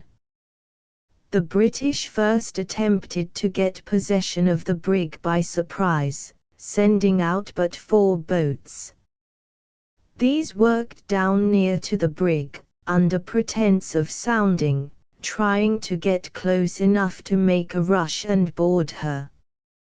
The privateersmen were on their guard, and warned the boats off, and after the warning had been repeated once or twice unheeded, they fired into them, killing and wounding several men. Upon this the boats promptly returned to the ships. This first check greatly irritated the British captains, and they decided to repeat the experiment that night with a force which would render resistance vain. Accordingly, after it became dark, a dozen boats were sent from the liner and the frigate, manned by 400 stalwart British seamen, and commanded by the captain of one of the brigs of war. Through the night they rowed straight toward the little privateer lying dark and motionless in the gloom. As before, the privateersmen were ready for their foe, and when they came within range opened fire upon them, first with the long gun and then with the lighter cannon, but the British rowed on with steady strokes, for they were seamen accustomed to victory over every European foe, and danger had no terrors for them. With fierce hurrahs they dashed through the shot-riven smoke and grappled the brig, and the boarders rose, cutlass in hand, ready to spring over the bulwarks. A terrible struggle followed. The British hacked at the boarding nets and strove to force their way through to the decks of the privateer, while the Americans stabbed the assailants with their long pikes and slashed at them with their cutlasses. The darkness was lit by the flashes of flame from the muskets and the cannon, and the air was rent by the oaths and shouts of the combatants, the heavy trampling on the decks, the groans of the wounded, the din of weapon meeting weapon, and all the savage tumult of a hand-to-hand fight. At the bow the British burst through the boarding netting, and forced their way to the deck, killing or wounding all 3 of the lieutenants of the privateer. But when this had happened the boats had elsewhere been beaten back, and Reed, rallying his grim sea dogs, led them forward with a rush, and the boarding party were all killed or tumbled into the sea. This put an end to the fight. In some of the boats none but killed and wounded men were left. The others drew slowly off, like crippled wildfowl, and disappeared in the darkness toward the British squadron. Half of the attacking force had been killed or wounded, while of the Americans but 9 had fallen. The British Commodore and all his officers were maddened with anger and shame over the repulse, and were bent upon destroying the privateer at all costs. Next day, after much exertion, one of the war brigs was warped into position to attack the American, but she first took her station at long range, so that her carronades were not as effective as the pivot gun of the privateer, and so well was the latter handled, that the British brig was repeatedly hulled, and finally was actually driven off. A second attempt was made, however, and this time the sloop of war got so close that she could use her heavy carronades, which put the privateer completely at her mercy. Then Captain Reed abandoned his brig and sank her, first carrying ashore the guns, and marched inland with his men. They were not further molested, and, if they had lost their brig, they had at least made their foes pay dear for her destruction, for the British had lost twice as many men as there were in the whole hard-fighting crew of the American privateer. The Battle of New Orleans. The heavy fog of morning still hid the plain from sight, when came a thread of scarlet marked faintly in the white. We fired a single cannon, and as its thunders rolled, the mist before us lifted in many a heavy fold. The mist before us lifted, and in their bravery fine came rushing to their ruin the fearless British line. Thomas Dunn English. When, in 1814, Napoleon was overthrown and forced to retire to Elba, the British troops that had followed Wellington into southern France were left free for use against the Americans. A great expedition was organized to attack and capture New Orleans, and at its head was placed General Pakenham, the brilliant commander of the column that delivered the fatal blow at Salamanca. In December a fleet of British warships and transports, carrying thousands of victorious veterans from the peninsula, and manned by sailors who had grown old in a quarter of a century's triumphant ocean warfare, anchored off the broad lagoons of the Mississippi Delta. The few American gunboats were carried after a desperate hand-to-hand struggle. The troops were landed, and on the 23rd of December the advance guard of 2,000 men reached the banks of the Mississippi, but 10 miles below New Orleans, and there camped for the night. It seemed as if nothing could save the Creole city from foes who had shown, in the storming of many a Spanish walled town, that they were as ruthless in victory as they were terrible in battle. There were no forts to protect the place, and the militia were ill-armed and ill-trained. But the hour found the man. On the afternoon of the very day when the British reached the banks of the river, the vanguard of Andrew Jackson's Tennesseans marched into New Orleans. Clad in hunting shirts of buckskin or homespun, wearing wolfskin and coonskin caps, and carrying their long rifles on their shoulders, the wild soldiery of the backwoods tramped into the little French town. They were tall men, with sinewy frames and piercing eyes. Under Old Hickory's lead they had won the bloody battle of the Horseshoe Bend against the Creeks. They had driven the Spaniards from Pensacola, and now they were eager to pit themselves against the most renowned troops of all Europe. Jackson acted with his usual fiery, hasty decision. It was absolutely necessary to get time in which to throw up some kind of breastworks or defenses for the city, and he at once resolved on a night attack against the British. As for the British, they had no thought of being molested.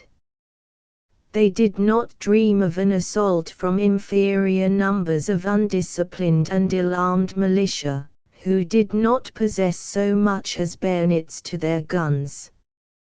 They kindled fires along the levees, ate their supper, and then, as the evening fell, noticed a big schooner drop down the river in ghostly silence and bring up opposite to them. The soldiers flocked to the shore, challenging the stranger, and finally fired 1 or 2 shots at her. Then suddenly a rough voice was heard, "Now give it to them, for the honor of America," and a shower of shell and grape fell on the British, driving them off the levee.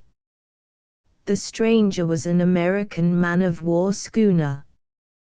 The British brought up artillery to drive her off, but before they succeeded, Jackson's land troops burst upon them, and a fierce, indecisive struggle followed.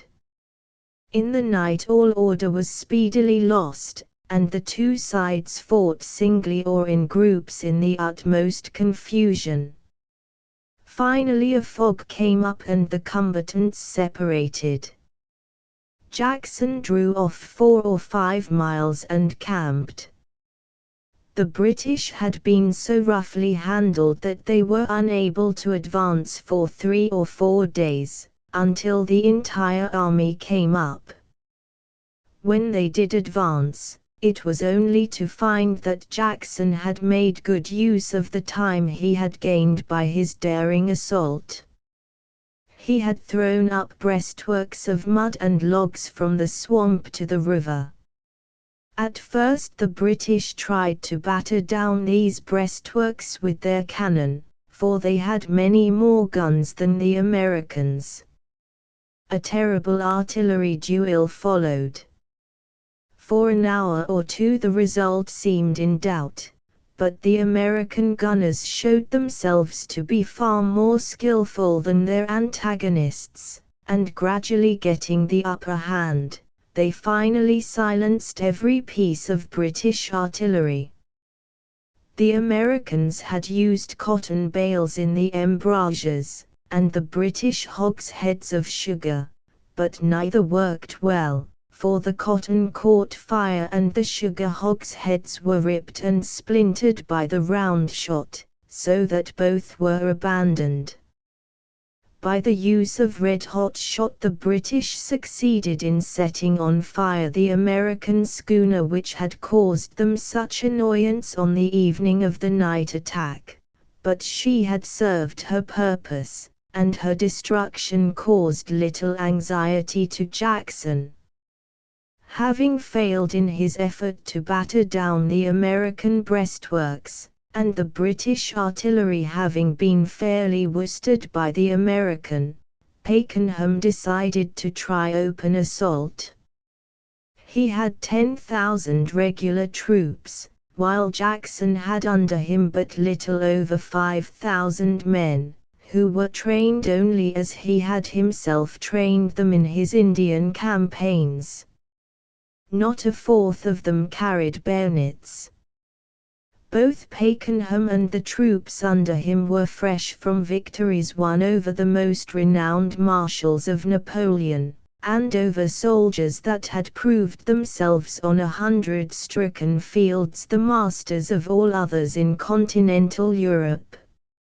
At Toulouse they had driven Marshal Soult from a position infinitely stronger than that held by Jackson, and yet Soult had under him a veteran army. At Badajoz, Ciudad Rodrigo, and San Sebastian they had carried by open assault fortified towns whose strength made the entrenchments of the Americans seem like the mud walls built by children, though these towns were held by the best soldiers of France. With such troops to follow him, and with such victories behind him in the past, it did not seem possible to Pakenham that the assault of the terrible British infantry could be successfully met by rough backwoods riflemen fighting under a general as wild and untrained as themselves. He decreed that the assault should take place on the morning of the 8th. Throughout the previous night the American officers were on the alert, for they could hear the rumbling of artillery in the British camp, the muffled tread of the battalions as they were marched to their points in the line, and all the smothered din of the preparation for assault. Long before dawn the riflemen were awake and drawn up behind the mud walls, where they lolled at ease, or, leaning on their long rifles, peered out through the fog toward the camp of their foes. At last the sun rose and the fog lifted, showing the scarlet array of the splendid British infantry. As soon as the air was clear Pakenham gave the word, and the heavy columns of red-coated grenadiers and kilted Highlanders moved steadily forward. From the American breastworks the great guns opened, but not a rifle cracked. 3/4 of the distance were covered, and the eager soldiers broke into a run. Then sheets of flame burst from the breastworks in their front as the wild riflemen of the backwoods rose and fired, line upon line. Under the sweeping hail the head of the British advance was shattered, and the whole column stopped. Then it surged forward again, almost to the foot of the breastworks, but not a man lived to reach them, and in a moment more the troops broke and ran back. Mad with shame and rage, Pakenham rode among them to rally and lead them forward, and the officers sprang around him, smiting the fugitives with their swords and cheering on the men who stood. For a moment the troops halted, and again came forward to the charge, but again they were met by a hail of bullets from the backwoods rifles. One shot struck Pakenham himself. He reeled and fell from the saddle, and was carried off the field. The second and third in command fell also, and then all attempts at further advance were abandoned, and the British troops ran back to their lines. Another assault had meanwhile been made by a column close to the river, the charging soldiers rushing to the top of the breastworks, but they were all killed or driven back. A body of troops had also been sent across the river, where they routed a small detachment of Kentucky militia, but they were, of course, recalled when the main assault failed.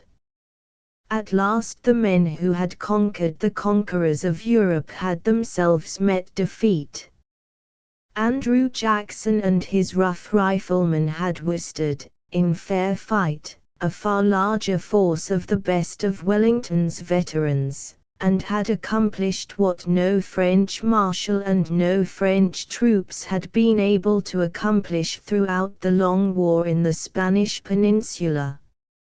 For a week the sullen British lay in their lines, then, abandoning their heavy artillery, they marched back to the ships and sailed for Europe.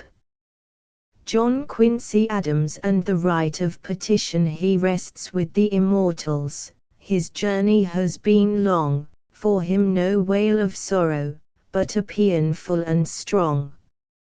So well and bravely has he done the work be found to do, to justice, freedom, duty, God, and man forever true.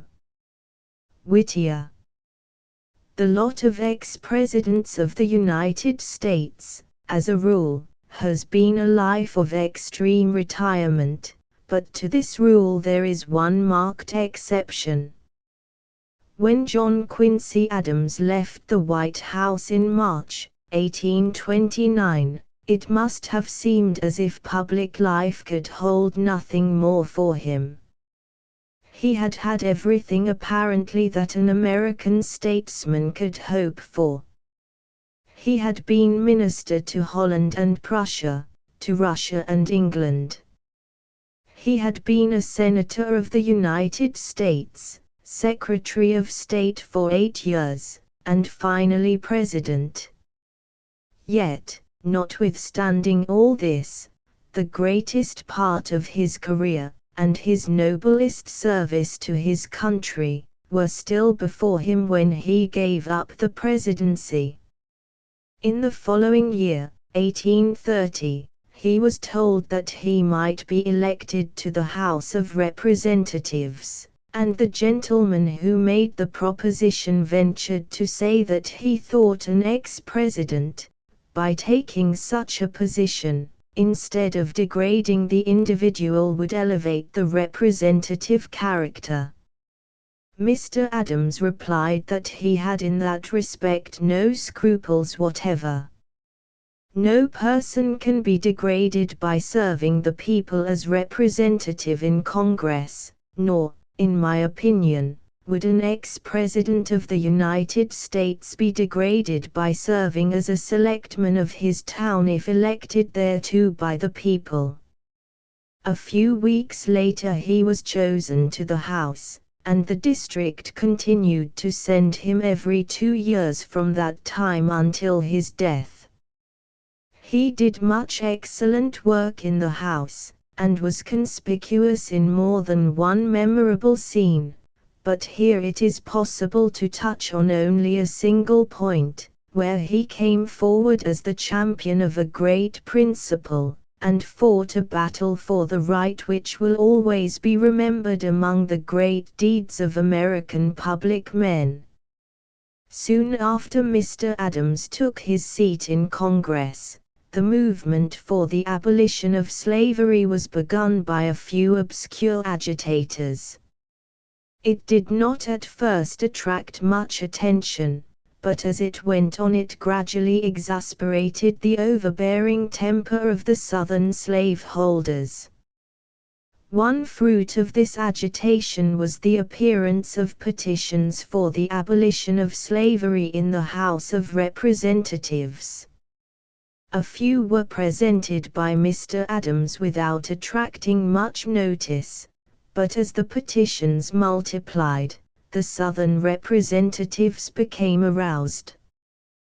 They assailed Mr. Adams for presenting them, and finally passed what was known as the gag rule, which prevented the reception of these petitions by the House. Against this rule Mr. Adams protested, in the midst of the loud shouts of the Southerners, as a violation of his constitutional rights. But the tyranny of slavery at that time was so complete that the rule was adopted and enforced, and the slaveholders undertook in this way to suppress free speech in the House, just as they also undertook to prevent the transmission through the mails of any writings adverse to slavery. With the wisdom of a statesman and a man of affairs, Mr. Adams addressed himself to the one practical point of the contest. He did not enter upon a discussion of slavery or of its abolition, but turned his whole force toward the vindication of the right of petition. On every petition day he would offer, in constantly increasing numbers, petitions which came to him from all parts of the country for the abolition of slavery, in this way driving the Southern representatives almost to madness, despite their rule which prevented the reception of such documents when offered. Their hatred of Mr. Adams is something difficult to conceive, and they were burning to break him down, and, if possible, drive him from the House.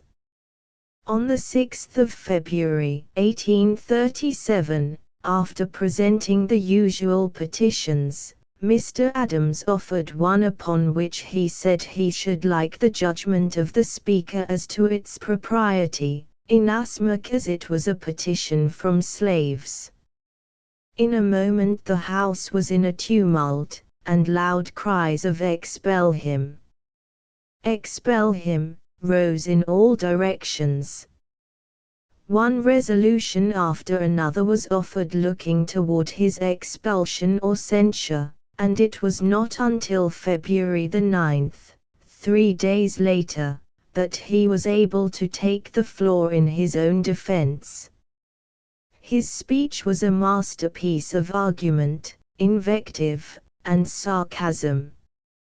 He showed, among other things, that he had not offered the petition, but had only asked the opinion of the speaker upon it, and that the petition itself prayed that slavery should not be abolished. When he closed his speech, which was quite as savage as any made against him, and infinitely abler, no one desired to reply, and the idea of censuring him was dropped. The greatest struggle, however, came 5 years later, when, on the 21st of January 1842, Mr. Adams presented the petition of certain citizens of Haverhill, Massachusetts, praying for the dissolution of the Union on account of slavery. His enemies felt that now, at last, he had delivered himself into their hands. Again arose the cry for his expulsion, and again vituperation was poured out upon him, and resolutions to expel him freely introduced. When he got the floor to speak in his own defense, he faced an excited House, almost unanimously hostile to him, and possessing, as he well knew, both the will and the power to drive him from its walls. But there was no wavering in Mr. Adams. "If they say they will try me," he said, "they must try me. If they say they will punish me, they must punish me. But if they say that in peace and mercy they will spare me expulsion, I disdain and cast away their mercy, and I ask if they will come to such a trial and expel me. I defy them. I have constituents to go to, and they will have something to say if this House expels me, nor will it be long before the gentlemen will see me here again." The fight went on for nearly a fortnight, and on February the 7th the whole subject was finally laid on the table. The sturdy, dogged fighter, single-handed and alone, had beaten all the forces of the South and of slavery. No more memorable fight has ever been made by one man in a parliamentary body, and after this decisive struggle the tide began to turn. Every year Mr. Adams renewed his motion to strike out the gag rule, and forced it to a vote. Gradually the majority against it dwindled, until at last, on the 3rd of December, 1844, his motion prevailed. Freedom of speech had been vindicated in the American House of Representatives, the right of petition had been won, and the first great blow against the slave power had been struck. 4 years later Mr. Adams fell, stricken with paralysis, at his place in the House, and a few hours afterward, with the words, "This is the last of earth, I am content," upon his lips, he sank into unconsciousness and died. It was a fit end to a great public career. His fight for the right of petition is one to be studied and remembered, and Mr. Adams made it practically alone. The slaveholders of the South and the representatives of the North were alike against him. Against him, too, as his biographer, Mr. Morse, says, was the class in Boston to which he naturally belonged by birth and education. He had to encounter the bitter resistance in his own set of the conscienceless respectability of wealth, but the great body of the New England people were with him, as were the voters of his own district. He was an old man, with the physical infirmities of age. His eyes were weak and streaming, his hands were trembling, his voice cracked in moments of excitement. Yet in that age of oratory, in the days of Webster and Clay, he was known as the Old Man Eloquent. It was what he said, more than the way he said it, which told. His vigorous mind never worked more surely and clearly than when he stood alone in the midst of an angry house, the target of their hatred and abuse. His arguments were strong, and his large knowledge and wide experience supplied him with every weapon for defense and attack. Beneath the lash of his invective and his sarcasm, the hottest of the slaveholders cowered away. He set his back against a great principle. He never retreated an inch, he never yielded, he never conciliated, he was always an assailant, and no man and no body of men had the power to turn him. He had his dark hours, he felt bitterly the isolation of his position, but he never swerved. He had good right to set down in his diary, when the gag rule was repealed, "Blessed, forever blessed, be the name of God." Francis Parkman, 1822–1893, he told the red man's story. Far and wide he searched the unwritten annals of his race. He sat a listener at the Sachem's side. He tracked the hunter through his wildwood chase. High o'er his head the soaring eagle screamed. The wolf's long howl rang nightly. Through the vale tramped the lone bear. The panther's eyeballs gleamed. The bison's gallop thundered on the gale. Soon o'er the horizon rose the cloud of strife. Two proud, strong nations battling for the prize. Which swarming host should mould a nation's life? Which royal banner flout the western skies? Long raged the conflict. On the crimson sod native and alien joined their hosts in vain. The lilies withered where the lion trod, till peace lay panting on the ravaged plain. A nobler task was theirs who strove to win the blood-stained heathen to the Christian fold, to free from Satan's clutch the slaves of sin. These labors, too, with loving grace he told. Halting with feeble step, or bending o'er the sweet-breathed roses which he loved so well, while through long years his burdening cross he bore, from those firm lips no coward accents fell. A brave bright memory. His the stainless shield no shame defaces and no envy mars. When our far future's record is unsealed, his name will shine among its morning stars. Holmes. The stories in this volume deal, for the most part, with single actions, generally with deeds of war and feats of arms. In this one I desire to give if possible the impression, for it can be no more than an impression, of a life which in its conflicts and its victories manifested throughout heroic qualities. Such qualities can be shown in many ways, and the field of battle is only one of the fields of human endeavor where heroism can be displayed. Francis Parkman was born in Boston on the 16th of September, 1822.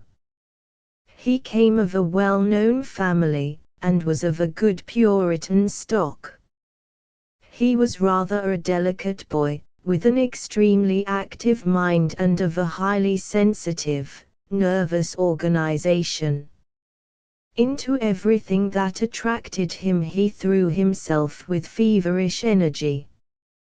His first passion, when he was only about 12 years old, was for chemistry, and his eager boyish experiments in this direction were undoubtedly injurious to his health. The interest in chemistry was succeeded by a passion for the woods and the wilderness, and out of this came the longing to write the history of the men of the wilderness, and of the great struggle between France and England for the control of the North American continent.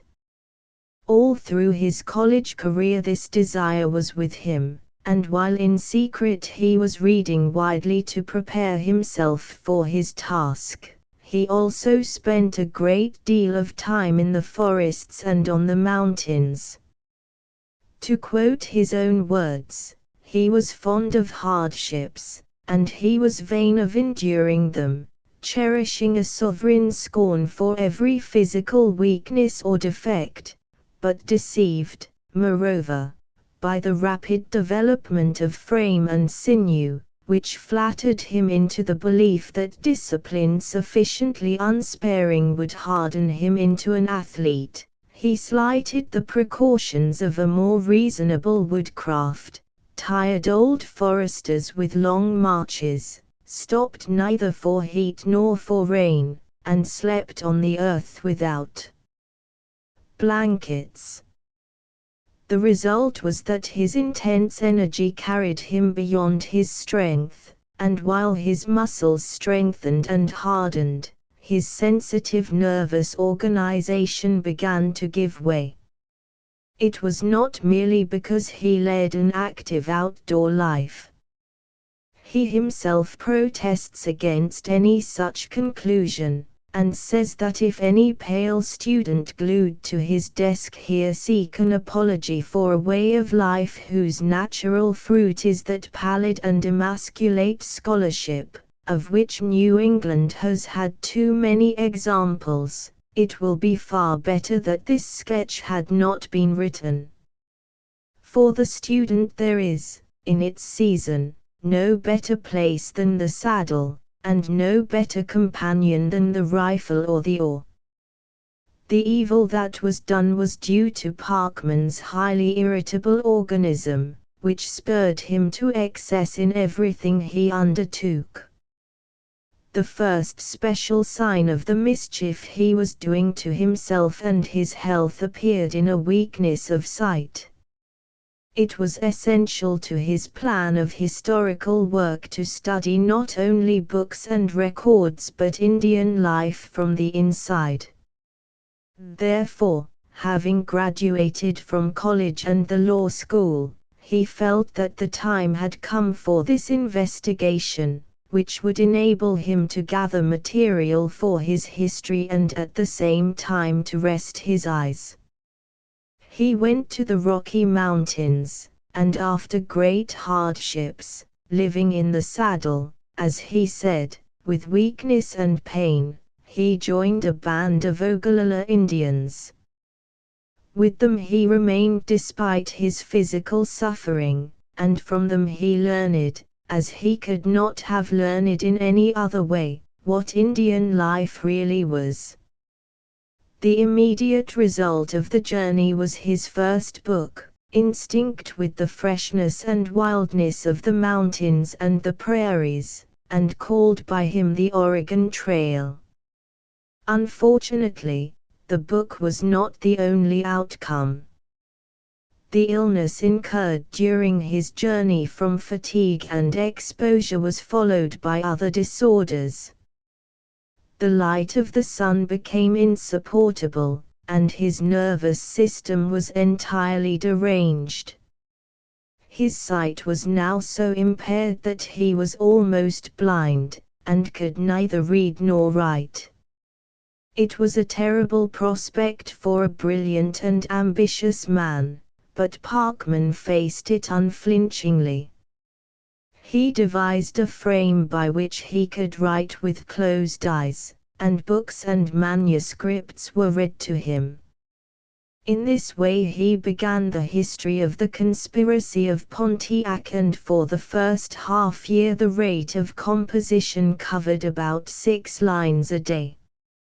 His courage was rewarded by an improvement in his health, and a little more quiet in nerves and brain. In 2.5 years he managed to complete the book. He then entered upon his great subject of France in the New World. The material was mostly in manuscript, and had to be examined, gathered, and selected in Europe and in Canada.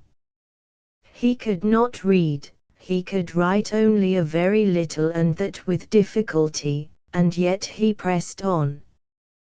He slowly collected his material and digested and arranged it, using the eyes of others to do that which he could not do himself, and always on the verge of a complete breakdown of mind and body. In 1851 he had an effusion of water on the left knee, which stopped his outdoor exercise, on which he had always largely depended. All the irritability of the system then centered in the head, resulting in intense pain and in a restless and devouring activity of thought. He himself says, "The whirl, the confusion, and strange, undefined tortures attending this condition are only to be conceived by one who has felt them." The resources of surgery and medicine were exhausted in vain. The trouble in the head and eyes constantly recurred. In 1858 there came a period when for 4 years he was incapable of the slightest mental application, and the attacks varied in duration from 4 hours to as many months. When the pressure was lightened a little he went back to his work. When work was impossible, he turned to horticulture, grew roses, and wrote a book about the cultivation of those flowers which is a standard authority. As he grew older the attacks moderated, although they never departed. Sleeplessness pursued him always. The slightest excitement would deprive him of the power of exertion, his sight was always sensitive, and at times he was bordering on blindness. In this hard-pressed way he fought the battle of life. He says himself that his books took 4 times as long to prepare and write as if he had been strong and able to use his faculties. That this should have been the case is little wonder, for those books came into being with failing sight and shattered nerves, with sleeplessness and pain, and the menace of insanity ever hanging over the brave man who, nevertheless, carried them through to an end. Yet the result of those 50 years, even in amount, is a noble one, and would have been great achievement for a man who had never known a sick day. In quality, and subject, and method of narration, they leave little to be desired.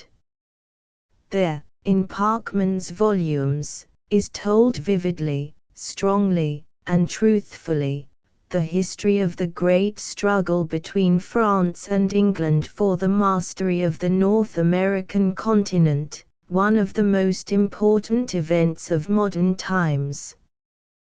This is not the place to give any critical estimate of Mr. Parkman's work. It is enough to say that it stands in the front rank. It is a great contribution to history, and a still greater gift to the literature of this country. All Americans certainly should read the volumes in which Parkman has told that wonderful story of hardship and adventure, of fighting and of statesmanship, which gave this great continent to the English race and the English speech.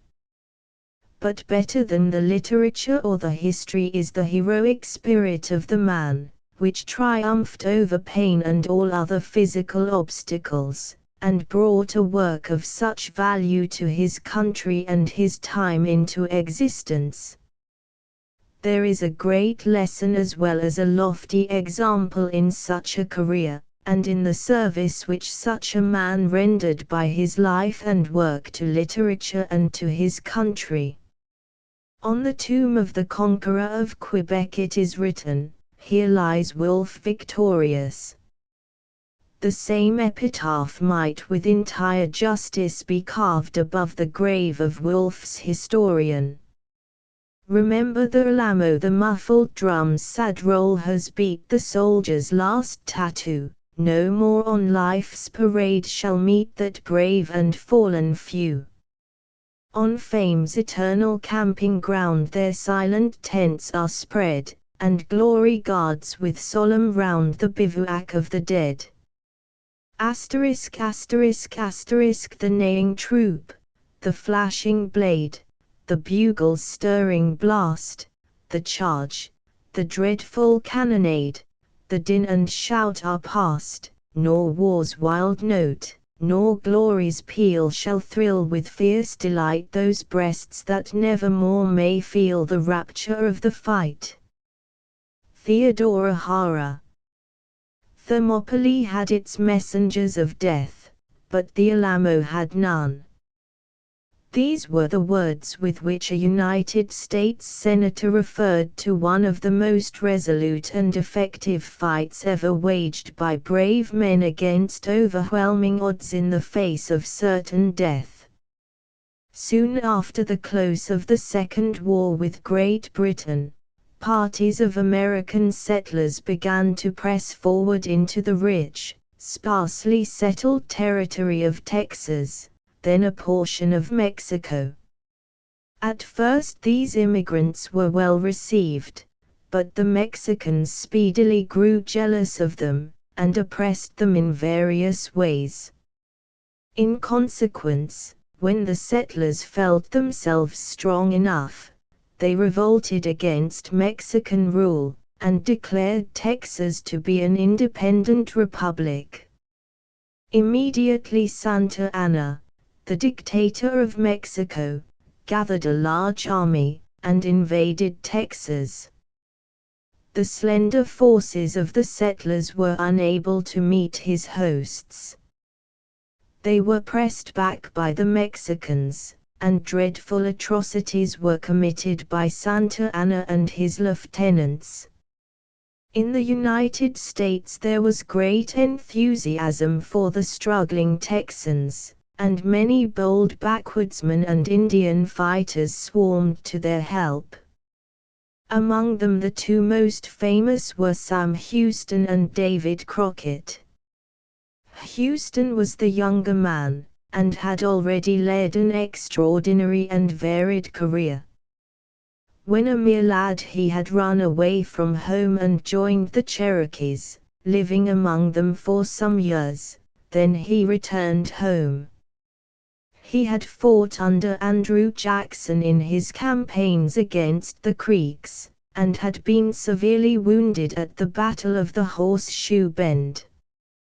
He had risen to the highest political honors in his state, becoming governor of Tennessee, and then suddenly, in a fit of moody longing for the life of the wilderness, he gave up his governorship, left the state, and crossed the Mississippi, going to join his old comrades, the Cherokees, in their new home along the waters of the Arkansas.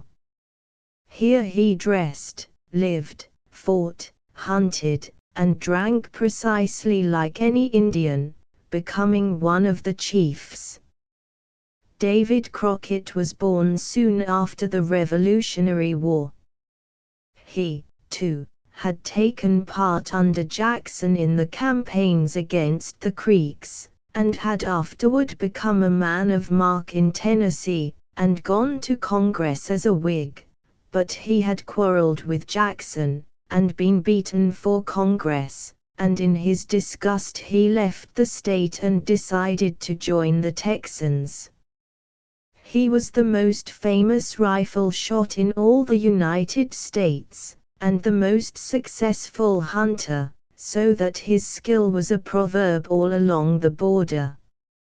David Crockett journeyed south, by boat and horse, making his way steadily toward the distant plains where the Texans were waging their life and death fight. Texas was a wild place in those days, and the old hunter had more than one hairbreadth escape from Indians, desperadoes, and savage beasts, ere he got to the neighborhood of San Antonio, and joined another adventurer, a bee hunter, bent on the same errand as himself. The two had been in ignorance of exactly what the situation in Texas was, but they soon found that the Mexican army was marching toward San Antonio, whither they were going. Near the town was an old Spanish fort, the Alamo, in which the 150 American defenders of the place had gathered. Santa Anna had 4,000 troops with him. The Alamo was a mere shell, utterly unable to withstand either a bombardment or a regular assault. It was evident, therefore, that those within it would be in the utmost jeopardy if the place were seriously assaulted, but old Crockett and his companion never wavered. They were fearless and resolute, and masters of woodcraft, and they managed to slip through the Mexican lines and join the defenders within the walls. The bravest, the hardiest, the most reckless men of the border were there. Among them were Colonel Travis, the commander of the fort, and Bowie, the inventor of the famous Bowie knife.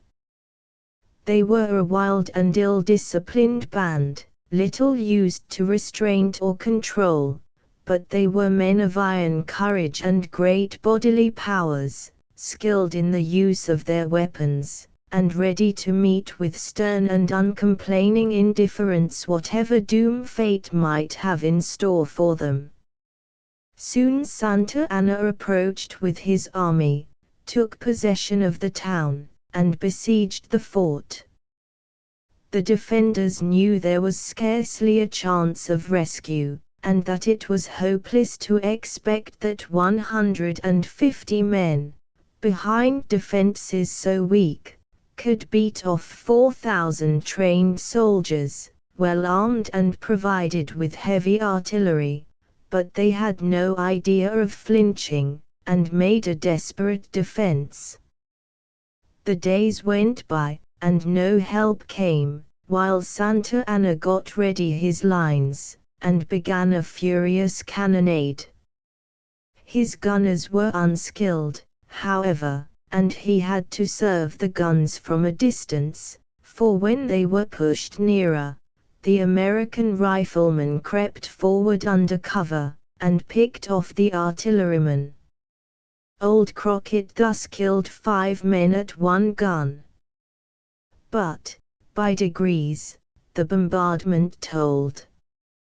The walls of the Alamo were battered and riddled, and when they had been breached so as to afford no obstacle to the rush of his soldiers, Santa Anna commanded that they be stormed.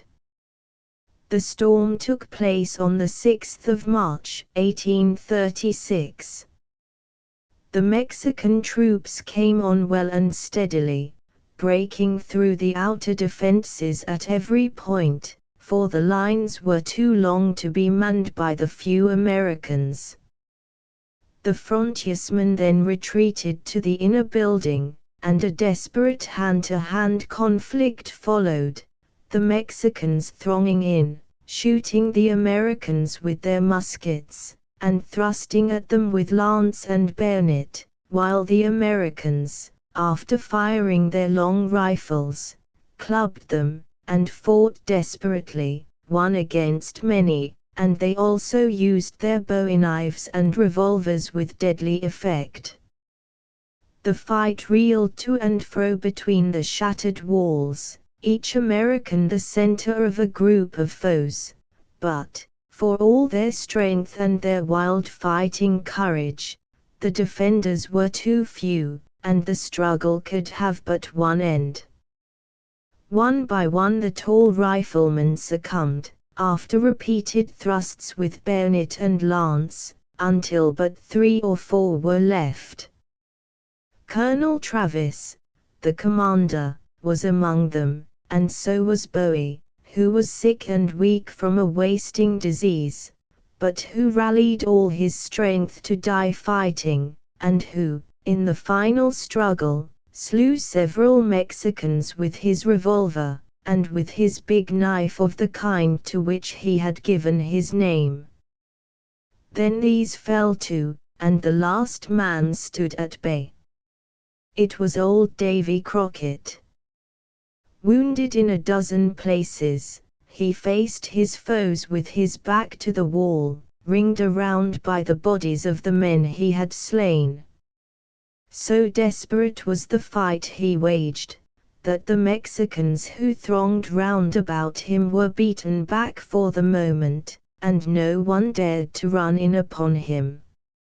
Accordingly, while the lancers held him where he was, for, weakened by wounds and loss of blood, he could not break through them, the musketeers loaded their carbines and shot him down. Santa Anna declined to give him mercy. Some say that when Crockett fell from his wounds, he was taken alive, and was then shot by Santa Anna's order, but his fate cannot be told with certainty, for not a single American was left alive. At any rate, after Crockett fell, the fight was over. Every one of the hardy men who had held the Alamo lay still in death. Yet they died well avenged, for 4 times their number fell at their hands in the battle. Santa Anna had but a short while in which to exult over his bloody and hard-won victory. Already a rider from the rolling Texas plains, going north through the Indian Territory, had told Houston that the Texans were up and were striving for their liberty. At once in Houston's mind there kindled a longing to return to the men of his race at the time of their need. Mounting his horse, he rode south by night and day, and was hailed by the Texans as a heaven-sent leader.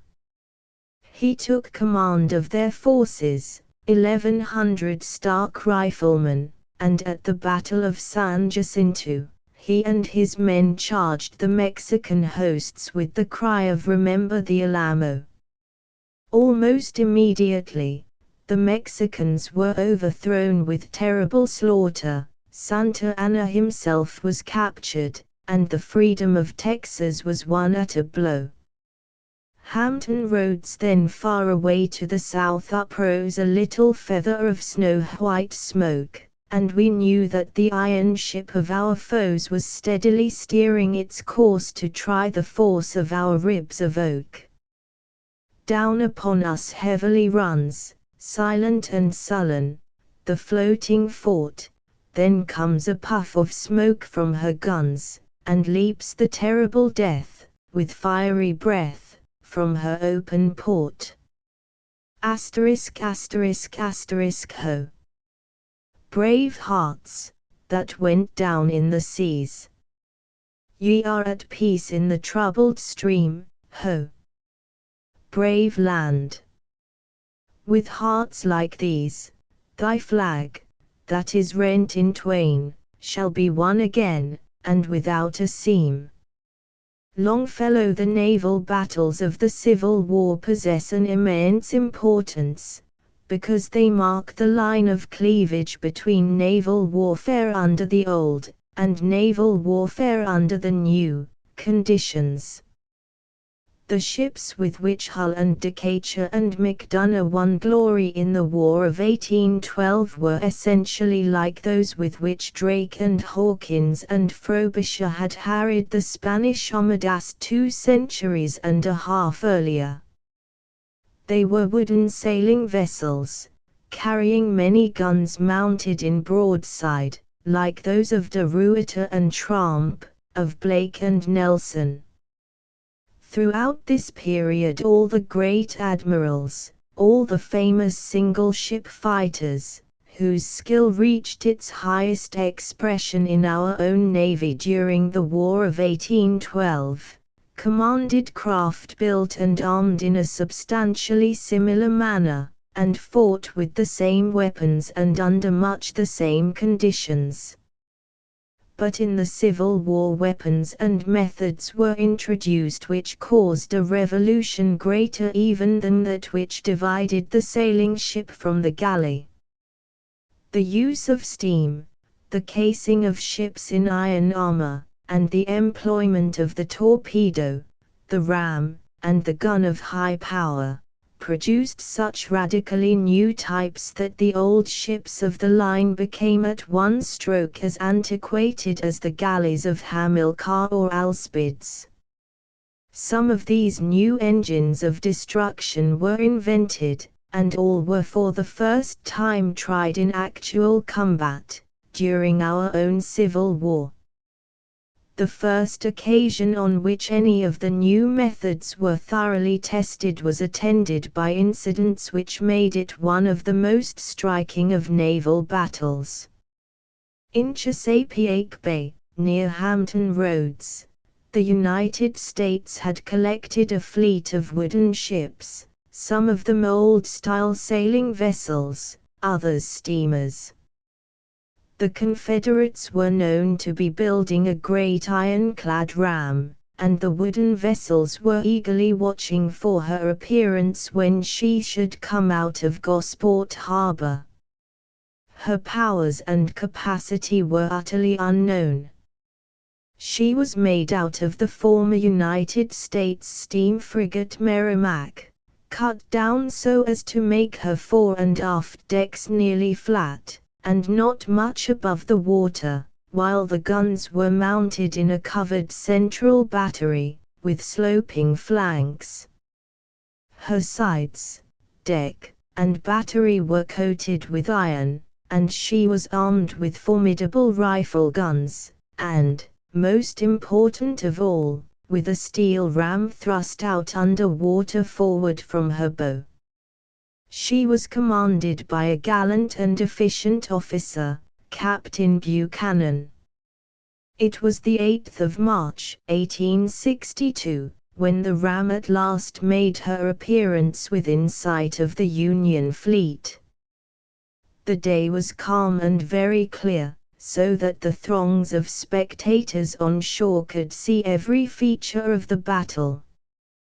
With the great ram came 3 light gunboats, all of which took part in the action, harassing the vessels which she assailed, but they were not factors of importance in the fight. On the Union side the vessels nearest were the sailing ships Cumberland and Congress, and the steam frigate Minnesota. The Congress and Cumberland were anchored not far from each other. The Minnesota got aground, and was some distance off. Owing to the currents and shoals and the lack of wind, no other vessel was able to get up in time to take a part in the fight. As soon as the ram appeared, out of the harbor, she turned and steamed toward the Congress and the Cumberland, the black smoke rising from her funnels, and the great ripples running from each side of her iron prow as she drove steadily through the still waters. On board of the Congress and Cumberland there was eager anticipation, but not a particle of fear. The officers in command, Captain Smith and Lieutenant Morris, were 2 of the most gallant men in a service where gallantry has always been too common to need special comment. The crews were composed of veterans, well-trained, self-confident, and proud beyond measure of the flag whose honor they upheld. The guns were run out, and the men stood at quarters, while the officers eagerly conned the approaching ironclad. The Congress was the first to open fire, and, as her volleys flew, the men on the Cumberland were astounded to see the cannon shot bound off the sloping sides of the ram as hailstones bound from a wind open. The ram answered, and her rifle shells tore the sides of the Congress, but for her first victim she aimed at the Cumberland, and, firing her bow guns, came straight as an arrow at the little sloop of war, which lay broadside to her. It was an absolutely hopeless struggle. The Cumberland was a sailing ship, at anchor, with wooden sides, and a battery of light guns. Against the formidable steam ironclad, with her heavy rifles and steel ram, she was as powerless as if she had been a rowboat, and from the moment the men saw the cannon shot bound from the ram's sides they knew they were doomed. But none of them flinched. Once and again they fired their guns full against the approaching ram, and in response received a few shells from the great bow rifles of the latter. Then, forging ahead, the Merrimac struck her antagonist with her steel prow, and the sloop of war reeled and shuddered, and through the great rent in her side the black water rushed. She foundered in a few minutes, but her crew fought her to the last, cheering as they ran out the guns, and sending shot after shot against the ram as the latter backed off after delivering her blow. The rush of the water soon swamped the lower decks, but the men above continued to serve their guns until the upper deck also was awash, and the vessel had not 10 seconds of life left. Then, with her flags flying, her men cheering, and her guns firing, the Cumberland sank. It was shallow where she settled down, so that her masts remained above the water. The glorious flag for which the brave men aboard her had died flew proudly in the wind all that day, while the fight went on, and throughout the night, and next morning it was still streaming over the beautiful bay, to mark the resting place of as gallant a vessel as ever sailed or fought on the high seas. After the Cumberland sank, the ram turned her attention to the Congress. Finding it difficult to get to her in the shoal water, she began to knock her to pieces with her great rifle guns. The unequal fight between the ironclad and the wooden ship lasted for perhaps half an hour. By that time the commander of the Congress had been killed, and her decks looked like a slaughterhouse. She was utterly unable to make any impression on her foe, and finally she took fire and blew up. The Minnesota was the third victim marked for destruction, and the Merrimac began the attack upon her at once, but it was getting very late, and as the water was shoal and she could not get close, the Rain finally drew back to her anchorage, to wait until next day before renewing and completing her work of destruction. All that night there was the wildest exultation among the Confederates, while the gloom and panic of the Union men cannot be described.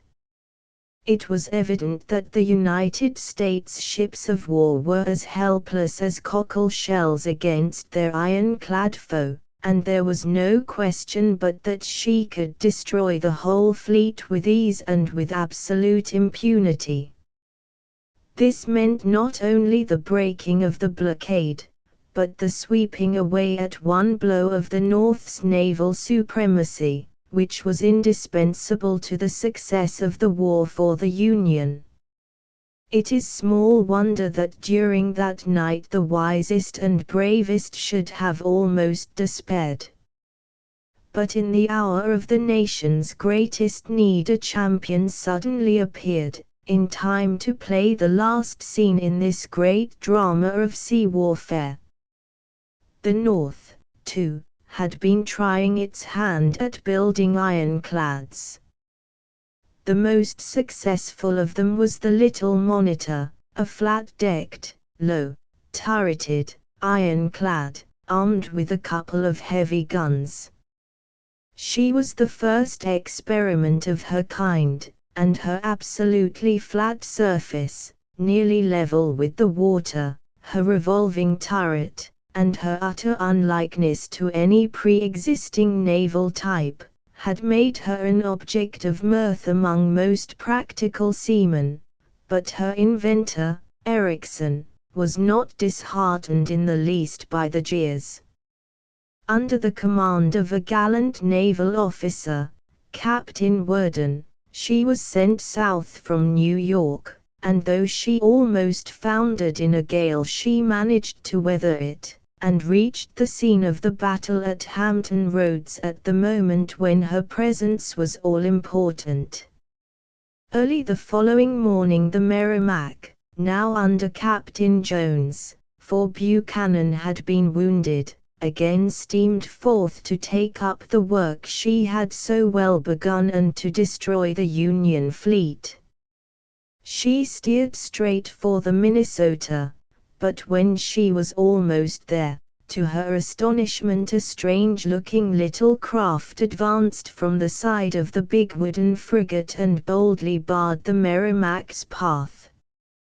For a moment the Confederates could hardly believe their eyes. The Monitor was tiny, compared to their ship, for she was not 1/5 the size, and her queer appearance made them look at their new foe with contempt, but the first shock of battle did away with this feeling. The Merrimac turned on her foe her rifle guns, intending to blow her out of the water, but the shot glanced from the thick iron turret of the Monitor.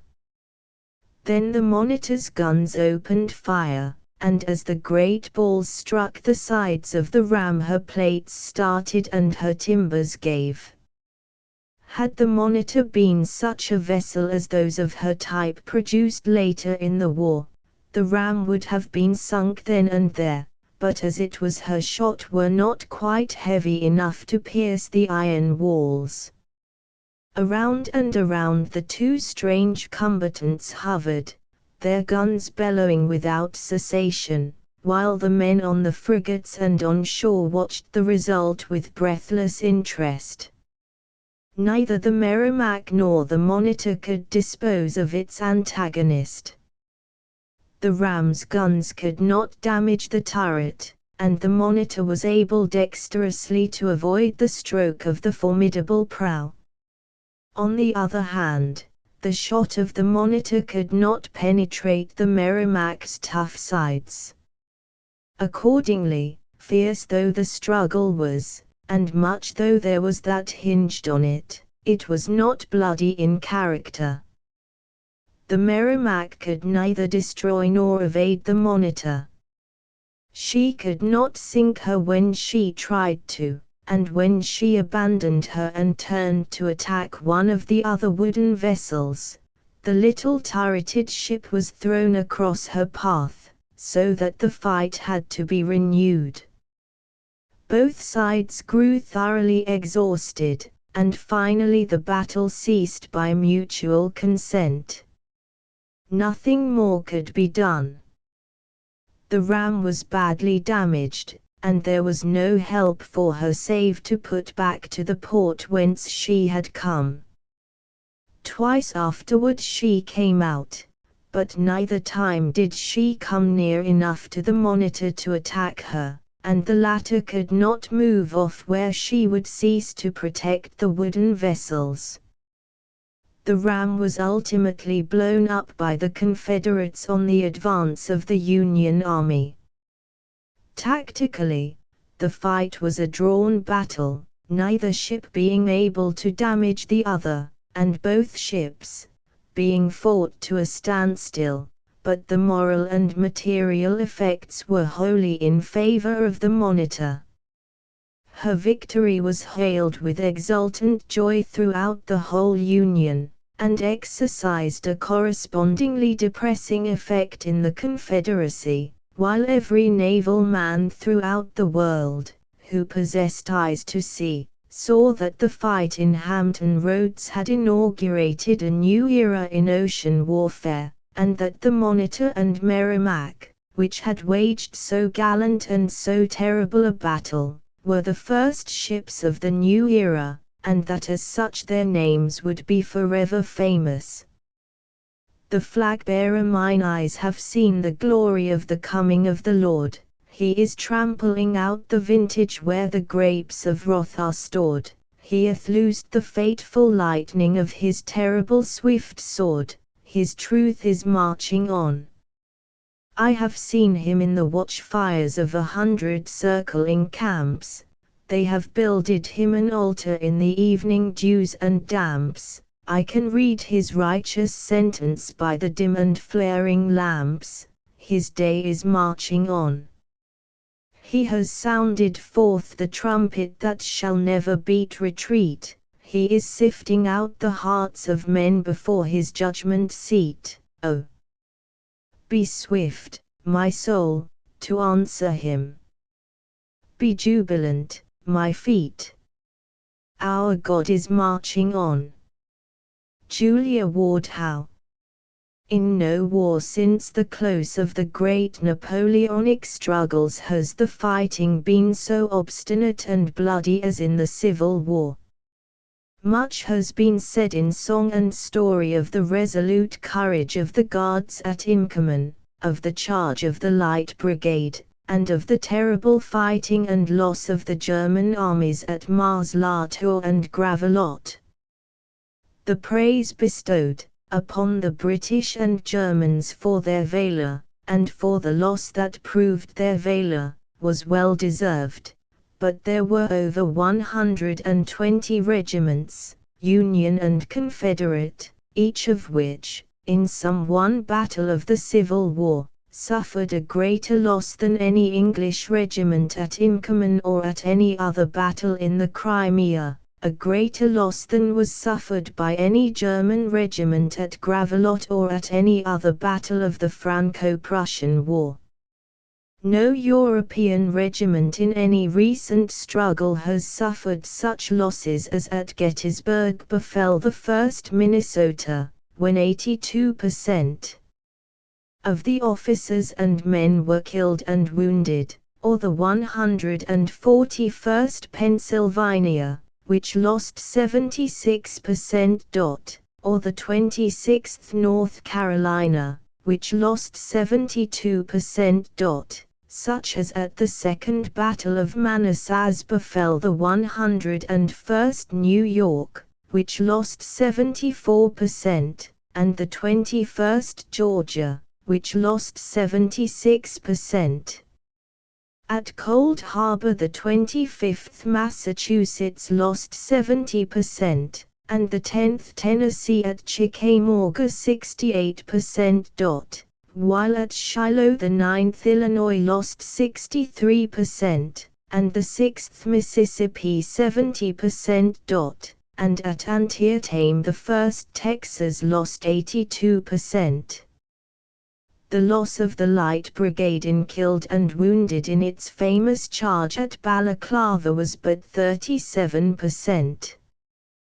These figures show the terrible punishment endured by these regiments, chosen at random from the head of the list which shows the slaughter roll of the Civil War.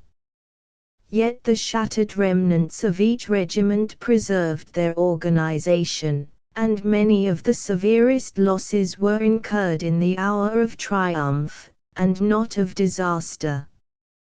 Thus, the 1st Minnesota, at Gettysburg, suffered its appalling loss while charging a greatly superior force, which it drove before it, and the little huddle of wounded and unwounded men who survived their victorious charge actually kept both the flag they had captured and the ground from which they had driven their foes. A number of the Continental regiments under Washington, Greene, and Wayne did valiant fighting and endured heavy punishment. Several of the regiments raised on the northern frontier in 1814 showed, under Brown and Scott, that they were able to meet the best troops of Britain on equal terms in the open, and even to overmatch them in fair fight with the bayonet.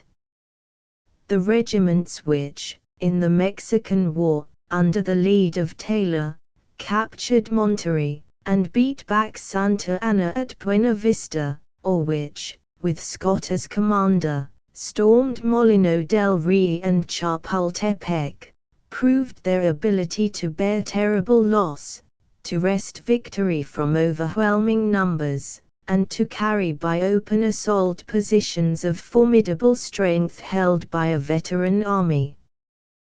But in none of these three wars was the fighting so resolute and bloody as in the Civil War. Countless deeds of heroism were performed by Northerner and by Southerner, by officer and by private, in every year of the great struggle. The immense majority of these deeds went unrecorded, and were known to few beyond the immediate participants. Of those that were noticed, it would be impossible even to make a dry catalogue in 10 such volumes as this. All that can be done is to choose out 2 or 3 acts of heroism, not as exceptions, but as examples of hundreds of others. The times of war are iron times, and bring out all that is best as well as all that is basest in the human heart. In a full recital of the Civil War, as of every other great conflict, there would stand out in naked relief feats of wonderful daring and self-devotion, and, mixed among them, deeds of cowardice, of treachery, of barbarous brutality. Sadder still, such a recital would show strange contrasts in the careers of individual men, men who at one time acted well and nobly, and at another time ill and basely. The ugly truths must not be blinked, and the lessons they teach should be set forth by every historian, and learned by every statesman and soldier, but, for our good fortune, the lessons best worth learning in the nations past are lessons of heroism. From immemorial time the armies of every warlike people have set the highest value upon the standards they bore to battle. To guard one's own flag against capture is the pride, to capture the flag of one's enemy the ambition, of every valiant soldier. In consequence, in every war between peoples of good military record, feats of daring performed by color-bearers are honorably common. The Civil War was full of such incidents. Out of very many 2 or 3 may be mentioned as noteworthy. One occurred at Fredericksburg on the day when half the brigades of Meagher and Caldwell lay on the bloody slope leading up to the Confederate entrenchments. Among the assaulting regiments was the 5th New Hampshire, and it lost 186 out of 300 men who made the charge. The survivors fell sullenly back behind a fence, within easy range of the Confederate rifle pits. Just before reaching it, the last of the color guard was shot, and the flag fell in the open. A Captain Perry instantly ran out to rescue it, and as he reached it was shot through the heart. Another, Captain Murray, made the same attempt and was also killed, and so was a third, more. Several private soldiers met a like fate. They were all killed close to the flag, and their dead bodies fell across one another. Taking advantage of this breastwork, Lieutenant Nettleton crawled from behind the fence to the colors, seized them, and bore back the blood-won trophy. Another took place at Gaines' Mill, where Gregg's 1st South Carolina formed part of the attacking force. The resistance was desperate, and the fury of the assault unsurpassed. At one point it fell to the lot of this regiment to bear the brunt of carrying a certain strong position. Moving forward at a run, the South Carolinians were swept by a fierce and searching fire. Young James Taylor, a lad of 16, was carrying the flag, and was killed after being shot down 3 times, twice rising and struggling onward with the colors. The third time he fell, the flag was seized by George Cotchet, and when he, in turn, fell, by Shubrick Hayne. Hayne was also struck down almost immediately, and the fourth lad, for none of them were over 20 years old, grasped the colors, and fell mortally wounded across the body of his friend. The fifth, Gadsden Holmes, was pierced with no less than 7 balls. The sixth man, Dominic Spellman, more fortunate, but not less brave, bore the flag throughout the rest of the battle. Yet another occurred at Antietam. The 7th Maine, then under the command of Major T. W. Hyde, was one of the hundreds of regiments that on many hard-fought fields established a reputation for dash and unyielding endurance. Toward the early part of the day at Antietam it merely took its share in the charging and long-range firing, together with the New York and Vermont regiments which were its immediate neighbors in the line. The fighting was very heavy. In one of the charges, the Maine men passed over what had been a Confederate regiment.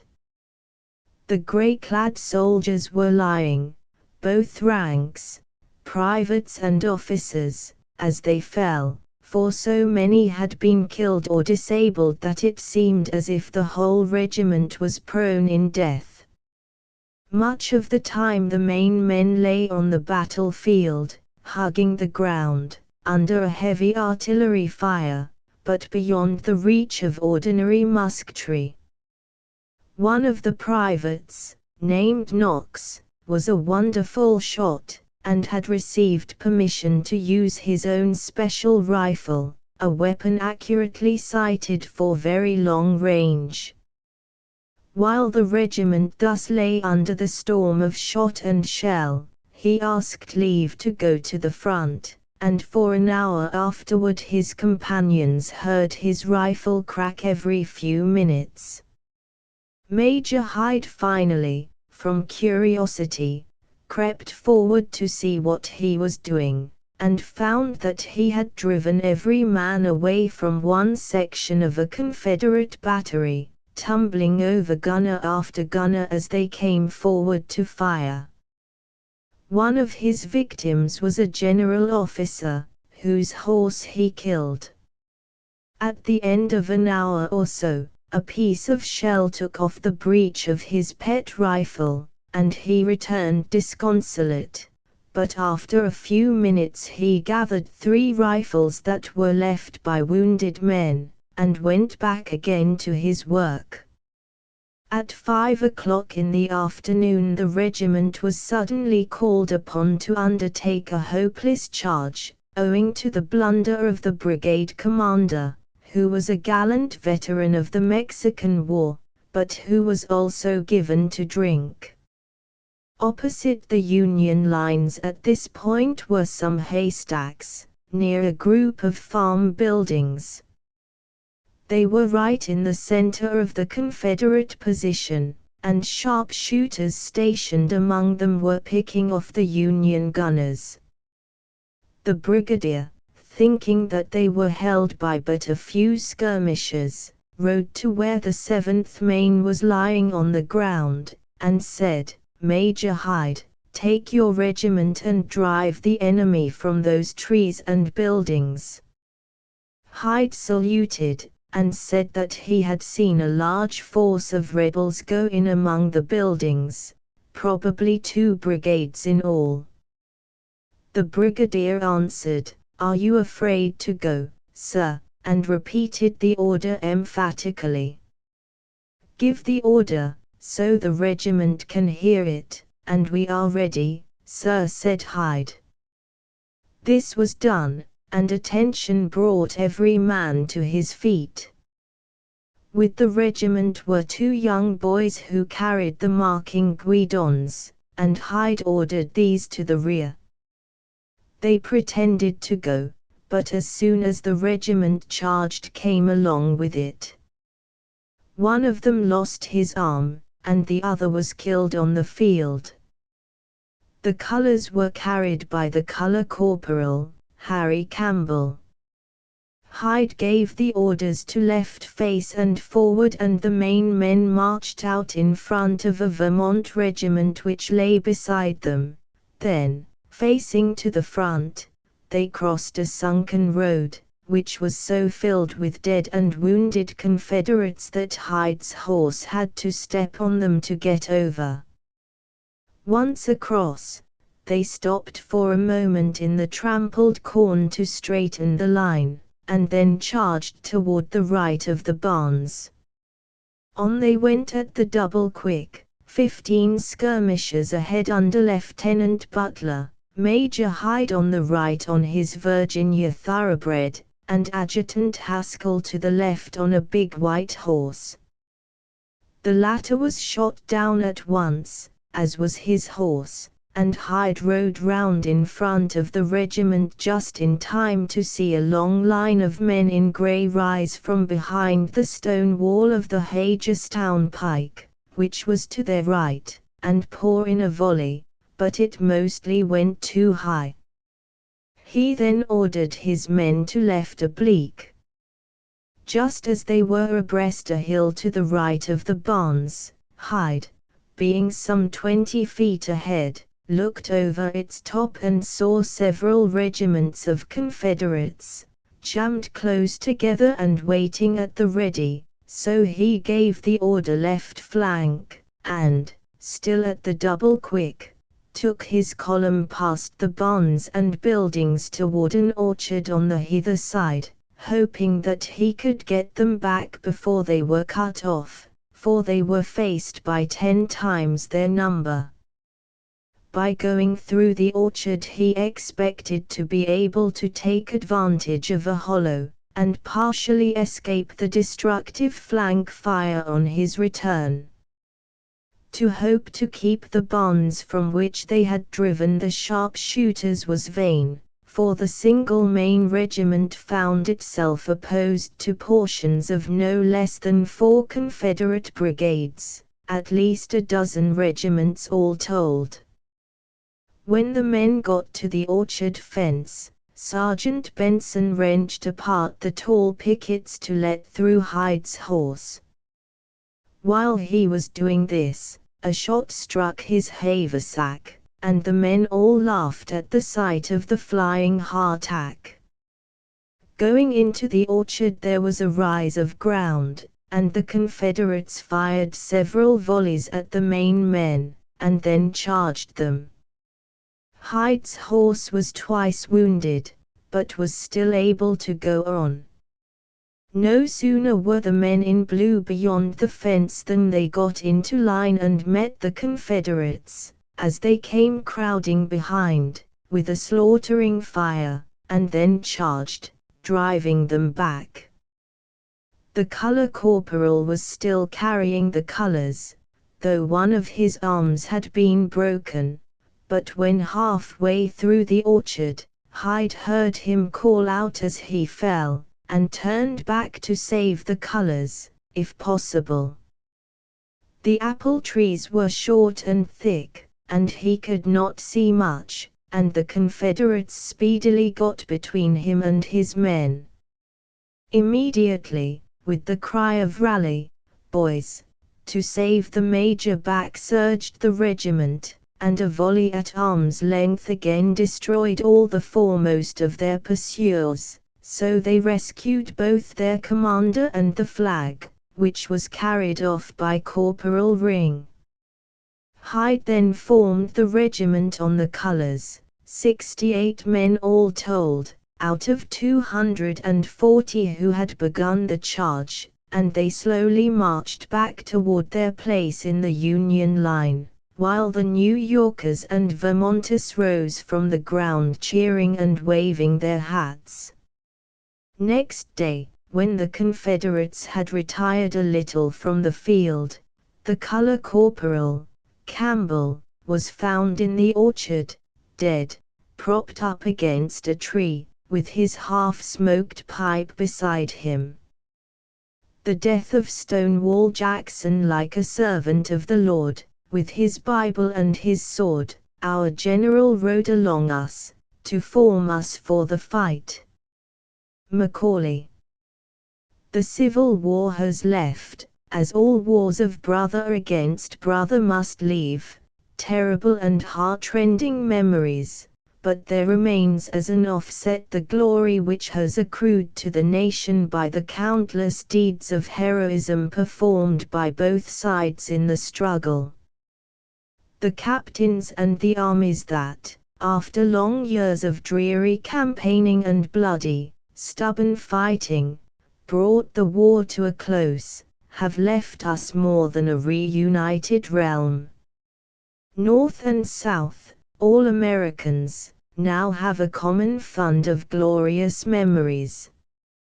We are the richer for each grim campaign, for each hard-fought battle. We are the richer for valor displayed alike by those who fought so valiantly for the right, and by those who, no less valiantly, fought for what they deemed the right. We have in us nobler capacities for what is great and good because of the infinite woe and suffering, and because of the splendid ultimate triumph. We hold that it was vital to the welfare, not only of our people on this continent, but of the whole human race, that the Union should be preserved and slavery abolished, that one flag should fly from the Great Lakes to the Rio Grande, that we should all be free in fact as well as in name, and that the United States should stand as one nation, the greatest nation on the earth. But we recognize gladly that, South as well as North, when the fight was once on, the leaders of the armies, and the soldiers whom they led, displayed the same qualities of daring and steadfast courage, of disinterested loyalty and enthusiasm, and of high devotion to an ideal. The greatest general of the South was Lee, and his greatest lieutenant was Jackson. Both were Virginians, and both were strongly opposed to disunion. Lee went so far as to deny the right of secession, while Jackson insisted that the South ought to try to get its rights inside the Union, and not outside. But when Virginia joined the Southern Confederacy, and the war had actually begun, both men cast their lot with the South.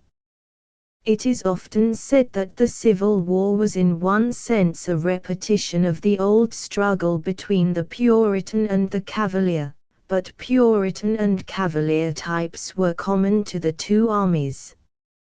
In dash and light-hearted daring, Custer and Kearny stood as conspicuous as Stuart and Morgan, and, on the other hand, no Northern general approached the Roundhead type, the type of the stern, religious warriors who fought under Cromwell, so closely as Stonewall Jackson. He was a man of intense religious conviction, who carried into every thought and deed of his daily life the precepts of the faith he cherished. He was a tender and loving husband and father, kind-hearted and gentle to all with whom he was brought in contact, yet in the times that tried men's souls, he proved not only a commander of genius, but a fighter of iron will and temper, who joyed in the battle, and always showed at his best when the danger was greatest. The vein of fanaticism that ran through his character helped to render him a terrible opponent. He knew no such word as falter, and when he had once put his hand to a piece of work, he did it thoroughly and with all his heart. It was quite in keeping with his character that this gentle, high-minded, and religious man should, early in the contest, have proposed to hoist the black flag, neither take nor give quarter, and make the war one of extermination. No such policy was practical in the 19th century and in the American Republic, but it would have seemed quite natural and proper to Jackson's ancestors, the grim Scotch-Irish, who defended Londonderry against the forces of the Stuart king, or to their forefathers, the Covenanters of Scotland, and the Puritans who in England rejoiced at the beheading of King Charles I. In the first battle in which Jackson took part, the confused struggle at Bull Run, he gained his name of Stonewall from the firmness with which he kept his men to their work and repulsed the attack of the Union troops. From that time until his death, less than 2 years afterward, his career was one of brilliant and almost uninterrupted success, whether serving with an independent command in the Valley, or acting under Lee as his right arm in the pitched battles with McClellan, Pope, and Burnside. Few generals as great as Lee have ever had as great a lieutenant as Jackson. He was a master of strategy and tactics, fearless of responsibility, able to instill into his men his own intense ardor in battle, and so quick in his movements, so ready to march as well as fight, that his troops were known to the rest of the army as the foot cavalry. In the spring of 1863 Hooker had command of the Army of the Potomac. Like McClellan, he was able to perfect the discipline of his forces and to organize them, and as a division commander he was better than McClellan, but he failed even more signally when given a great independent command. He had under him 120,000 men when, toward the end of April, he prepared to attack Lee's army, which was but half as strong. The Union Army lay opposite Fredericksburg, looking at the fortified heights where they had received so bloody a repulse at the beginning of the winter. Hooker decided to distract the attention of the Confederates by letting a small portion of his force, under General Sedgwick, attack Fredericksburg, while he himself took the bulk of the army across the river to the right hand so as to crush Lee by an assault on his flank. All went well at the beginning, and on the 1st of May Hooker found himself at Chancellorsville, face to face with the bulk of Lee's forces, and Sedgwick, crossing the river and charging with the utmost determination, had driven out of Fredericksburg the Confederate division of Early, but when Hooker found himself in front of Lee he hesitated, faltered instead of pushing on, and allowed the consummate general to whom he was opposed to take the initiative. Lee fully realized his danger, and saw that his only chance was, first to beat back Hooker, and then to turn and overwhelm Sedgwick, who was in his rear. He consulted with Jackson, and Jackson begged to be allowed to make one of his favorite flank attacks upon the Union Army, attacks which could have been successfully delivered only by a skilled and resolute general, and by troops equally able to march and to fight. Lee consented, and Jackson at once made off.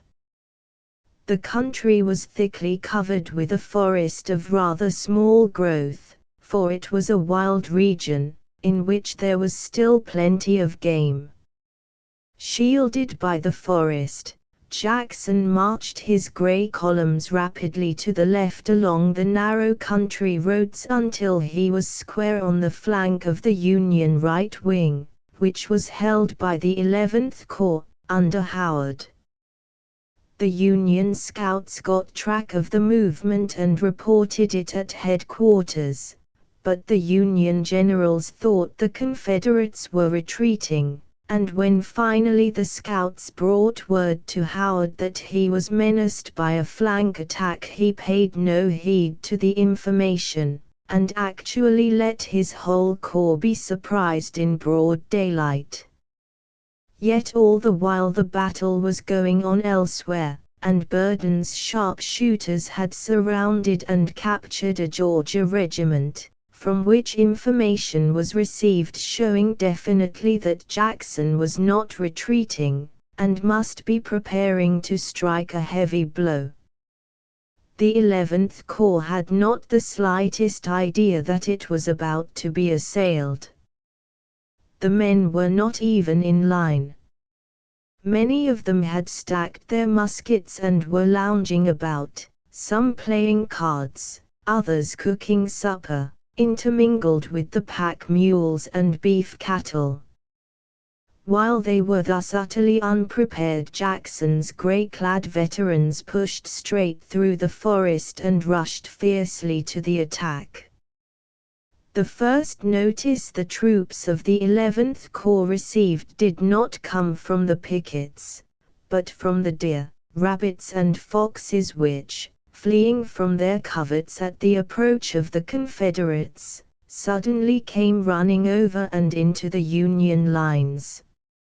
In another minute the frightened pickets came tumbling back, and right behind them came the long files of charging, yelling Confederates. With one fierce rush Jackson's men swept over the Union lines, and at a blow the 11th Corps became a horde of panic-struck fugitives. Some of the regiments resisted for a few moments, and then they too were carried away in the flight. For a while it seemed as if the whole army would be swept off, but Hooker and his subordinates exerted every effort to restore order. It was imperative to gain time so that the untouched portions of the army could form across the line of the Confederate advance. Keenan's regiment of Pennsylvania cavalry, but 400 sabres strong, was accordingly sent full against the front of the 10,000 victorious Confederates. Keenan himself fell, pierced by bayonets, and the charge was repulsed at once, but a few priceless moments had been saved, and Pleasanton had been given time to post 22 guns, loaded with double canister, where they would bear upon the enemy. The Confederates advanced in a dense mass, yelling and cheering, and the discharge of the guns fairly blew them back across the works they had just taken. Again they charged, and again were driven back, and when the battle once more began the Union reinforcements had arrived. It was about this time that Jackson himself was mortally wounded. He had been leading and urging on the advance of his men, cheering them with voice and gesture, his pale face flushed with joy and excitement, while from time to time as he sat on his horse he took off his hat and, looking upward, thanked heaven for the victory it had vouchsafed him. As darkness drew near he was in the front, where friend and foe were mingled in almost inextricable confusion. He and his staff were fired at close range, by the Union troops, and, as they turned, were fired at again, through a mistake, by the Confederates behind them. Jackson fell, struck in several places. He was put in a litter and carried back, but he never lost consciousness, and when one of his generals complained of the terrible effect of the Union cannonade he answered, "You must hold your ground." For several days he lingered, hearing how Lee beat Hooker, in detail, and forced him back across the river. Then the old Puritan died. At the end his mind wandered, and he thought he was again commanding in battle, and his last words were, "Let us cross over the river and rest in the shade." Thus perished Stonewall Jackson, one of the ablest of soldiers and one of the most upright of men, in the last of his many triumphs. The charge at Gettysburg, for the Lord on the whirlwind is abroad, in the earthquake he has spoken, he has smitten with his thunder the iron walls asunder, and the gates of brass are broken. Whittier with bray of the trumpet, and roll of the drum, and keen ring of bugle the cavalry come, sharp clank the steel scabbards, the bridle chains ring, and foam from red nostrils the wild chargers fling. Tramp, tramp o'er the green sward that quivers below, scarce held by the curb bit the fierce horses go. And the grim-visaged colonel, with ear-ending shout, peals forth to the squadrons the order, "Trot out." Francis Adurivage. The Battle of Chancellorsville marked the zenith of Confederate good fortune. Immediately afterward, in June 1863, Lee led the victorious Army of Northern Virginia into Pennsylvania. The South was now the invader, not the invaded, and its heart beat proudly with hopes of success. But these hopes went down in bloody wreck on July the 4th, when word was sent to the world that the High Valour of Virginia had failed at last on the field of Gettysburg, and that in the far west Vicksburg had been taken by the army of the silent soldier. At Gettysburg Lee had under him some 70,000 men, and his opponent, Meade, about 90,000.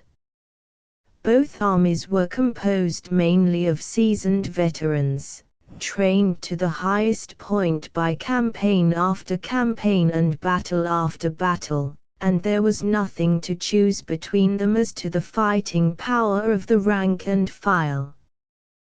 The Union Army was the larger, yet most of the time it stood on the defensive, for the difference between the generals, Lee and Meade, was greater than could be bridged by 20,000 men. For 3 days the battle raged. No other battle of recent time has been so obstinate and so bloody. The victorious Union Army lost a greater percentage in killed and wounded than the Allied armies of England, Germany, and the Netherlands lost at Waterloo. 4 of its 7 corps suffered each a greater relative loss than befell the world-renowned British infantry on the day that saw the doom of the French Emperor. The defeated Confederates at Gettysburg lost, relatively, as many men as the defeated French at Waterloo, but whereas the French army became a mere rabble, Lee withdrew his formidable soldiery with their courage unbroken, and their fighting power only diminished by their actual losses in the field.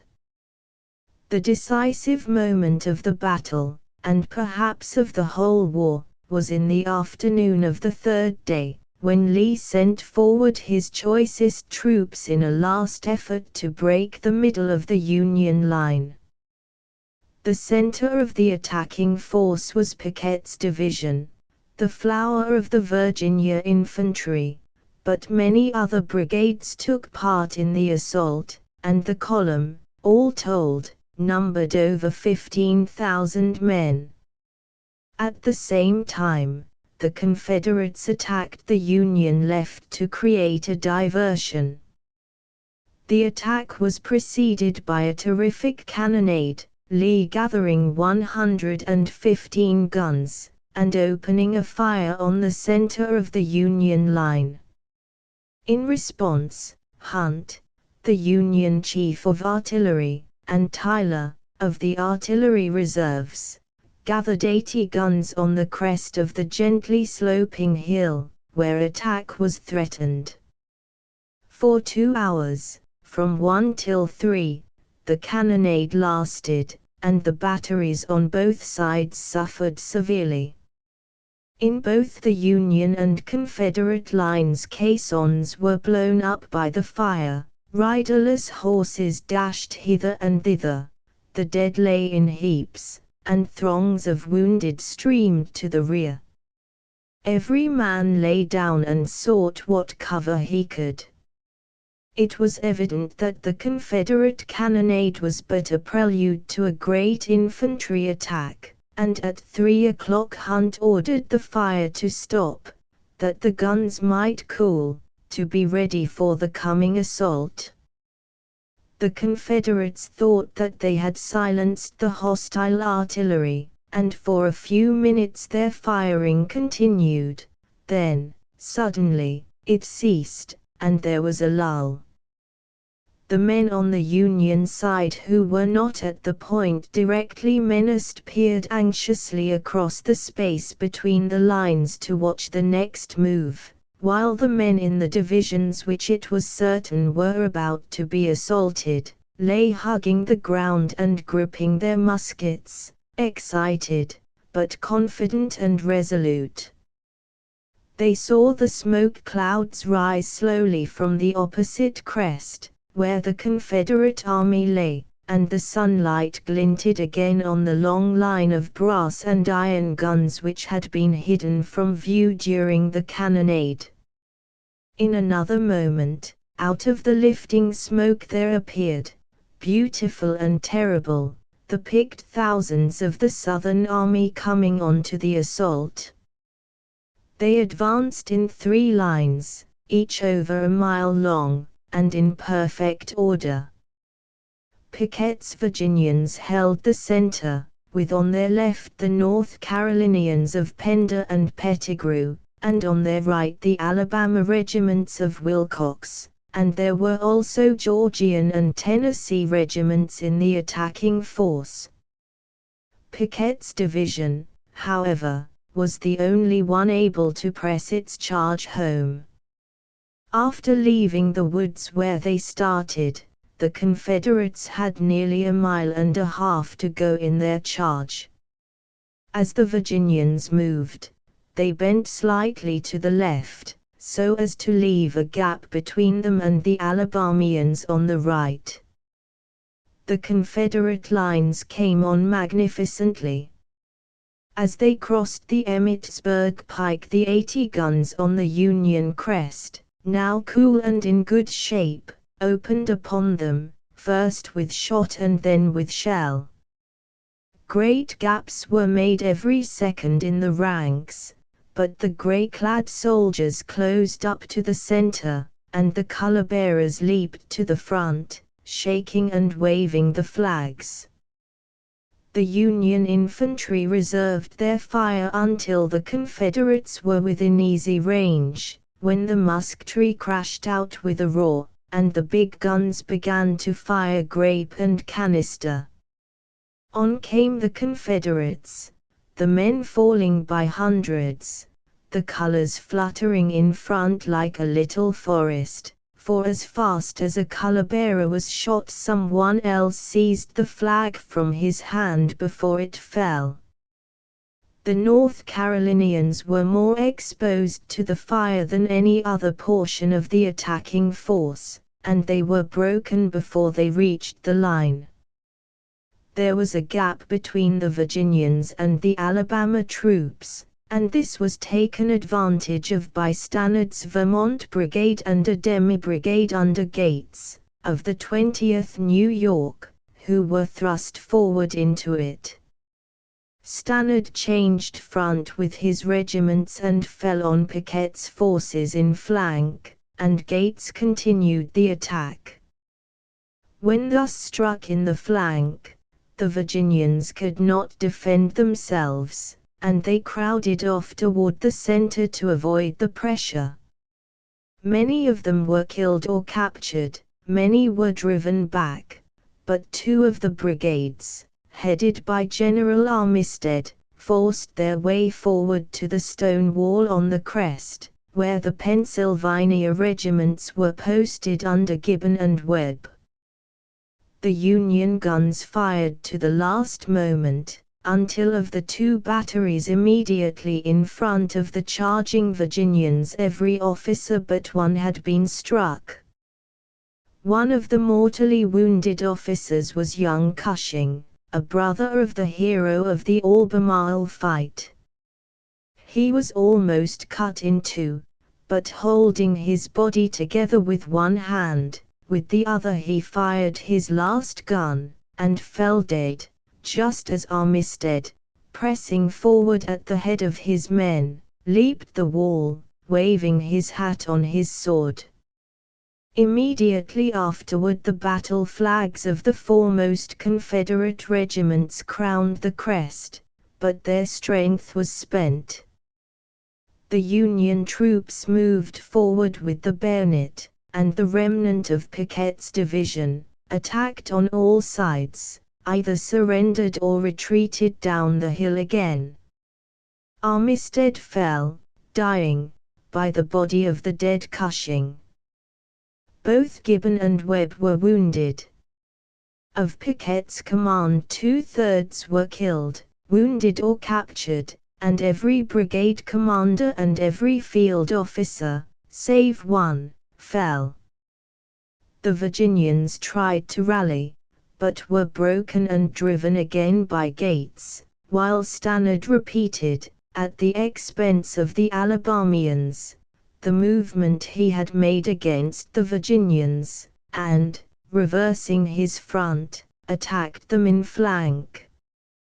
Their lines were torn by the batteries in front, and they fell back before the Vermonters' attack, and Stannard reaped a rich harvest of prisoners and of battle flags. The charge was over. It was the greatest charge in any battle of modern times, and it had failed. It would be impossible to surpass the gallantry of those that made it, or the gallantry of those that withstood it.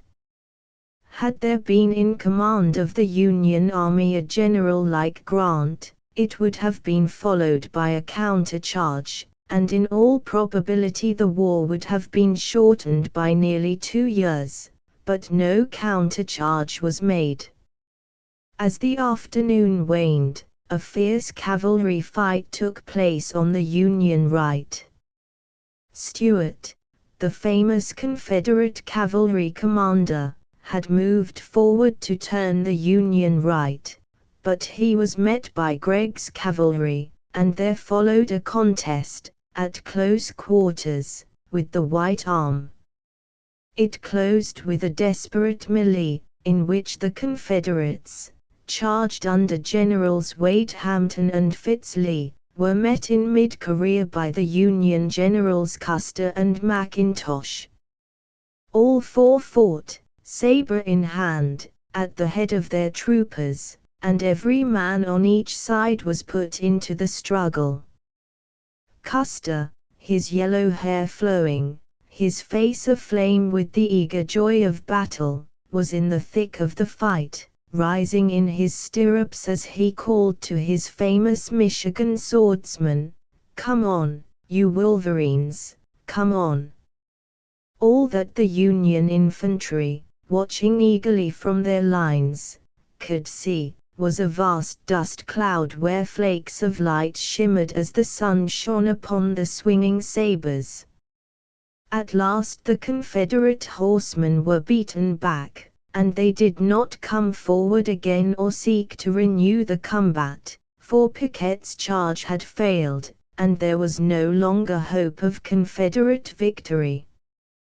When night fell, the Union flags waved in triumph on the field of Gettysburg, but over 30,000 men lay dead or wounded, strewn through wood and meadow, on field and hill, where the 3 days' fight had surged.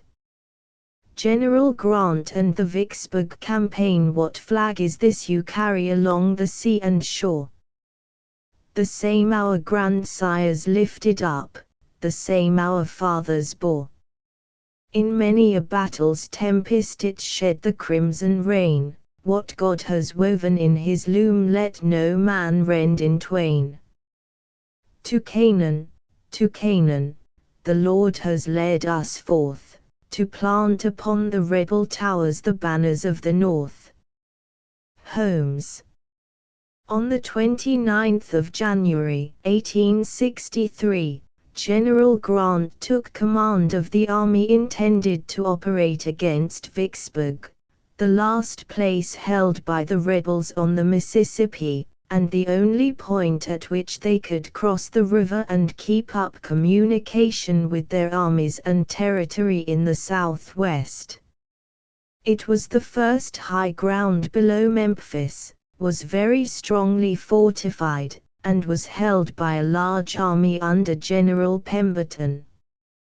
The complete possession of the Mississippi was absolutely essential to the national government, because the control of that great river would cut the Confederacy in two, and do more, probably, than anything else, to make the overthrow of the rebellion both speedy and certain.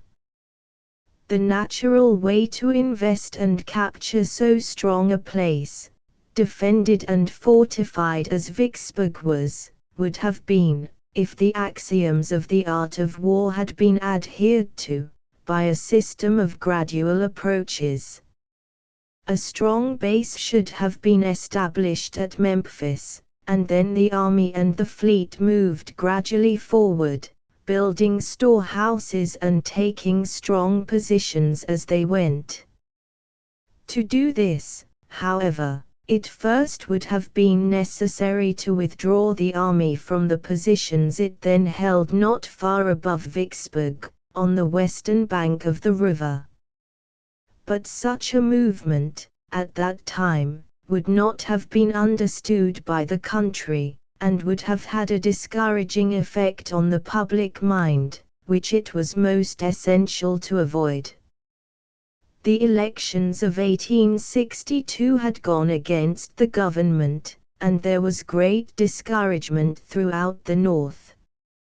Voluntary enlistments had fallen off, a draft had been ordered, and the peace party was apparently gaining rapidly in strength. General Grant, looking at this grave political situation with the eye of a statesman, decided, as a soldier, that under no circumstances would he withdraw the army, but that, whatever happened, he would press forward to a decisive victory. In this determination he never faltered, but drove straight at his object until, 5 months later, the great Mississippi stronghold fell before him. Efforts were made through the winter to reach Vicksburg from the north by cutting canals, and by attempts to get in through the bayous and tributary streams of the great river. All these expedients failed, however, one after another, as Grant, from the beginning, had feared that they would. He, therefore, took another and widely different line, and determined to cross the river from the western to the eastern bank below Vicksburg, to the south. With the aid of the fleet, which ran the batteries successfully, he moved his army down the west bank until he reached a point beyond the possibility of attack, while a diversion by Sherman at Haynes' Bluff, above Vicksburg, kept Pemberton in his fortifications. On the 26th of April, Grant began to move his men over the river and landed them at Bruinsburg. When this was effected, he writes, "I felt a degree of relief scarcely ever equaled since.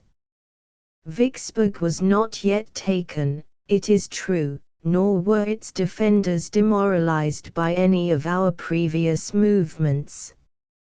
I was now in the enemy's country, with a vast river and the stronghold of Vicksburg between me and my base of supplies, but I was on dry ground, on the same side of the river with the enemy. The situation was this: the enemy had about 60,000 men at Vicksburg, Haynes Bluff, and at Jackson, Mississippi, about 50 miles east of Vicksburg. Grant, when he started, had about 33,000 men.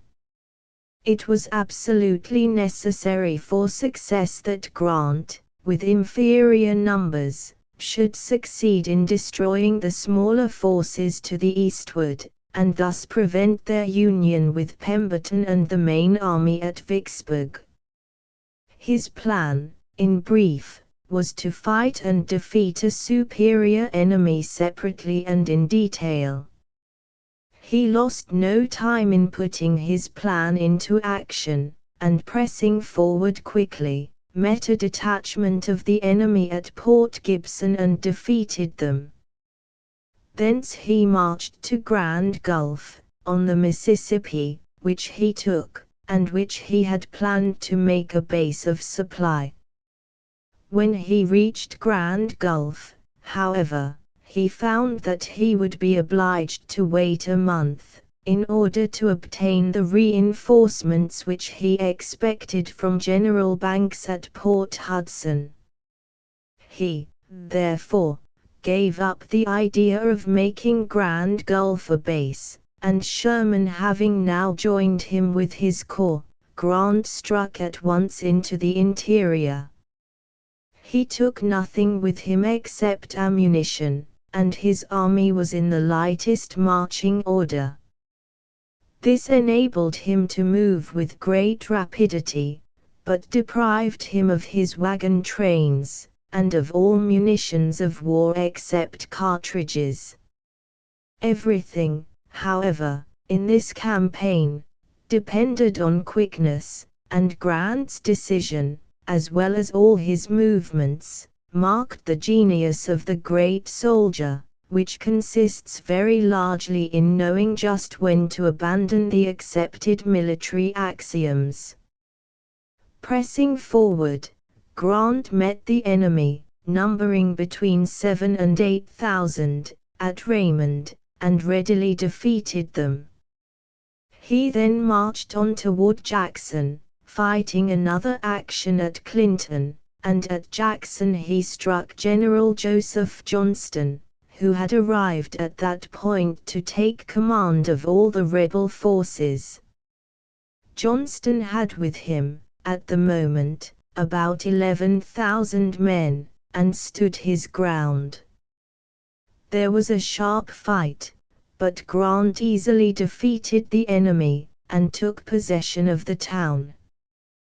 This was an important point, for Jackson was the capital of the state of Mississippi, and was a base of military supplies. Grant destroyed the factories and the munitions of war which were gathered there, and also came into possession of the line of railroad which ran from Jackson to Vicksburg.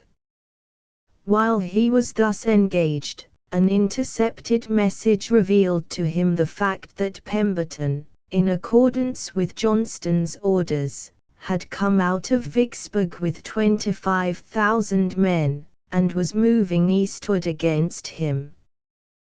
Pemberton, however, instead of holding a straight line against Grant, turned at first to the south, with the view of breaking the latter's line of communication. This was not a success, for, as Grant says, with grim humor, "I had no line of communication to break, and, moreover, it delayed Pemberton when delay was of value to Grant in finishing Johnston." After this useless turn to the southward, Pemberton resumed his march to the east, as he should have done in the beginning, in accordance with Johnston's orders, but Grant was now more than ready. He did not wait the coming of Pemberton. Leaving Jackson as soon as he heard of the enemy's advance from Vicksburg, he marched rapidly westward and struck Pemberton at Champion Hills. The forces were at this time very nearly matched, and the severest battle of the campaign ensued, lasting 4 hours. Grant, however, defeated Pemberton completely, and came very near capturing his entire force. With a broken army, Pemberton fell back on Vicksburg. Grant pursued without a moment's delay, and came up with the rearguard at Big Black River. A sharp engagement followed, and the Confederates were again defeated. Grant then crossed the Big Black and the next day was before Vicksburg, with his enemy inside the works. When Grant crossed the Mississippi at Bruinsburg and struck into the interior, he, of course, passed out of communication with Washington, and he did not hear from there again until the 11th of May, when, just as his troops were engaging in the Battle of Black River Bridge, an officer appeared from Port Hudson with an order from General Halleck to return to Grand Gulf and thence cooperate with Banks against Port Hudson. Grant replied that the order came too late. The bearer of the dispatch insisted that I ought to obey the order, and was giving arguments to support the position, when I heard a great cheering to the right of our line, and looking in that direction, saw Lawler, in his shirt sleeves, leading a charge on the enemy. I immediately mounted my horse and rode in the direction of the charge, and saw no more of the officer who had delivered the message, I think not even to this day. When Grant reached Vicksburg, there was no further talk of recalling him to Grand Gulf or Port Hudson. The authorities at Washington then saw plainly enough what had been done in the interior of Mississippi, far from the reach of telegraphs or mail. As soon as the national troops reached Vicksburg, an assault was attempted, but the place was too strong, and the attack was repulsed, with heavy loss. Grant then settled down to a siege, and Lincoln and Halleck now sent him ample reinforcements. He no longer needed to ask for them. His campaign had explained itself, and in a short time he had 70,000 men under his command. His lines were soon made so strong that it was impossible for the defenders of Vicksburg to break through them, and although Johnston had gathered troops again to the eastward, an assault from that quarter on the National Army, now so largely reinforced, was practically out of the question. Tighter and tighter Grant drew his lines about the city, where, every day, the suffering became more intense. It is not necessary to give the details of the siege. On the 4th of July, 1863, Vicksburg surrendered. The Mississippi was in control of the national forces from its source to its mouth, and the Confederacy was rent in twain. On the same day Lee was beaten at Gettysburg, and these two great victories really crushed the rebellion, although much hard fighting remained to be done before the end was reached. Grant's campaign against Vicksburg deserves to be compared with that of Napoleon, which resulted in the fall of Ulm. It was the most brilliant single campaign of the war. With an inferior force, and abandoning his lines of communication, moving with a marvelous rapidity through a difficult country, Grant struck the superior forces of the enemy on the line from Jackson to Vicksburg. He crushed Johnston before Pemberton could get to him, and he flung Pemberton back into Vicksburg before Johnston could rally from the defeat which had been inflicted. With an inferior force, Grant was superior at every point of contest, and he won every fight.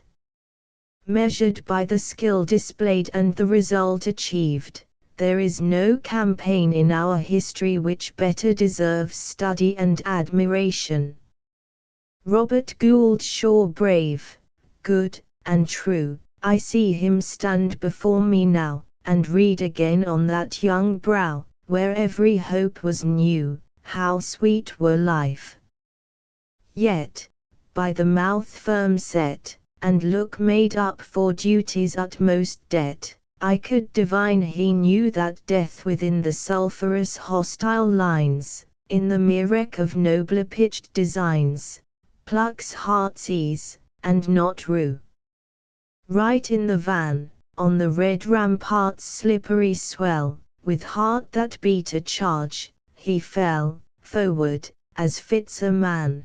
But the high soul burns on to light men's feet, where death for noble ends makes dying sweet. His life her crescent's span orbs full with share in their undercunning days. Whoever climbed the battailous steeps of praise since veilless praise began.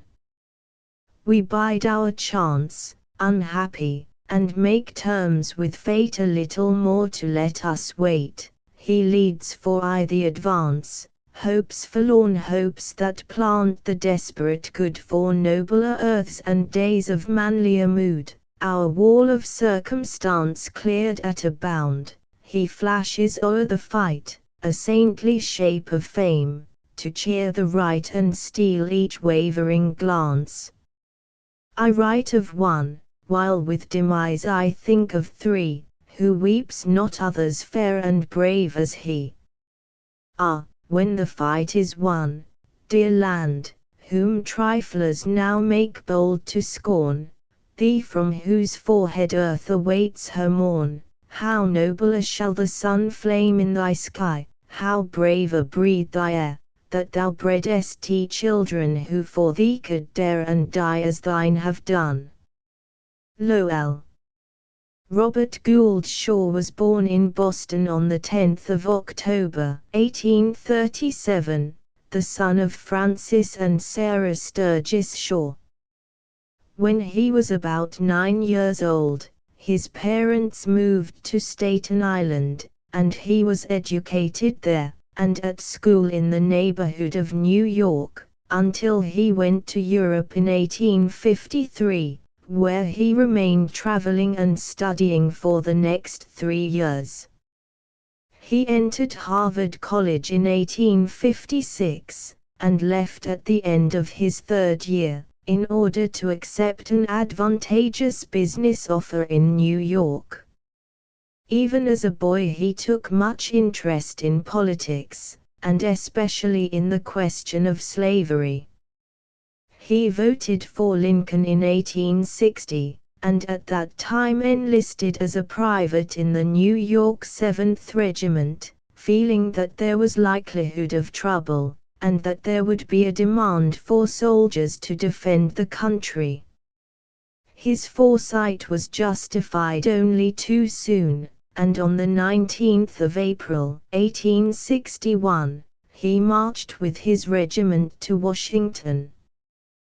The call for the 7th Regiment was only for 30 days, and at the expiration of that service he applied for and obtained a commission as second lieutenant in the 2d Massachusetts, and left with that regiment for Virginia in July, 1861.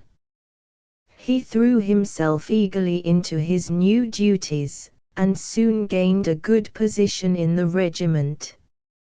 At Cedar Mountain he was an aide on General Gordon's staff, and was greatly exposed in the performance of his duties during the action. He was also with his regiment at Antietam, and was in the midst of the heavy fighting of that great battle. Early in 1863, the government determined to form Negro regiments, and Governor Andrew offered Shaw, who had now risen to the rank of captain, the colonelcy of one to be raised in Massachusetts, the first black regiment recruited under state authority. It was a great compliment to receive this offer, but Shaw hesitated as to his capacity for such a responsible post. He first wrote a letter declining, on the ground that he did not feel that he had ability enough for the undertaking, and then changed his mind, and telegraphed Governor Andrew that he would accept. It is not easy to realize it now, but his action then in accepting this command required high moral courage, of a kind quite different from that which he had displayed already on the field of battle. The prejudice against the blacks was still strong even in the North. There was a great deal of feeling among certain classes against enlisting black regiments at all, and the officers who undertook to recruit and lead Negroes were exposed to much attack and criticism. Shaw felt, however, that this very opposition made it all the more incumbent on him to undertake the duty. He wrote on February the 8th, "After I have undertaken this work, I shall feel that what I have to do is to prove that the Negro can be made a good soldier. I am inclined to think that the undertaking will not meet with so much opposition as was at first supposed. All sensible men in the army, of all parties, after a little thought, say that it is the best thing that can be done, and surely those at home who are not brave or patriotic enough to enlist should not ridicule or throw obstacles in the way of men who are going to fight for them.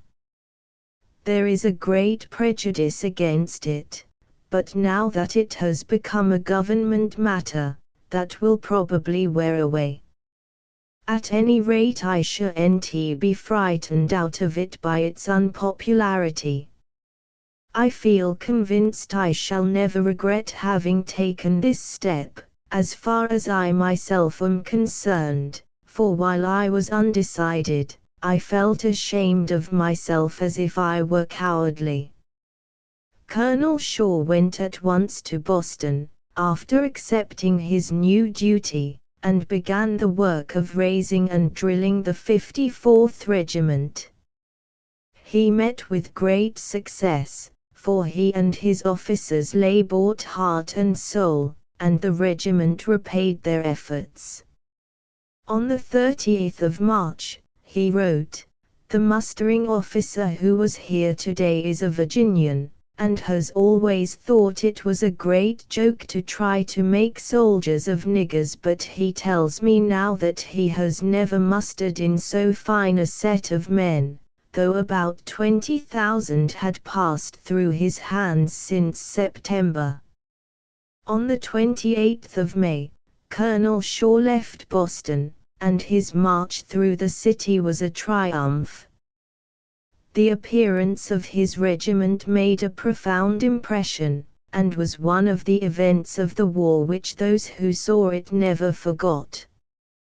The regiment was ordered to South Carolina, and when they were off Cape Hatteras, Colonel Shaw wrote, "The more I think of the passage of the 54th through Boston, the more wonderful it seems to me. Just remember our own doubts and fears, and other people's sneering and pitying remarks when we began last winter, and then look at the perfect triumph of last Thursday.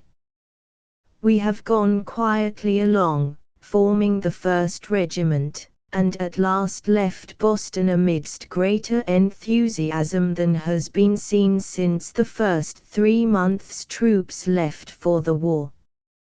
Truly, I ought to be thankful for all my happiness and my success in life so far, and if the raising of colored troops proves such a benefit to the country and to the blacks as many people think it will, I shall thank God 1,000 times that I was led to take my share in it." He had, indeed, taken his share in striking one of the most fatal blows to the barbarism of slavery which had yet been struck. The formation of the black regiments did more for the emancipation of the Negro and the recognition of his rights, than almost anything else. It was impossible, after that, to say that men who fought and gave their lives for the Union and for their own freedom were not entitled to be free. The acceptance of the command of a black regiment by such men as Shaw and his fellow officers was the great act which made all this possible. After reaching South Carolina, Colonel Shaw was with his regiment at Port Royal and on the islands of that coast for rather more than a month, and on the 18th of July he was offered the post of honor in an assault upon Fort Wagner, which was ordered for that night. He had proved that the Negroes could be made into a good regiment, and now the second great opportunity had come, to prove their fighting quality. He wanted to demonstrate that his men could fight side by side with white soldiers, and show to somebody beside their officers what stuff they were made of. He, therefore, accepted the dangerous duty with gladness. Late in the day the troops were marched across Folly and Morris Islands and formed in line of battle within 600 yards of Fort Wagner. At 7:30 the order for the charge was given, and the regiment advanced. When they were within 100 yards of the fort, the rebel fire opened with such effect that the 1st Battalion hesitated and wavered. Colonel Shaw sprang to the front, and waving his sword, shouted, "Forward, 54th!" With another cheer, the men rushed through the ditch, and gained a parapet on the right. Colonel Shaw was one of the first to scale the walls. As he stood erect, a noble figure, ordering his men forward and shouting to them to press on, he was shot dead and fell into the fort. After his fall, the assault was repulsed. General Haywood, commanding the rebel forces, said to a Union prisoner, "I knew Colonel Shaw before the war, and then esteemed him. Had he been in command of white troops, I should have given him an honorable burial. As it is, I shall bury him in the common trench, with the Negroes that fell with him." He little knew that he was giving the dead soldier the most honorable burial that man could have devised, for the savage words told unmistakably that Robert Shaw's work had not been in vain.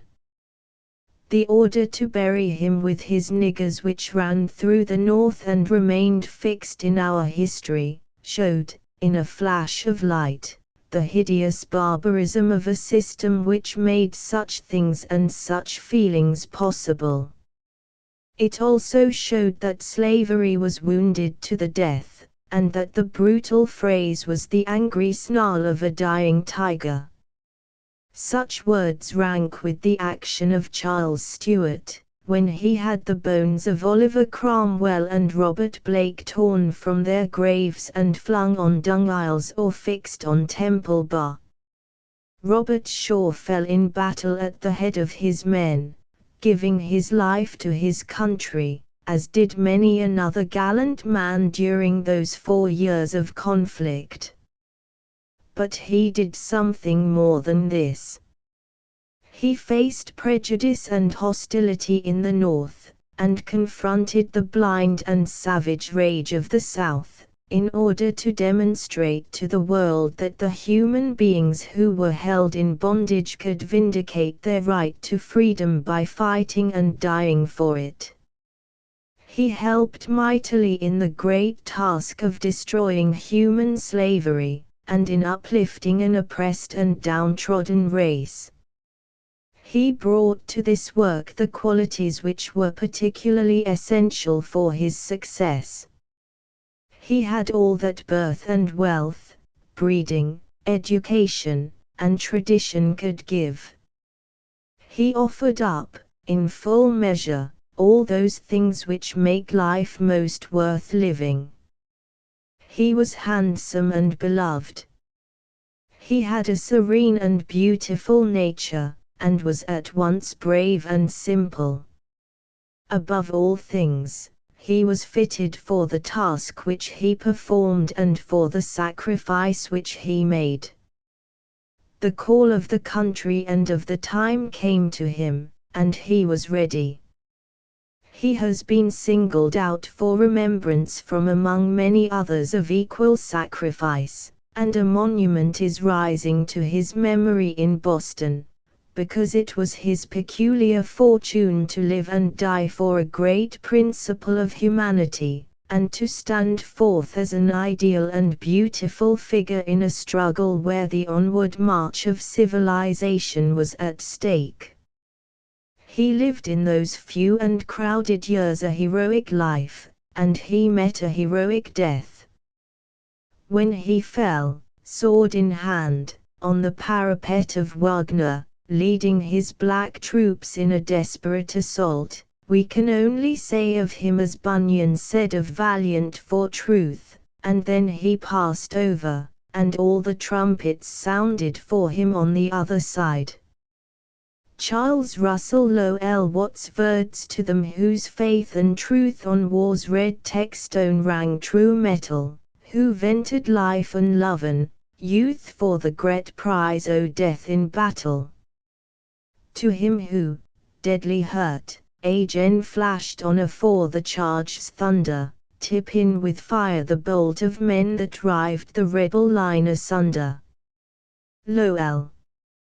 Charles Russell Lowell was born in Boston, the 2nd of January, 1835. He was the eldest son of Charles Russell and Anna Cabot, Jackson, Lowell, and the nephew of James Russell Lowell. He bore the name, distinguished in many branches, of a family which was of the best New England stock. Educated in the Boston public schools, he entered Harvard College in 1850.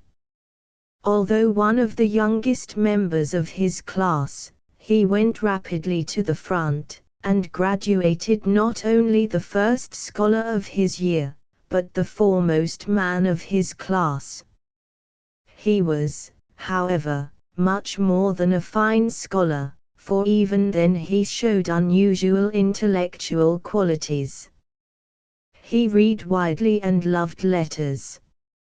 He was a student of philosophy and religion, a thinker, and, best of all, a man of ideals, the glory of youth as he called them in his valedictory oration.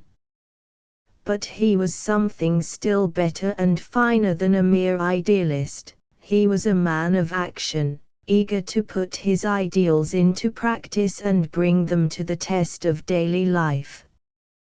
With his mind full of plans for raising the condition of workingmen while he made his own career, he entered the iron mills of the Ames Company, at Chicopee.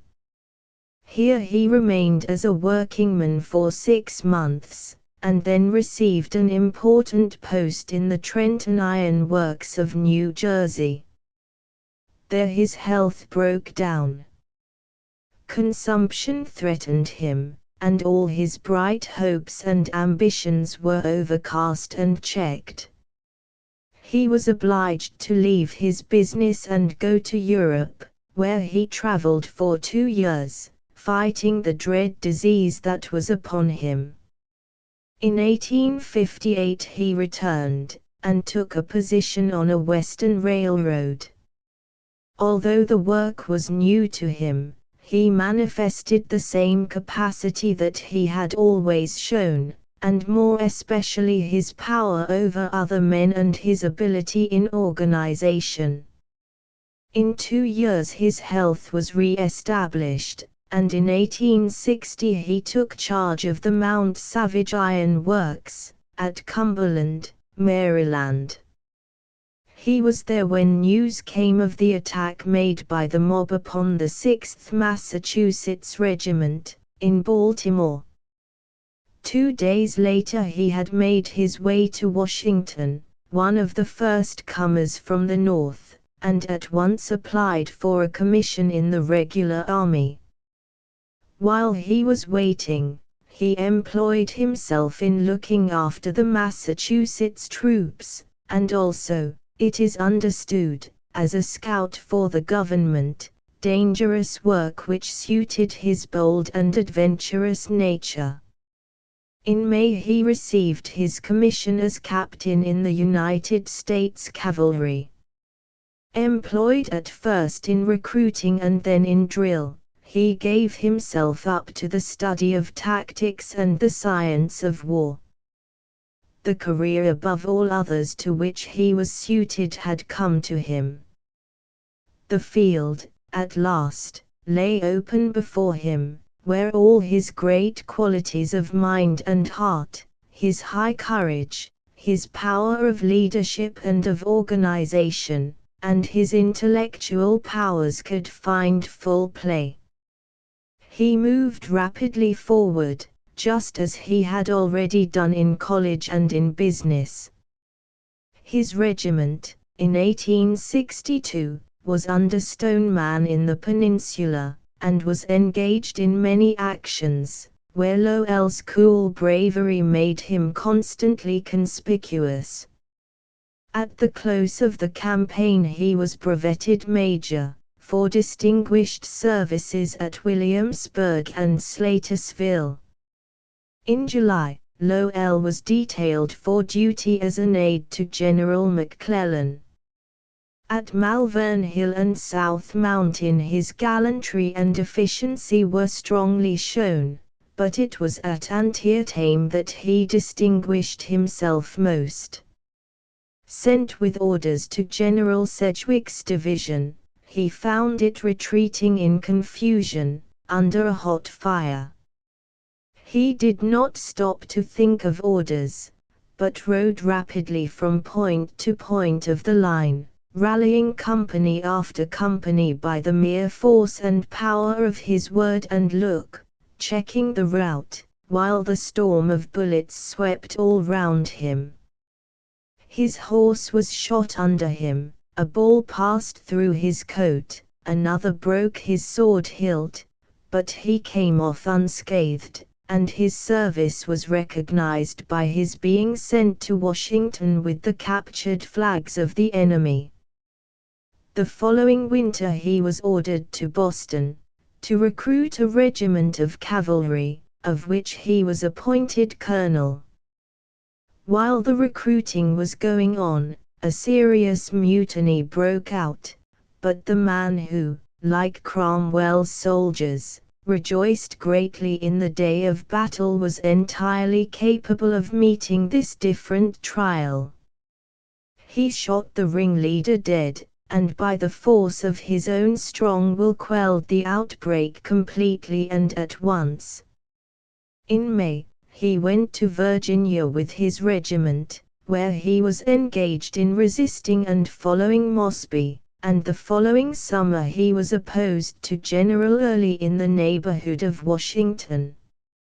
On the 14th of July, when on a reconnaissance his advance guard was surprised, and he met them retreating in wild confusion, with the enemy at their heels. Riding into the midst of the fugitives, Lowell shouted, "Dismount!" The sharp word of command, the presence of the man himself, and the magic of discipline prevailed. The men sprang down, drew up in line, received the enemy, with a heavy fire, and as the assailants wavered, Lowell advanced at once, and saved the day. In July, he was put in command of the Provisional Brigade and joined the Army of the Shenandoah, of which in August General Sheridan took command. He was so struck with Lowell's work during the next month that in September he put him in command of the reserved brigade, a very fine body of cavalry and artillery. In the fierce and continuous fighting that ensued, Lowell was everywhere conspicuous, and in 13 weeks he had as many horses shot under him. But he now had scope to show more than the dashing gallantry which distinguished him always and everywhere. His genuine military ability, which surely would have led him to the front rank of soldiers had his life been spared, his knowledge, vigilance, and nerve all now became apparent. One brilliant action succeeded another, but the end was drawing near. It came at last on the famous day of Cedar Creek, when Sheridan rode down from Winchester and saved the battle. Lowell had advanced early in the morning on the right, and his attack prevented the disaster on that wing which fell upon the surprised army. He then moved to cover the retreat, and around to the extreme left, where he held his position near Middletown against repeated assaults. Early in the day his last horse was shot under him, and a little later, in a charge at 1 o'clock, he was struck in the right breast by a spent ball, which embedded itself in the muscles of the chest. Voice and strength left him. "It is only my poor lung," he announced, as they urged him to go to the rear. "You would not have me leave the field without having shed blood." As a matter of fact, the poor lung had collapsed, and there was an internal hemorrhage. He lay thus, under a rude shelter, for an hour and a half, and then came the order to advance along the whole line, the victorious advance of Sheridan and the rallied army. Lowell was helped to his saddle. "I feel well now," he whispered, and, giving his orders through one of his staff, had his brigade ready first. Leading the great charge, he dashed forward, and, just when the fight was hottest, a sudden cry went up, "The colonel is hit." He fell from the saddle, struck in the neck by a ball which severed the spine, and was borne by his officers to a house in the village, where, clear in mind and calm in spirit, he died a few hours afterward. "I do not think there was a quality," said General Sheridan, "which I could have added to Lowell. He was the perfection of a man and a soldier." On the 19th of October, the very day on which he fell, his commission was signed to be a brigadier general. This was a noble life and a noble death, worthy of much thought and admiration from all men. Yet this is not all. It is well for us to see how such a man looked upon what he was doing, and what it meant to him. Lowell was one of the silent heroes so much commended by Carlyle. He never wrote of himself or his own exploits. As someone well said, he had the impersonality of genius. But in a few remarkable passages in his private letters, we can see how the meaning of life and of that great time unrolled itself before his inner eyes. In June, 1861, he wrote, "I cannot say I take any great pleasure in the contemplation of the future. I fancy you feel much as I do about the profitableness of a soldier's life, and would not think of trying it, were it not for a muddled and twisted idea that somehow or other this fight was going to be one in which decent men ought to engage for the sake of humanity. I use the word in its ordinary sense. It seems to me that within a year the slavery question will again take a prominent place, and that many cases will arise in which we may get fearfully in the wrong if we put our cause wholly in the hands of fighting men and foreign legions.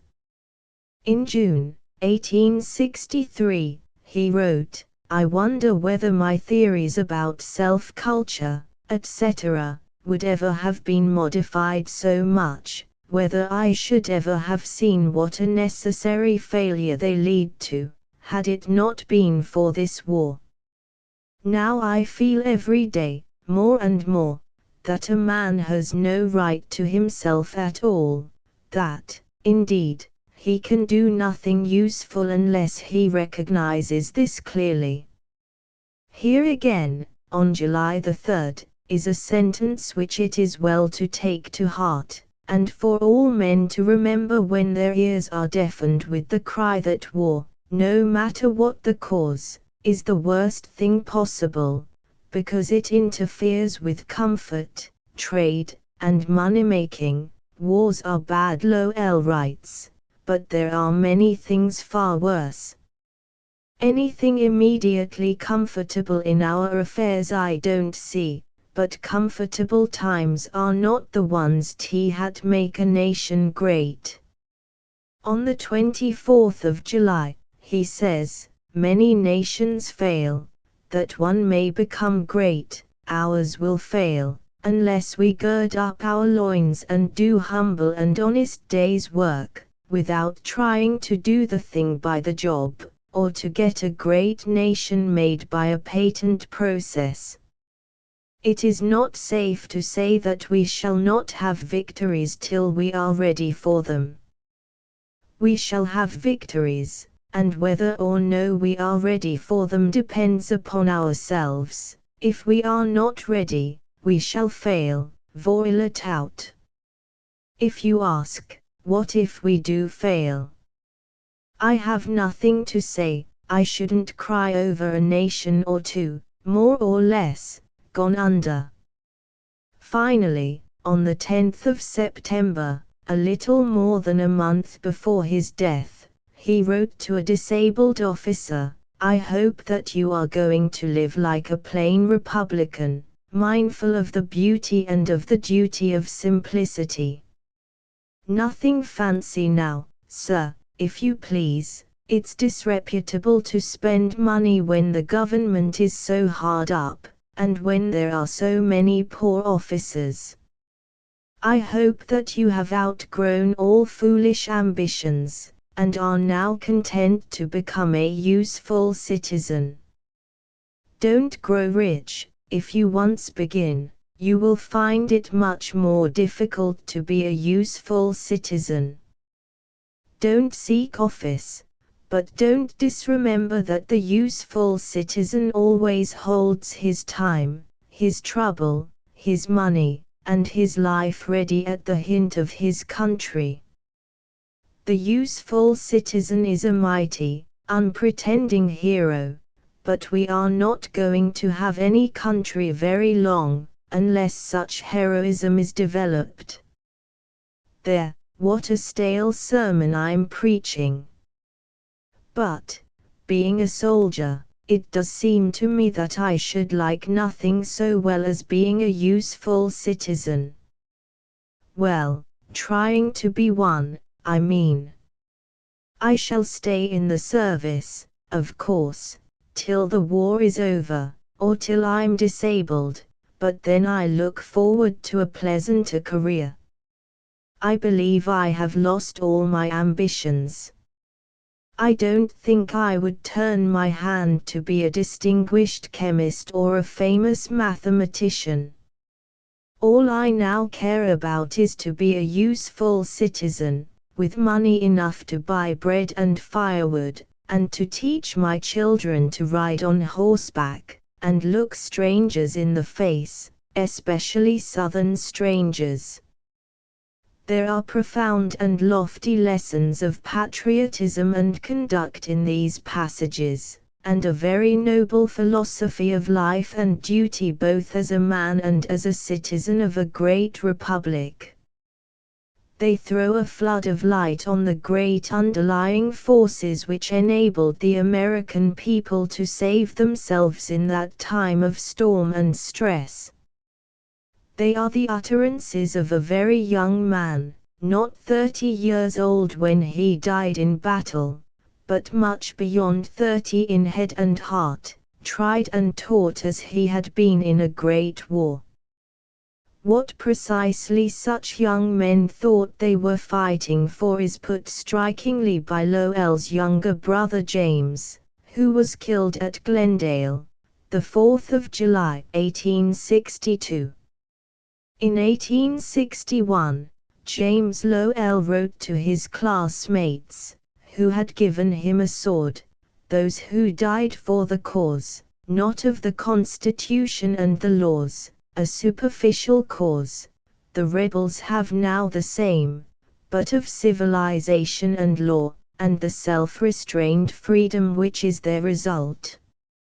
As the Greeks at Marathon and Salamis, Charles Martel and the Franks at Tours, and the Germans at the Danube, saved Europe from Asiatic barbarism, so we, at places to be famous in future times, shall have saved America from a similar tide of barbarism, and we may hope to be purified and strengthened ourselves by the struggle.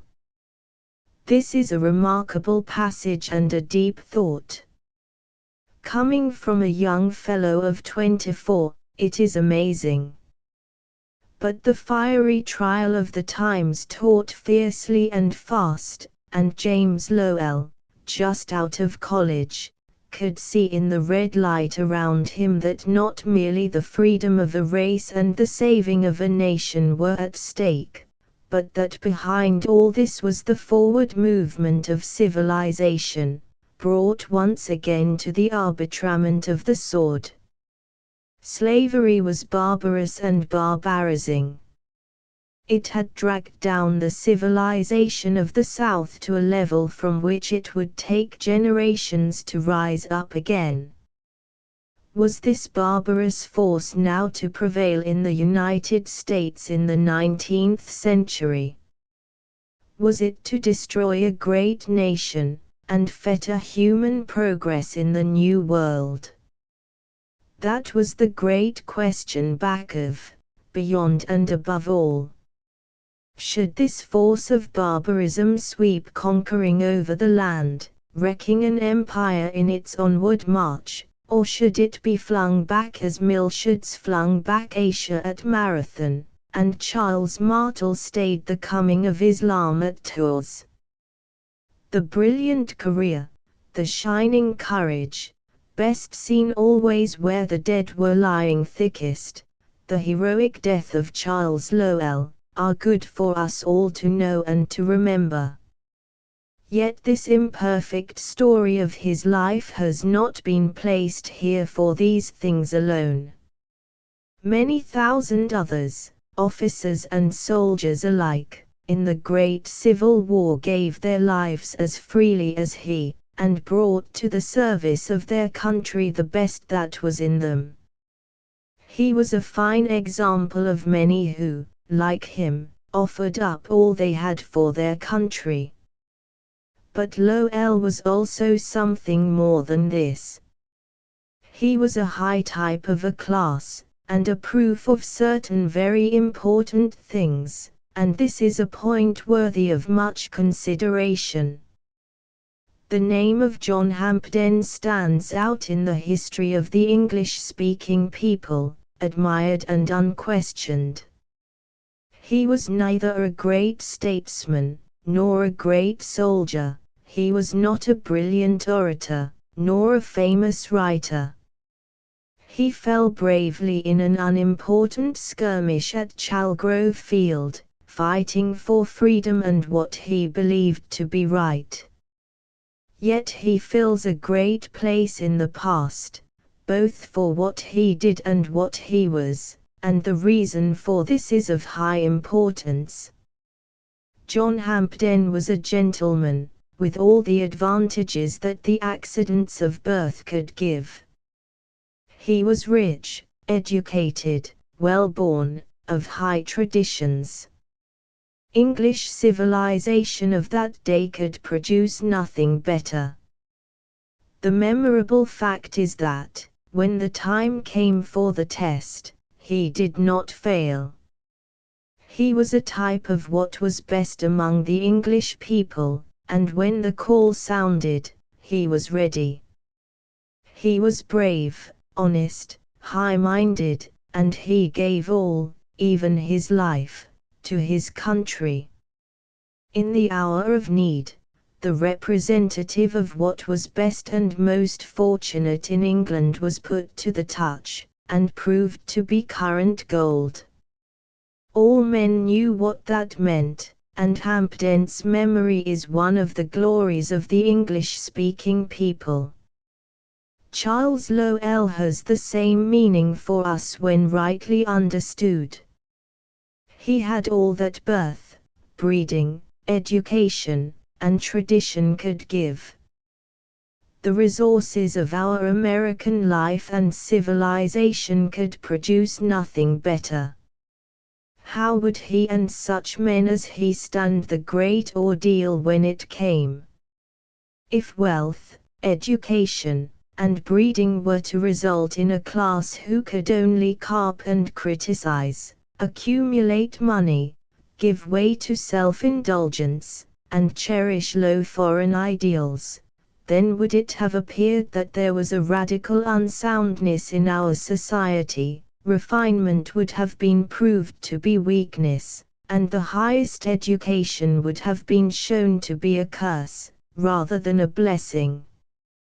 But Charles Lowell, and hundreds of others like him, in greater or less degree, all over the land, met the great test and emerged triumphant. The Harvard men may be taken as fairly representing the colleges and universities of America. Harvard had, in 1860, 4,157 living graduates, and 823 students, presumably over 18 years old. Probably 3,000 of her students and graduates were of military age, and not physically disqualified for military service. Of this number, 1,230 entered the Union Army or Navy. 156 died in service, and 67 were killed in action.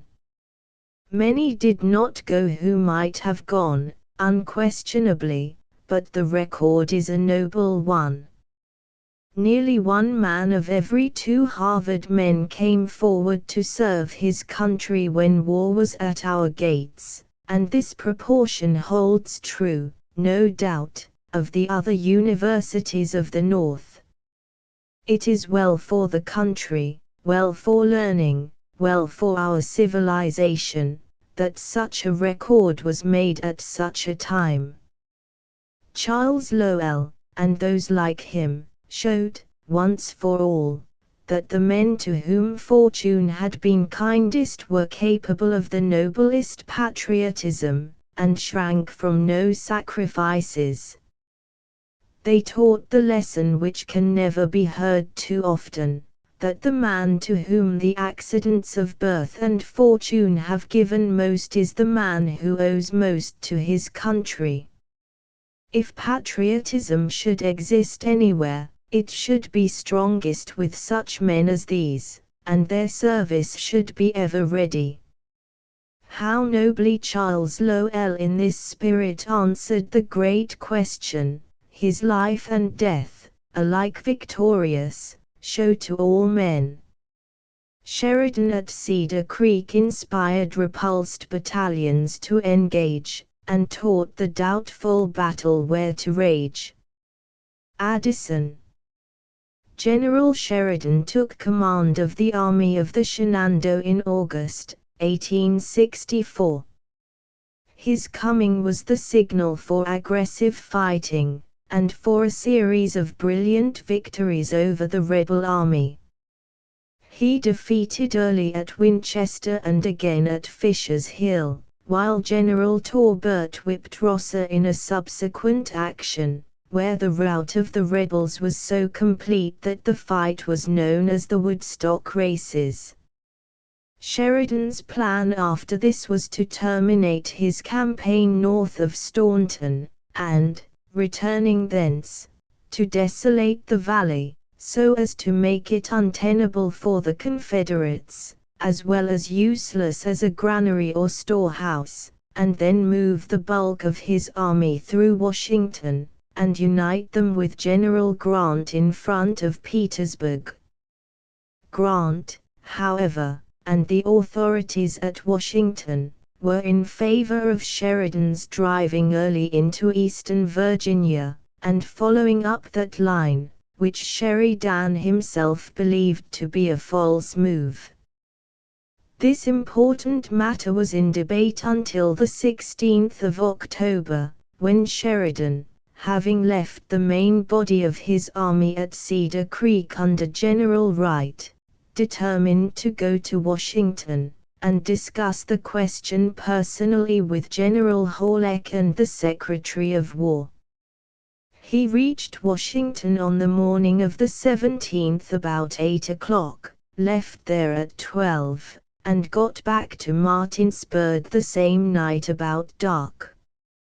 At Martinsburg he spent the night, and the next day, with his escort, rode to Winchester, reaching that point between 3 and 4 o'clock in the afternoon of the 18th. He there heard that all was quiet at Cedar Creek and along the front, and went to bed, expecting to reach his headquarters and join the army the next day.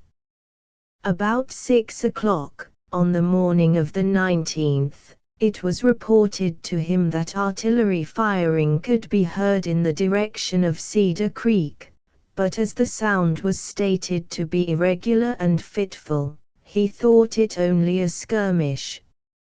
He, nevertheless, arose at once, and had just finished dressing when another officer came in, and reported that the firing was still going on in the same direction, but that it did not sound like a general battle.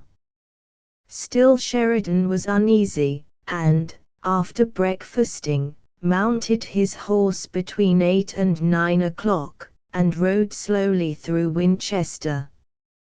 When he reached the edge of the town he halted a moment, and then heard the firing of artillery in an unceasing roar. He now felt confident that a general battle was in progress, and, as he rode forward, he was convinced, from the rapid increase of the sound, that his army was failing back. After he had crossed Mill Creek, just outside Winchester, and made the crest of the rise beyond the stream, there burst upon his view the spectacle of a panic-stricken army. Hundreds of slightly wounded men, with hundreds more unhurt, but demoralized, together with baggage wagons and trains, were all pressing to the rear, in hopeless confusion. There was no doubt now that a disaster had occurred at the front. A fugitive told Sheridan that the army was broken and in full retreat, and that all was lost. Sheridan at once sent word to Colonel Edwards, commanding a brigade at Winchester, to stretch his troops across the valley, and stop all fugitives. His first idea was to make a stand there, but, as he rode along, a different plan flashed into his mind. He believed that his troops had great confidence in him, and he determined to try to restore their broken ranks, and, instead of merely holding the ground at Winchester, to rally his army, and lead them forward again to Cedar Creek. He had hardly made up his mind to this course, when news was brought to him that his headquarters at Cedar Creek were captured, and the troops dispersed. He started at once, with about 20 men as an escort, and rode rapidly to the front. As he passed along, the unhurt men, who thickly lined the road, recognized him, and, as they did so, threw up their hats, shouldered their muskets, and followed him as fast as they could on foot. His officers rode out on either side to tell the stragglers that the general had returned, and, as the news spread, the retreating men in every direction rallied, and turned their faces toward the battlefield they had left. In his memoirs, Sheridan says, in speaking of his ride through the retreating troops, "I said nothing, except to remark, as I rode among them, if I had been with you this morning, this disaster would not have happened. We must face the other way. We will go back and recover our camp." Thus he galloped on over the 20 miles, with the men rallying behind him, and following him in ever-increasing numbers. As he went by, the panic of retreat was replaced by the ardor of battle. Sheridan had not overestimated the power of enthusiasm or his own ability to rouse it to fighting pitch. He pressed steadily on to the front, until at last he came up to Getty's division of the 6th Corps, which, with the cavalry, were the only troops who held their line and were resisting the enemy. Getty's division was about a mile north of Middletown on some slightly rising ground, and were skirmishing with the enemy's pickets. Jumping a rail fence, Sheridan rode to the crest of the hill, and, as he took off his hat, the men rose up from behind the barricades with cheers of recognition. It is impossible to follow in detail Sheridan's actions from that moment, but he first brought up the 19th Corps and the 2 divisions of Wright to the front. He then communicated with Colonel Lowell, who was fighting near Middletown with his men dismounted, and asked him if he could hold on where he was, to which Lowell replied in the affirmative. All this and many similar quickly given orders consumed a great deal of time, but still the men were getting into line, and at last, seeing that the enemy were about to renew the attack, Sheridan rode along the line so that the men could all see him. He was received with the wildest enthusiasm as he rode by, and the spirit of the army was restored. The rebel attack was made shortly after noon, and was repulsed by General Emory. This done, Sheridan again set to work to getting his line completely restored, while General Merritt charged and drove off an exposed battery of the Confederates. By 3:30 Sheridan was ready to attack. The fugitives of the morning, whom he had rallied as he rode from Winchester, were again in their places, and the different divisions were all disposed in their proper positions. With the order to advance, the whole line pressed forward. The Confederates at first resisted stubbornly, and then began to retreat. On they went past Cedar Creek, and there, where the pike made a sharp turn to the west toward Fisher's Hill, Merritt and Custer fell on the flank of the retreating columns, and the rebel army fell back, routed and broken, up the valley.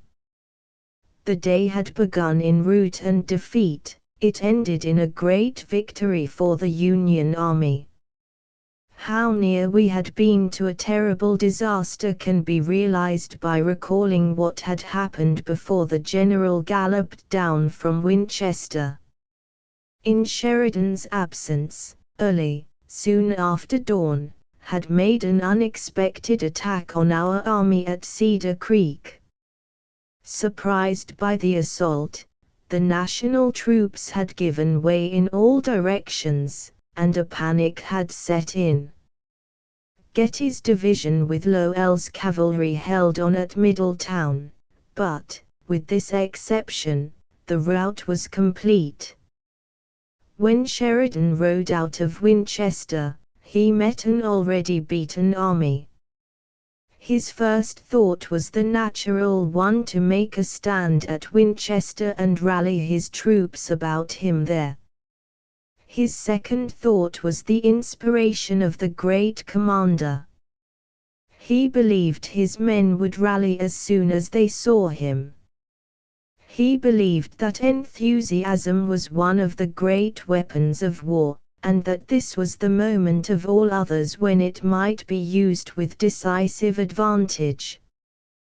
With this thought in his mind, he abandoned the idea of forming his men at Winchester, and rode bareheaded through the fugitives, swinging his hat, straight for the front, and calling on his men as he passed to follow him.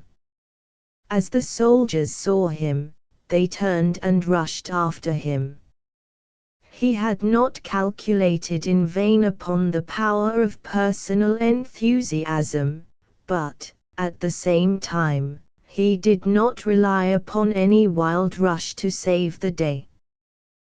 The moment he reached the field of battle, he set to work with the coolness of a great soldier to make all the dispositions, first, to repel the enemy, and then to deliver an attack which could not be resisted. One division after another was rapidly brought into line and placed in position, the thin ranks filling fast with the soldiers who had recovered from their panic, and followed Sheridan and the Black Horse all the way down from Winchester. He had been already 2 hours on the field when, at noon, he rode along the line, again formed for battle. Most of the officers and men then thought he had just come, while in reality it was his own rapid work which had put them in the line along which he was riding.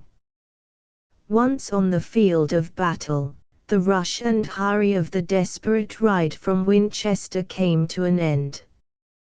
First the line was reformed, then the enemy's assault was repulsed, and it was made impossible for them to again take the offensive. But Sheridan, undeterred by his brilliant success up to this point, did not mar his work by overhaste. 2 hours more passed before he was ready, and then, when all was prepared, with his ranks established and his army ranged in position, he moved his whole line forward, and won one of the most brilliant battles of the war, having, by his personal power over his troops, and his genius in action, snatched a victory from a day which began in surprise, disaster, and defeat. Lieutenant Cushing and the ram Albemarle, God give us peace. Not such as lulls to sleep, but sword on thigh, and brow with purpose knit. And let our ship of state to harbour sweep, her ports all up, her battle lanterns lit, and her leashed thunders gathering for their leap. Lowell. The great Civil War was remarkable in many ways, but in no way more remarkable than for the extraordinary mixture of inventive mechanical genius and of resolute daring shown by the combatants.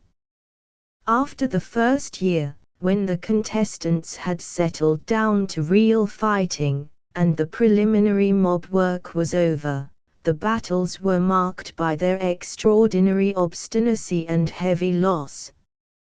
In no European conflict since the close of the Napoleonic Wars has the fighting been anything like as obstinate and as bloody as was the fighting in our own Civil War.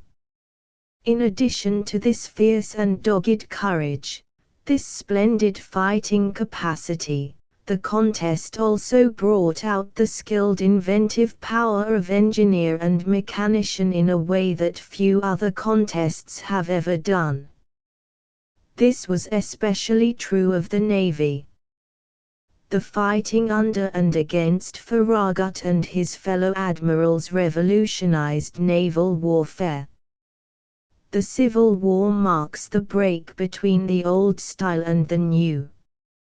Terrible encounters took place when the terrible new engines of war were brought into action for the first time, and one of these encounters has given an example which, for heroic daring combined with cool intelligence, is unsurpassed in all time. The Confederates showed the same skill and energy in building their great ironclad rams as the men of the Union did in building the monitors which were so often pitted against them. Both sides, but especially the Confederates, also used stationary torpedoes, and, on a number of occasions, torpedo boats likewise. These torpedo boats were sometimes built to go under the water. One such, after repeated failures, was employed by the Confederates, with equal gallantry and success, in sinking a Union sloop of war off Charleston Harbor, the torpedo boat itself going down to the bottom with its victim, all on board being drowned. The other type of torpedo boat was simply a swift, ordinary steam launch, operated above water. It was this last type of boat which Lieutenant W. B. Cushing brought down to Albemarle Sound to use against the great Confederate ram Albemarle. The ram had been built for the purpose of destroying the Union blockading forces. Steaming downriver, she had twice attacked the Federal gunboats, and in each case had sunk or disabled one or more of them, with little injury to herself. She had retired up the river again to lie at her wharf and refit.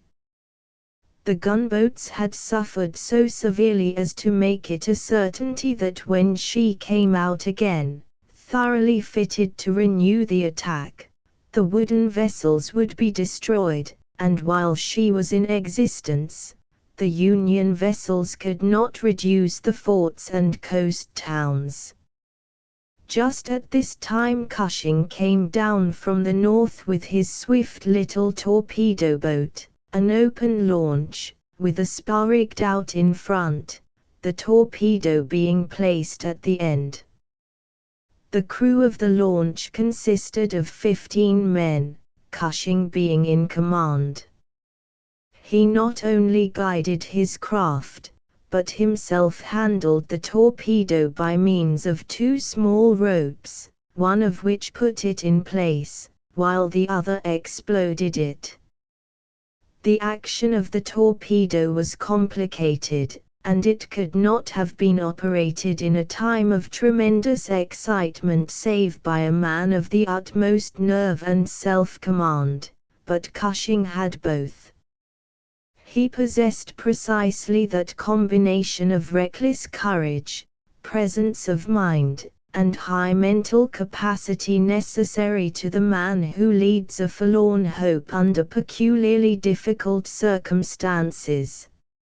On the night of the 27th of October, 1864, Cushing slipped away from the blockading fleet, and steamed upriver toward the wharf, a dozen miles distant, where the great ram lay.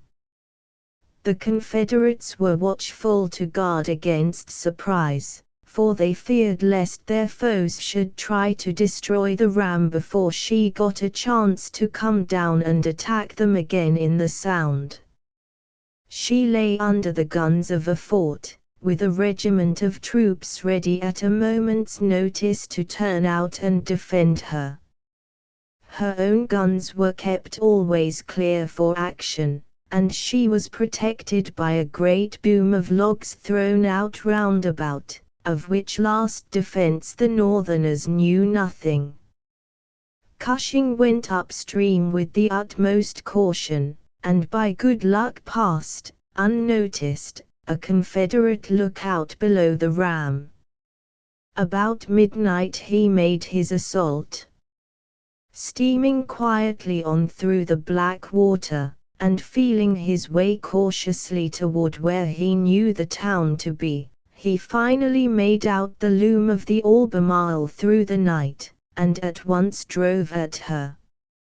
He was almost upon her before he was discovered. Then the crew and the soldiers on the wharf opened fire, and, at the same moment, he was brought to by the boom, the existence of which he had not known. The rifle balls were singing round him as he stood erect, guiding his launch, and he heard the bustle of the men aboard the ram, and the noise of the great guns as they were got ready. Backing off, he again went all steam ahead, and actually surged over the slippery logs of the boom. Meanwhile, on the Albemarle the sailors were running to quarters, and the soldiers were swarming down to aid in her defense, and the droning bullets came always thicker through the dark night. Cushing still stood upright in his little craft, guiding and controlling her by voice and signal, while in his hands he kept the ropes which led to the torpedo. As the boat slid forward over the boom, he brought the torpedo full against the sombre side of the huge ram, and instantly exploded it, almost at the same time that the pivot gun of the ram, loaded with grape, was fired point-blank at him not 10 yards off. At once the ram settled, the launch sinking at the same moment, while Cushing and his men swam for their lives. Most of them sank or were captured, but Cushing reached midstream. Hearing something splashing in the darkness, he swam toward it, and found that it was one of his crew. He went to his rescue, and they kept together for some time, but the sailor's strength gave out, and he finally sank. In the pitch darkness Cushing could form no idea where he was, and when, chilled through, and too exhausted to rise to his feet, he finally reached shore, shortly before dawn, he found that he had swum back and landed but a few 100 feet below the sunken ram. All that day he remained within easy musket shot of where his foes were swarming about the fort and the great drowned ironclad. He hardly dared move, and until the afternoon he lay without food, and without protection from the heat or venomous insects. Then he managed to slip unobserved into the dense swamp, and began to make his way to the fleet. Toward evening he came out on a small stream, near a camp of Confederate soldiers. They had moored to the bank a skiff, and, with equal stealth and daring, he managed to steal this and to paddle downstream. Hour after hour he paddled on through the fading light, and then through the darkness. At last, utterly worn out, he found the squadron, and was picked up. At once the ships weighed, and they speedily captured every coast town and fort, for their dreaded enemy was no longer in the way. The fame of Cushing's deed went all over the North, and his name will stand forever among the brightest on the honor roll of the American Navy. Farragut at Mobile Bay, ha, old ship, do they thrill, the brave 200 scars you got in the river wars, that were leached with clamorous skill, surgery savage and hard, at the Brooklyn Navy Yard. Asterisk asterisk asterisk asterisk how the guns, as with cheer and shout, our tackle men hurled them out, brought up in the waterways. As we fired, at the flash T was lightning and black eclipse with a bellowing sound and crash. Asterisk asterisk asterisk asterisk the Dahlgrens are dumb, dumb are the mortars, never more shall the drum beat to colors and quarters, the great guns are silent. Henry Howard Brownell. During the Civil War our Navy produced, as it has always produced in every war, scores of capable officers, of brilliant single-ship commanders, of men whose daring courage made them fit leaders in any hazardous enterprise. In this respect the Union seamen in the Civil War merely lived up to the traditions of their service. In a service with such glorious memories it was a difficult thing to establish a new record in feats of personal courage or warlike address. Biddle, in the Revolutionary War, fighting his little frigate against a ship of the line until she blew up with all on board, after inflicting severe loss on her huge adversary, Decatur, heading the rush of the boarders in the night attack when they swept the wild Moorish pirates from the decks of their anchored prize, Lawrence, dying with the words on his lips, "Don't give up the ship," and Perry, triumphantly steering his bloody sloop of war to victory with the same words blazoned on his banner. Men like these, and like their fellows, who won glory in desperate conflicts with the regular warships and heavy privateers of England and France, or with the corsairs of the Barbary States, left behind a reputation which was hardly to be dimmed, though it might be emulated, by later feats of mere daring. But vital though daring is, indispensable though desperate personal prowess and readiness to take chances are to the make-up of a fighting navy, other qualities are needed in addition to fit a man for a place among the great sea captains of all time. It was the good fortune of the Navy in the Civil War to produce one admiral of renown, one peer of all the mighty men who have ever waged war on the ocean. Farragut was not only the greatest admiral since Nelson, but, with the sole exception of Nelson, he was as great an admiral as ever sailed the broad or the narrow seas. David Glasgow Farragut was born in Tennessee. He was appointed to the Navy while living in Louisiana, but when the war came he remained loyal to the Union flag. This puts him in the category of those men who deserved best of their country in the Civil War, the men who were Southern by birth, but who stood loyally by the Union, the men like General Thomas of Virginia, and like Farragut's own flag captain at the Battle of Mobile Bay, Drayton of South Carolina. It was an easy thing in the North to support the Union, and it was a double disgrace to be, like Vallandigham and the Copperheads, against it, and in the South there were a great multitude of men, as honorable as they were brave, who, from the best of motives, went with their states when they seceded, or even advocated secession. But the highest and loftiest patriots, those who deserved best of the whole country, were the men from the South who possessed such heroic courage, and such lofty fealty to the high ideal of the Union, that they stood by the flag when their fellows deserted it, and unswervingly followed a career devoted to the cause of the whole nation and of the whole people. Among all those who fought in this, the greatest struggle for righteousness which the present century has seen, these men stand preeminent, and among them Farragut stands first.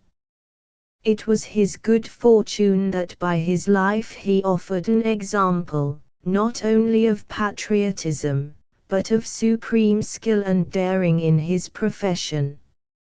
He belongs to that class of commanders who possess in the highest degree the qualities of courage and daring, of readiness to assume responsibility, and of willingness to run great risks, the qualities without which no commander, however cautious and able, can ever become really great. He possessed also the unwearied capacity for taking thought in advance, which enabled him to prepare for victory before the day of battle came, and he added to this an inexhaustible fertility of resource and presence of mind under no matter what strain. His whole career should be taught every American schoolboy, for when that schoolboy becomes a voter he should have learned the lesson that the United States, while it ought not to become an overgrown military power, should always have a first-class navy, formidable from the number of its ships, and formidable still more from the excellence of the individual ships and the high character of the officers and men. Farragut saw the War of 1812, in which, though our few frigates and sloops fought some glorious actions, our coasts were blockaded and insulted, and the Capitol at Washington burned, because our statesmen and our people had been too short-sighted to build a big fighting navy, and Farragut was able to perform his great feats on the Gulf Coast because, when the Civil War broke out, we had a navy which, though too small in point of numbers, was composed of ships as good as any afloat. Another lesson to be learned by a study of his career is that no man in a profession so highly technical as that of the Navy can win a great success unless he has been brought up in and specially trained for that profession, and has devoted his life to the work. This fact was made plainly evident in the desperate hurly-burly of the night battle with the Confederate flotilla below New Orleans. The incidents of this hurly-burly being, perhaps, best described by the officer who, in his report of his own share in it, remarked that all sorts of things happened. Of the Confederate rams there were two, commanded by trained officers formerly in the United States Navy, Lieutenants Kennon and Worley. Both of these men handled their little vessels with remarkable courage, skill, and success, fighting them to the last, and inflicting serious and heavy damage upon the Union fleet. The other vessels of the flotilla were commanded by men who had not been in the regular navy, who were merely Mississippi River captains, and the like. These men were, doubtless, naturally as brave as any of the regular officers, but, with one or two exceptions, they failed ignobly in the time of trial, and showed a fairly startling contrast with the regular naval officers beside or against whom they fought. This is a fact which may well be pondered by the ignorant or unpatriotic people who believe that the United States does not need a navy, or that it can improvise one, and improvise officers to handle it, whenever the moment of need arises. When a boy, Farragut had sailed as a midshipman on the Essex in her famous cruise to the South Pacific, and lived through the murderous fight in which, after losing 3/5 of her crew, she was captured by two British vessels. Step by step he rose in his profession, but never had an opportunity of distinguishing himself until, when he was 60 years old, the Civil War broke out. He was then made flag officer of the Gulf Squadron, and the first success which the Union forces met with in the southwest was scored by him, when one night he burst the iron chains which the Confederates had stretched across the Mississippi, and, stemming the swollen flood with his splendidly handled steam frigates, swept past the forts, sank the rams and gunboats that sought to bar his path, and captured the city of New Orleans. After further exciting service on the Mississippi, service in which he turned a new chapter in the history of naval warfare by showing the possibilities of heavy sea-going vessels when used on great rivers, he again went back to the Gulf, and, in the last year of the war, was allotted the task of attempting the capture of Mobile, the only important port still left open to the Confederates. In August 1864, Farragut was lying with his fleet off Mobile Bay. For months he had been eating out his heart while undergoing the wearing strain of the blockade, sympathizing, too, with every detail of the doubtful struggle on land. "I get right sick, every now and then, at the bad news," he once wrote home, and then again, "The victory of the Kearsarge over the Alabama raised me up. I would sooner have fought that fight than any ever fought on the ocean." As for himself, all he wished was a chance to fight, for he had the fighting temperament, and he knew that, in the long run, an enemy can only be beaten by being outfought, as well as outmaneuvered. He possessed a splendid self-confidence, and scornfully threw aside any idea that he would be defeated, while he utterly refused to be daunted by the rumors of the formidable nature of the defenses against which he was to act. "I mean to be whipped or to whip my enemy, and not to be scared to death," he remarked in speaking of these rumors. The Confederates who held Mobile used all their skill in preparing for defense, and all their courage in making that defense good. The mouth of the bay was protected by two fine forts, heavily armed, Morgan and Gaines. The winding channels were filled with torpedoes, and, in addition, there was a flotilla consisting of 3 gunboats, and, above all, a big ironclad ram, the Tennessee, one of the most formidable vessels then afloat. She was not fast, but she carried 6 high-power rifled guns, and her armor was very powerful, while, being of light draft, she could take a position where Farragut's deep-sea ships could not get at her. Farragut made his attack with 4 monitors, 2 of them, the Tecumseh and Manhattan, of large size, carrying 15-inch guns, and the other 2, the Winnebago and Chickasaw, smaller and lighter, with 11-inch guns, and the wooden vessels, 14 in number. 7 of these were big sloops of war, of the general type of Farragut's own flagship, the Hartford. She was a screw steamer, but was a full-rigged ship likewise, with 22 9-inch shell guns, arranged in broadside, and carrying a crew of 300 men. The other 7 were light gunboats. When Farragut prepared for the assault, he arranged to make the attack with his wooden ships in double column. The 7 most powerful were formed on the right, in line ahead, to engage Fort Morgan, the heaviest of the 2 forts, which had to be passed close inshore to the right.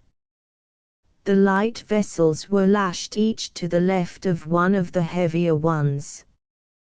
By this arrangement each pair of ships was given a double chance to escape, if rendered helpless by a shot in the boiler or other vital part of the machinery.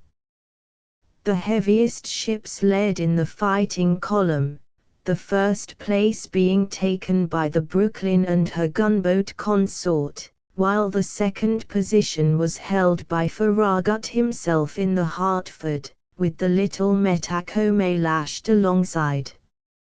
He waited to deliver the attack until the tide and the wind should be favorable, and made all his preparations with the utmost care and thoughtfulness. Preeminently a man who could inspire affection in others, both the officers and men of the fleet regarded him with fervent loyalty and absolute trust. The attack was made early on the morning of August the 5th. Soon after midnight the weather became hot and calm, and at 3 the admiral learned that a light breeze had sprung up from the quarter he wished, and he at once announced, "Then we will go in this morning." At daybreak he was at breakfast when the word was brought that the ships were all lashed in couples. Turning quietly to his captain, he said, "Well, Drayton, we might as well get under way," and at 6:30 the monitors stood down to their stations, while the column of wooden ships was formed, all with the United States flag hoisted, not only at the peak, but also at every masthead. The 4 monitors, trusting in their iron sides, steamed in between the wooden ships and the fort. Every man in every craft was thrilling with the fierce excitement of battle, but in the minds of most there lurked a vague feeling of unrest over one danger. For their foes who fought in sight, for the forts, the gunboats, and the great ironclad ram, they cared nothing, but all, save the very boldest, were at times awed and rendered uneasy by the fear of the hidden and the unknown. Danger which is great and real, but which is shrouded in mystery, is always very awful, and the ocean veterans dreaded the torpedoes, the mines of death, which lay, they knew not where, thickly scattered through the channels along which they were to thread their way.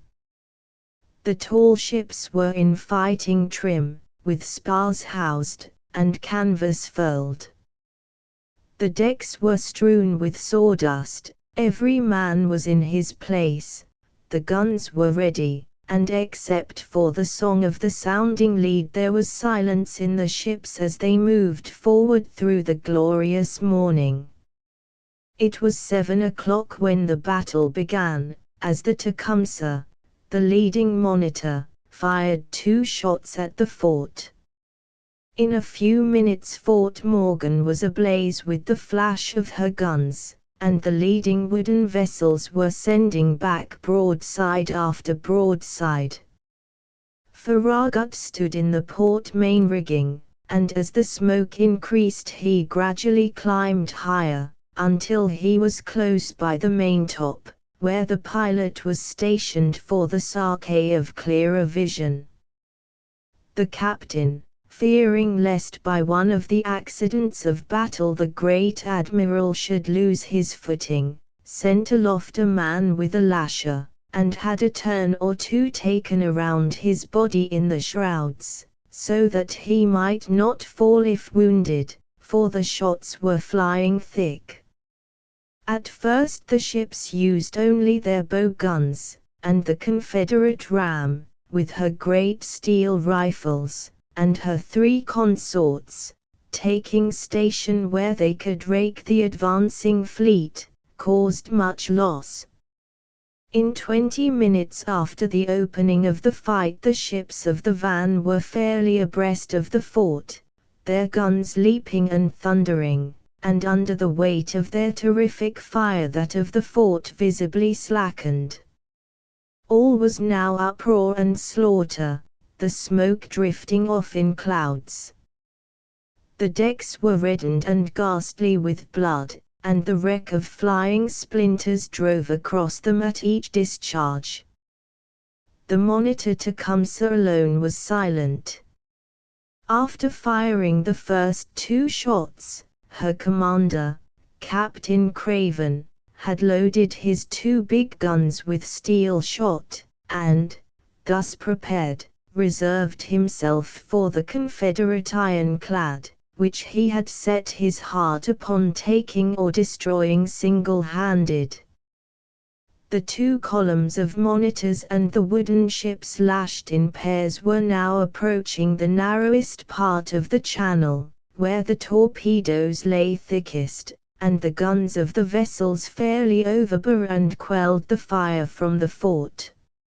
All was well, provided only the 2 columns could push straight on without hesitation, but just at this moment a terrible calamity befell the leader of the monitors.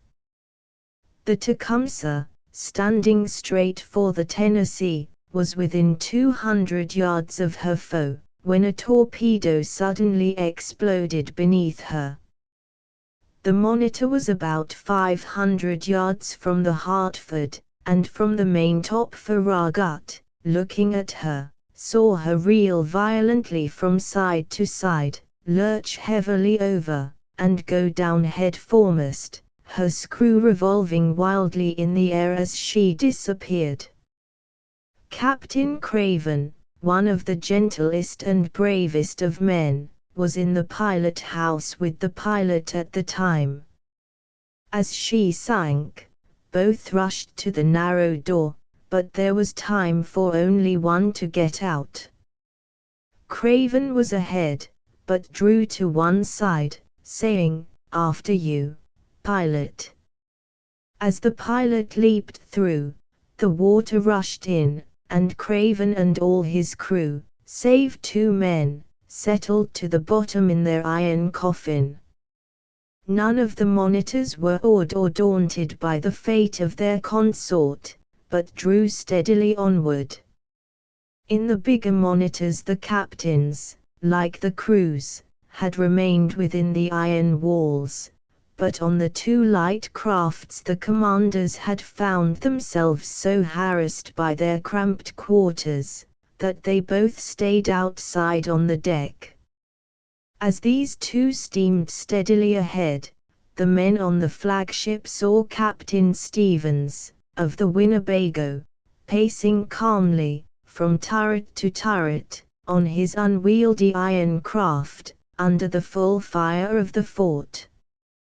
The captain of the Chickasaw, Perkins, was the youngest commander in the fleet, and as he passed the Hartford, he stood on top of the turret, waving his hat and dancing about in wildest excitement and delight. But, for a moment, the nerve of the commander of the Brooklyn failed him.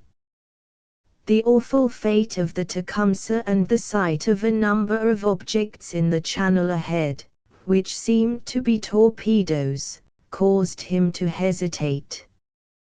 He stopped his ship, and then backed water, making stern way to the Hartford, so as to stop her also. It was the crisis of the fight and the crisis of Farragut's career. The column was halted in a narrow channel, right under the fire of the forts.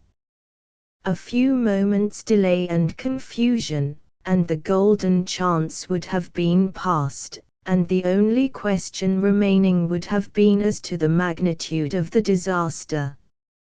Ahead lay terrible danger, but ahead lay also triumph.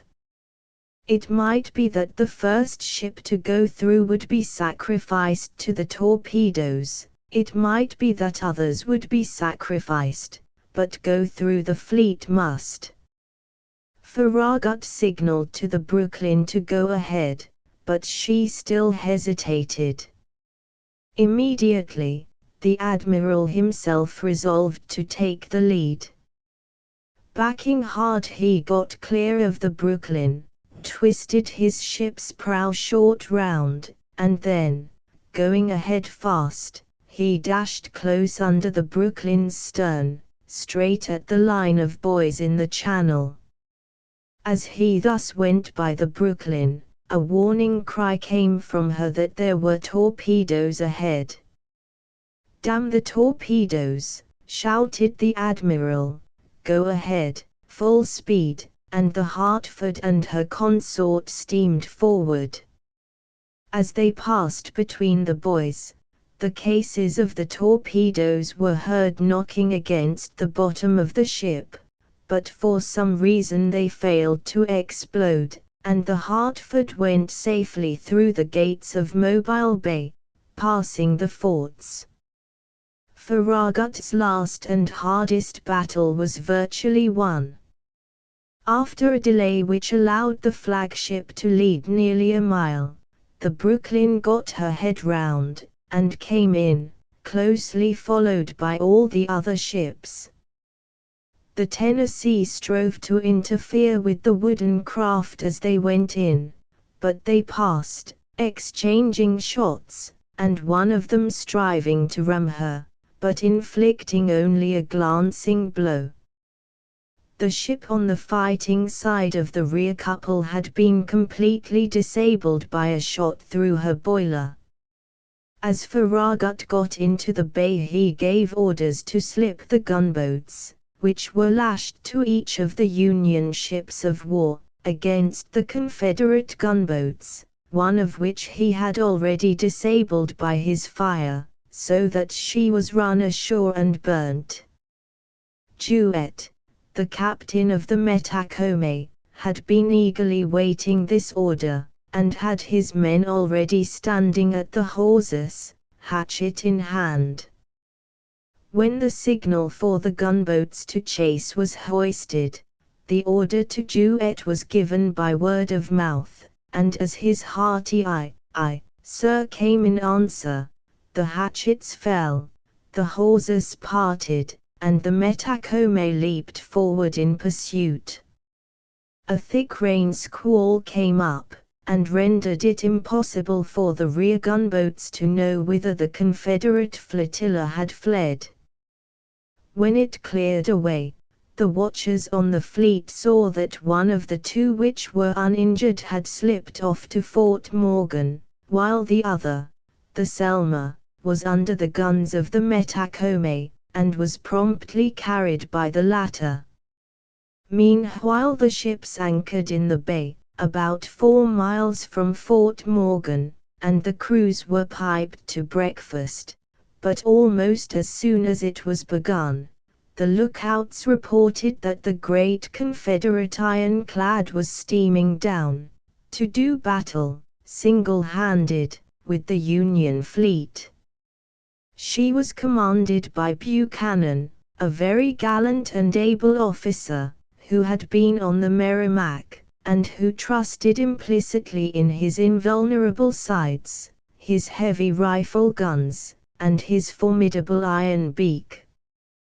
As the ram came on, with splendid courage, the ships got under way, while Farragut sent word to the monitors to attack the Tennessee at once. The fleet surgeon, Palmer, delivered these orders.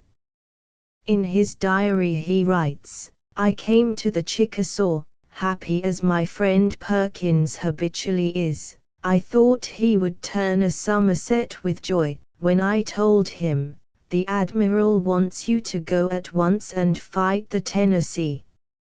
At the same time, the Admiral directed the wooden vessels to charge the ram, bow on, at full speed, as well as to attack her with their guns. The monitors were very slow, and the wooden vessels began the attack.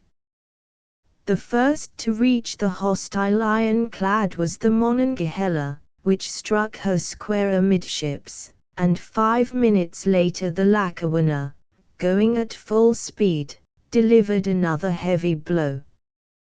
Both the Union vessels fired such guns as would bear as they swung round, but the shots glanced harmlessly from the armor, and the blows of the ship produced no serious injury to the ram, although their own stems were crushed in several feet above and below the water line. The Hartford then struck the Tennessee, which met her bows on. The two antagonists scraped by, their port sides touching. As they rasped past, the Hartford's guns were discharged against the ram, their muzzles only half a dozen feet distant from her iron-clad sides, but the shot made no impression. While the three ships were circling to repeat the charge, the Lackawanna ran square into the flagship, cutting the vessel down to within 2 feet of the water. For a moment the ship's company thought the vessel sinking, and almost as one man they cried, "Save the Admiral! Get the Admiral on board the Lackawanna!" But Farragut, leaping actively into the chains, saw that the ship was in no present danger, and ordered her again to be headed for the Tennessee.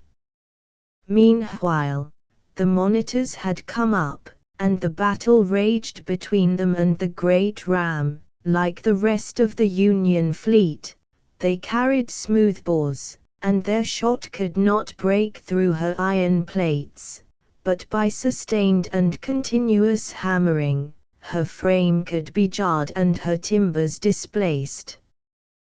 2 of the monitors had been more or less disabled already, but the third, the Chickasaw, was in fine trim, and Perkins got her into position under the stern of the Tennessee, just after the latter was struck by the Hartford, and there he stuck to the end, never over 50 yards distant, and keeping up a steady rapping of 11-inch shot upon the iron walls, which they could not penetrate, but which they racked and shattered.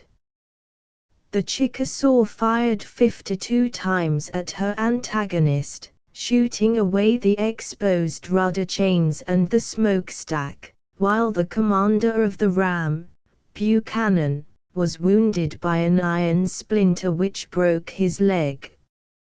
Under the hammering, the Tennessee became helpless. She could not be steered, and was unable to bring a gun to bear, while many of the shutters of the ports were jammed. For 20 minutes she had not fired a shot. The wooden vessels were again bearing down to ram her, and she hoisted the white flag. Thus ended the Battle of Mobile Bay, Farragut's crowning victory. Less than 3 hours elapsed from the time that Fort Morgan fired its first gun to the moment when the Tennessee hauled down her flag. 335 men had been killed or wounded in the fleet, and 1 vessel, the Tecumseh, had gone down, but the Confederate flotilla was destroyed, the bay had been entered, and the forts around it were helpless to do anything further. One by one they surrendered, and the port of Mobile was thus sealed against blockade runners, so that the last source of communication between the Confederacy and the outside world was destroyed. Farragut had added to the annals of the Union the page which tells of the greatest sea fight in our history. Lincoln, O Captain! My Captain! Our fearful trip is done, the ship has weathered every rack, the prize we sought is won, the port is near, the bells I hear, the people all exulting, while follow eyes the steady keel, the vessel grim and daring, but O heart! Heart! Heart! Leave you not the little spot, where on the deck my captain lies, fallen cold and dead. O Captain! My Captain! Rise up and hear the bells, rise up, for you the flag is flung, for you the bugle trills, for you bouquets and ribbondy wreaths, For you the shores a crowding, for you they call, the swaying mass, their eager faces turning, O Captain. Dear Father, this arm I push beneath you, it is some dream that on the deck, you've fallen cold and dead.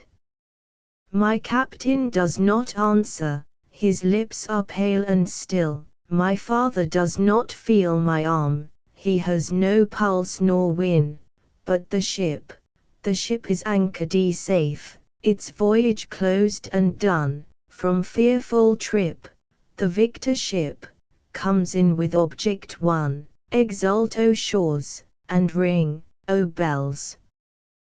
But I with silent tread, walk the spot the captain lies, fallen cold and dead.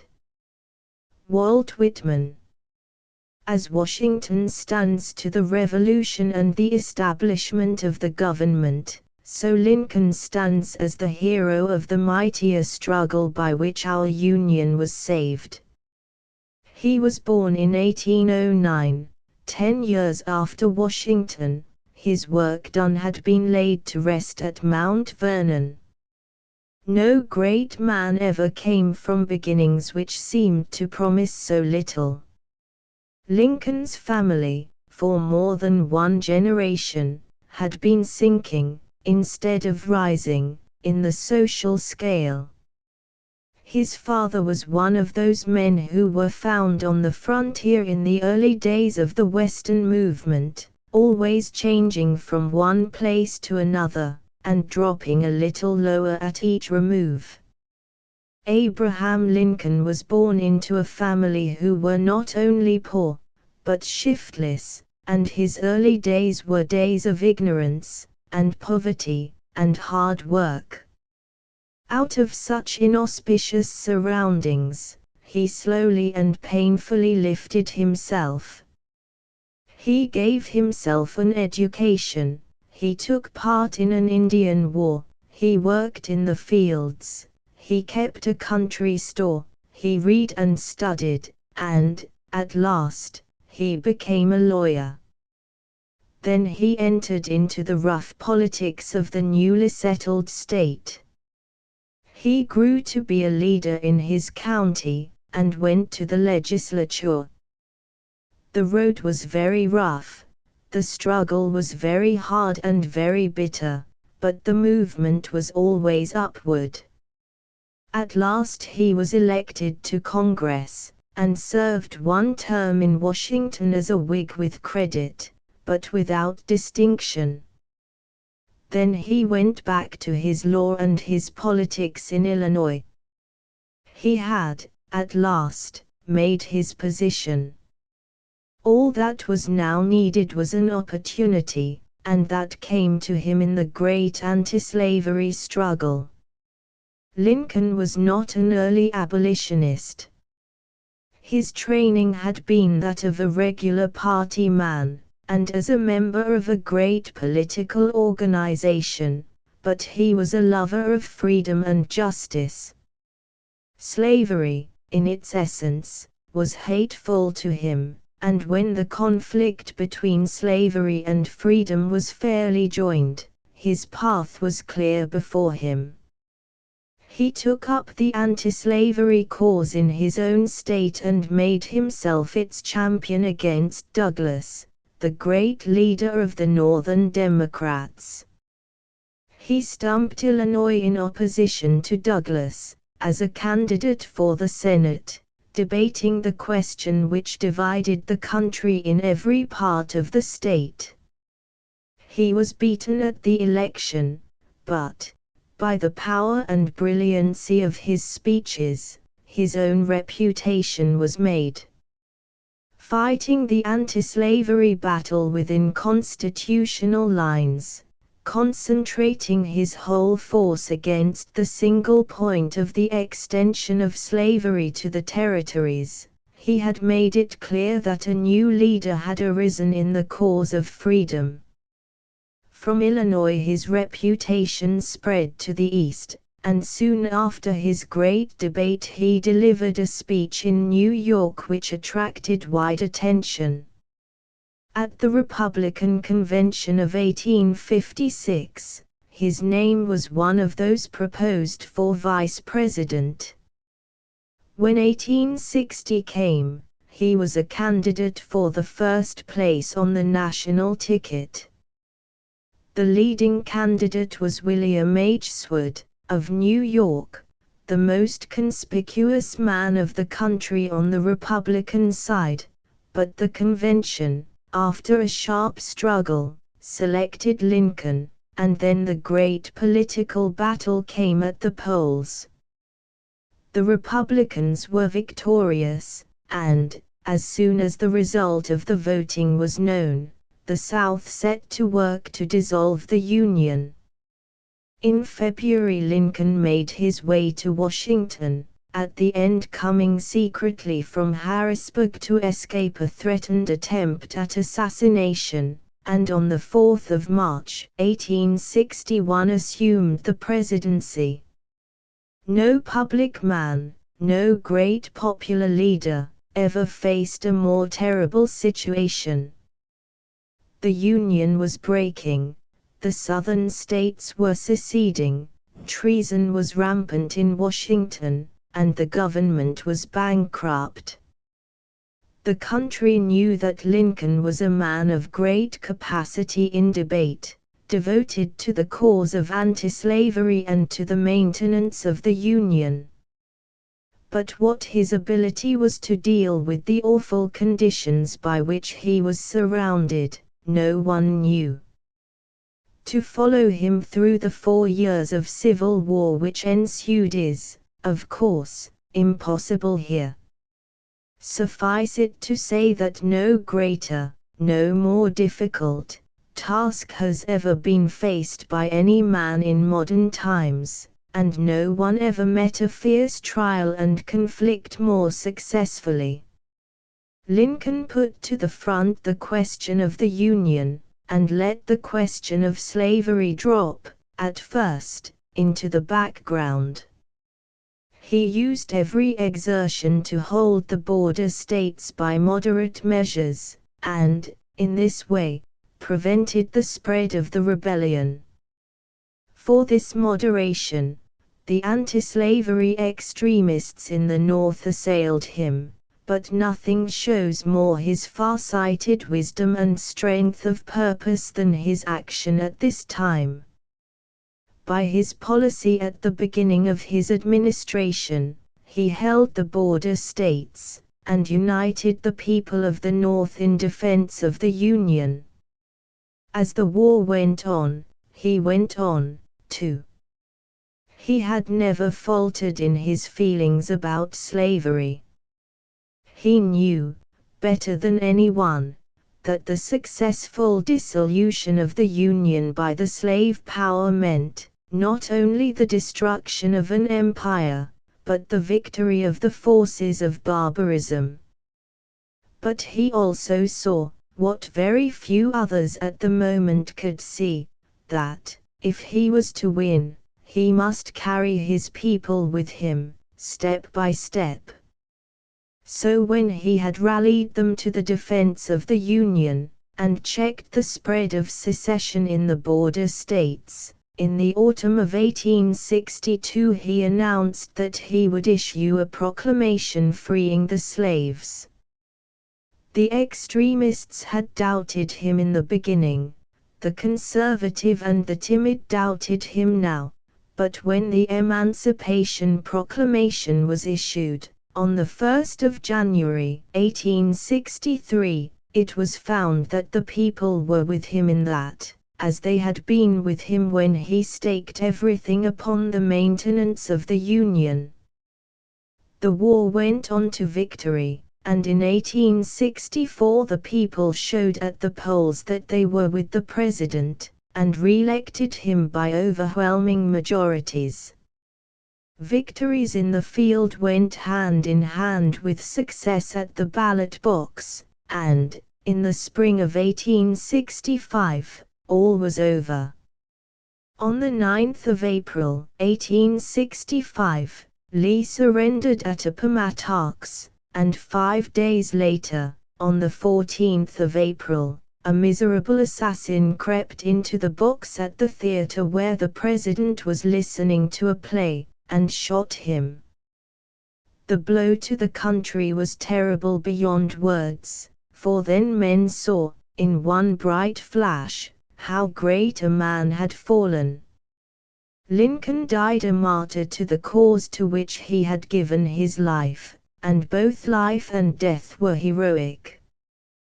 The qualities which enabled him to do his great work are very clear now to all men. His courage and his wisdom, his keen perception and his almost prophetic foresight, enabled him to deal with all the problems of that distracted time as they arose around him. But he had some qualities, apart from those of the intellect, which were of equal importance to his people and to the work he had to do. His character, at once strong and gentle, gave confidence to every one, and dignity to his cause. He had an infinite patience, and a humor that enabled him to turn aside many difficulties which could have been met in no other way. But most important of all was the fact that he personified a great sentiment, which ennobled and uplifted his people, and made them capable of the patriotism which fought the war and saved the Union. He carried his people with him, because he knew instinctively how they felt and what they wanted. He embodied, in his own person, all their highest ideals, and he never erred in his judgment.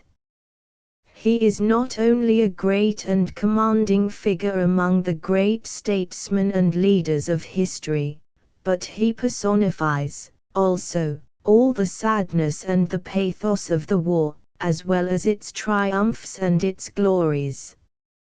No words that anyone can use about Lincoln can, however, do him such justice as his own, and I will close this volume with two of Lincoln's speeches, which show what the war and all the great deeds of that time meant to him, and through which shines the great soul of the man himself.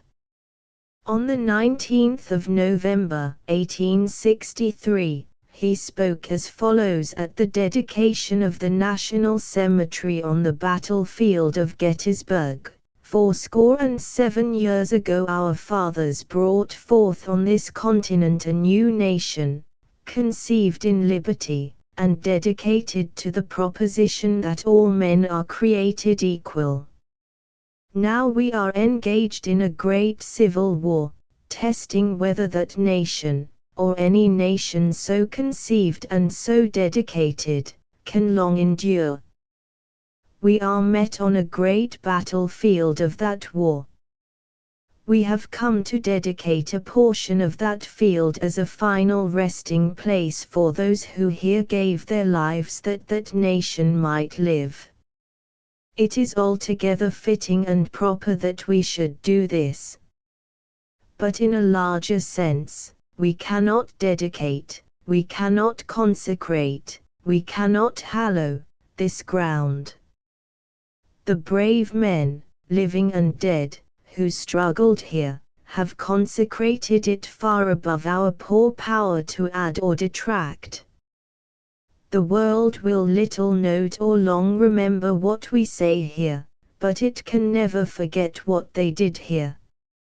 It is for us, the living, rather, to be dedicated here to the unfinished work which they who have fought here, have thus far so nobly advanced. It is rather for us to be here dedicated to the great task remaining before us, that from the honored dead we take increased devotion to that cause for which they gave the last full measure of devotion, that we here highly resolve that these dead shall not have died in vain, that this nation, under God, shall have a new birth of freedom, and that government of the people, by the people, for the people, shall not perish from the earth. On the 4th of March, 1865, when he was inaugurated the second time, he made the following address: "Fellow countrymen, at this second appearing to take the oath of presidential office, there is less occasion for an extended address than there was at the first." Then a statement, somewhat in detail, of a course to be pursued, seemed proper. Now, at the expiration of 4 years, during which public declarations have been constantly called forth on every point and phase of the great contest which still absorbs the attention and engrosses the energies of the nation, little that is new could be presented. The progress of our arms, upon which all else chiefly depends, is as well known to the public as to myself, and it is, I trust, reasonably satisfactory and encouraging to all. With high hope for the future, no prediction in regard to it is ventured. On the occasion corresponding to this 4 years ago, all thoughts were anxiously directed to an impending civil war. All dreaded it, all sought to avert it.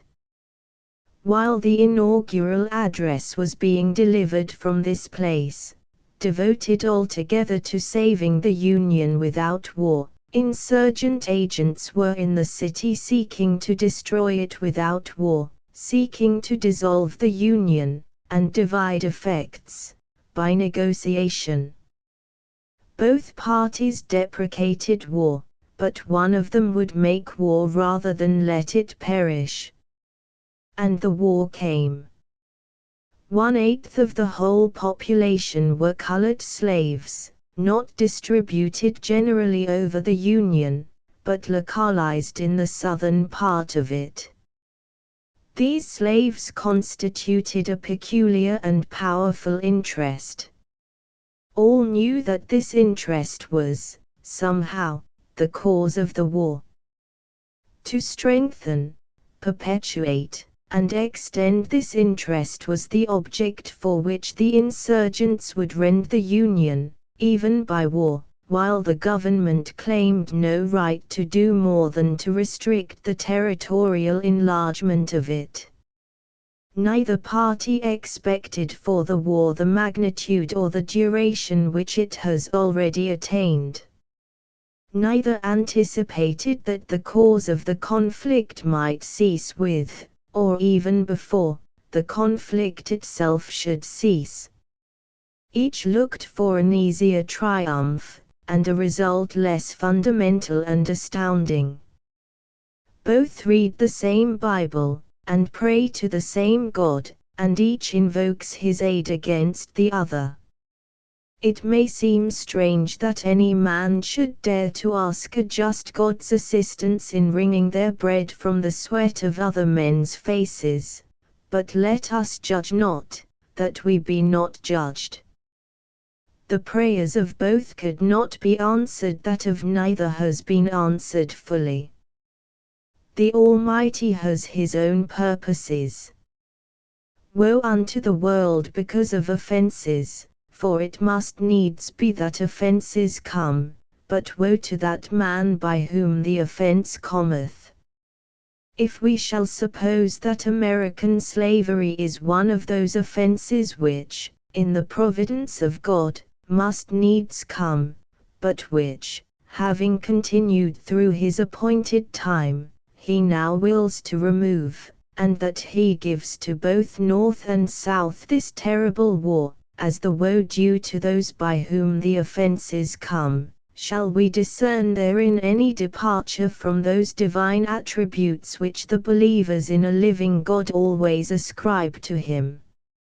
Fondly do we hope, fervently do we pray, that this mighty scourge of war may speedily pass away.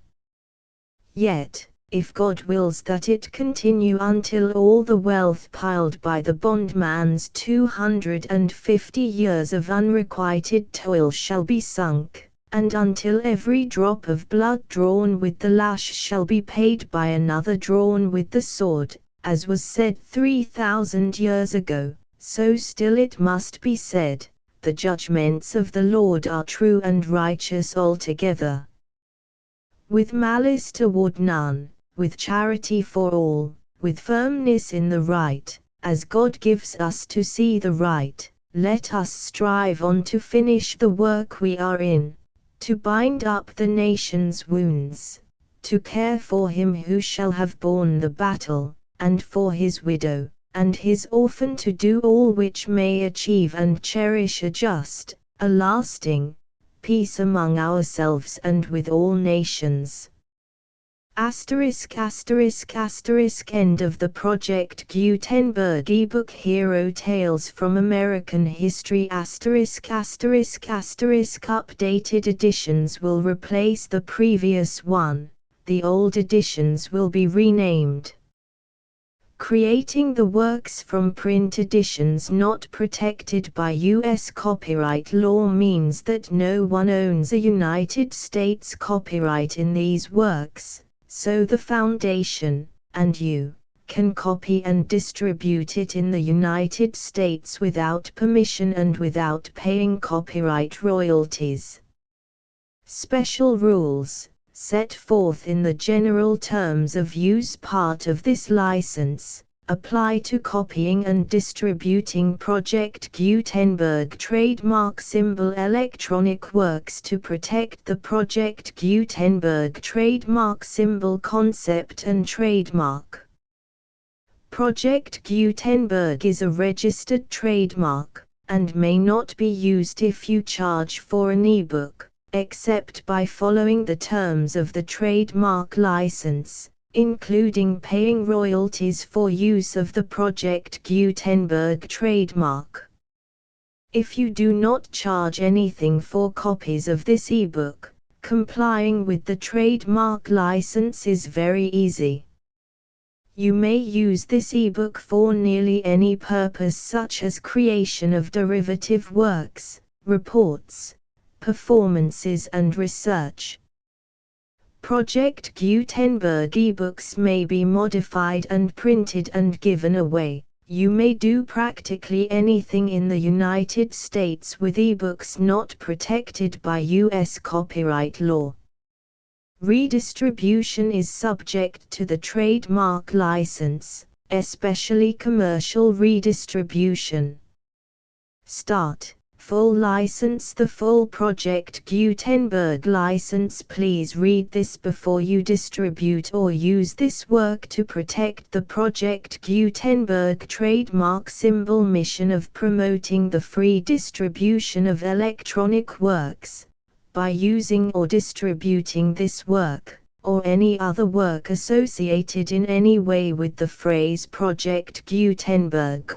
You agree to comply with all the terms of the full Project Gutenberg trademark symbol license available with this file or online at www.gutenberg.org/license. Section 1. General Terms of Use and Redistributing Project Gutenberg Trademark Symbol Electronic Works 1.0. By reading or using any part of this Project Gutenberg trademark symbol electronic work, you indicate that you have read, understand, agree to and accept all the terms of this license and intellectual property, trademark/copyright, agreement. If you do not agree to abide by all the terms of this agreement, you must cease using and return or destroy all copies of Project Gutenberg trademark symbol electronic works in your possession. If you paid a fee for obtaining a copy of or access to a Project Gutenberg trademark symbol electronic work and you do not agree to be bound by the terms of this agreement, you may obtain a refund from the person or entity to whom you paid the fee as set forth in paragraph 1.e.8. 1.b Project Gutenberg is a registered trademark. It may only be used on or associated in any way with an electronic work by people who agree to be bound by the terms of this agreement. There are a few things that you can do with most Project Gutenberg trademark symbol electronic works even without complying with the full terms of this agreement. See paragraph 1.c below. There are a lot of things you can do with Project Gutenberg trademark symbol electronic works if you follow the terms of this agreement and help preserve free future access to Project Gutenberg trademark symbol electronic works. See paragraph 1.e below. 1.c. The Project Gutenberg Literary Archive Foundation, the Foundation or PGLAF, owns a compilation copyright in the collection of Project Gutenberg trademark symbol electronic works. Nearly all the individual works in the collection are in the public domain in the United States. If an individual work is unprotected by copyright law in the United States and you are located in the United States, we do not claim a right to prevent you from copying, distributing, performing, displaying or creating derivative works based on the work as long as all references to Project Gutenberg are removed. Of course, we hope that you will support the Project Gutenberg trademark symbol mission of promoting free access to electronic works by freely sharing Project Gutenberg trademark symbol works in compliance with the terms of this agreement for keeping the Project Gutenberg trademark symbol name associated with the work. You can easily comply with the terms of this agreement by keeping this work in the same format with its attached full Project Gutenberg trademark symbol license when you share it without charge with others. 1.d. The copyright laws of the place where you are located also govern what you can do with this work. Copyright laws in most countries are in a constant state of change. If you are outside the United States, check the laws of your country in addition to the terms of this agreement before downloading, copying, displaying, performing, distributing or creating derivative works based on this work or any other Project Gutenberg trademark symbol work. The Foundation makes no representations concerning the copyright status of any work in any country other than the United States. 1.e Unless you have removed all references to Project Gutenberg. 1.e.1. The following sentence, with active links to, or other immediate access to, the full Project Gutenberg trademark symbol license must appear prominently whenever any copy of a Project Gutenberg trademark symbol work, any work on which the phrase Project Gutenberg appears, or with which the phrase Project Gutenberg is associated, is accessed, displayed, performed, viewed, copied or distributed. This ebook is for the use of anyone anywhere in the United States and most other parts of the world at no cost and with almost no restrictions whatsoever. You may copy it, give it away or reuse it under the terms of the Project Gutenberg license included with this ebook or online at www.gutenberg.org. If you are not located in the United States, you will have to check the laws of the country where you are located before using this ebook. 1.e.2. If an individual Project Gutenberg trademark symbol electronic work is derived from texts not protected by U.S. copyright law, does not contain a notice indicating that it is posted with permission of the copyright holder, the work can be copied and distributed to anyone in the United States without paying any fees or charges. If you are redistributing or providing access to a work with the phrase Project Gutenberg associated with or appearing on the work, you must comply either with the requirements of paragraphs 1.e.1 through 1.e.7 or obtain permission for the use of the work and the Project Gutenberg trademark symbol trademark as set forth in paragraphs 1.e.8 or 1.e.9. 1.e.3. If an individual Project Gutenberg trademark symbol electronic work is posted with the permission of the copyright holder, your use and distribution must comply with both paragraphs 1.e.1 through 1.e.7 and any additional terms imposed by the copyright holder. Additional terms will be linked to the Project Gutenberg trademark symbol license for all works posted with the permission of the copyright holder found at the beginning of this work. 1.e.4. Do not unlink or detach or remove the full Project Gutenberg trademark symbol license terms from this work, or any files containing a part of this work or any other work associated with Project Gutenberg trademark symbol. 1.e.5. Do not copy, display, perform, distribute or redistribute this electronic work, or any part of this electronic work, without prominently displaying the sentence set forth in paragraph 1.e.1 with active links or immediate access to the full terms of the Project Gutenberg trademark symbol license. 1.e.6. You may convert to and distribute this work in any binary, compressed, marked up, non-proprietary or proprietary form, including any word processing or hypertext form.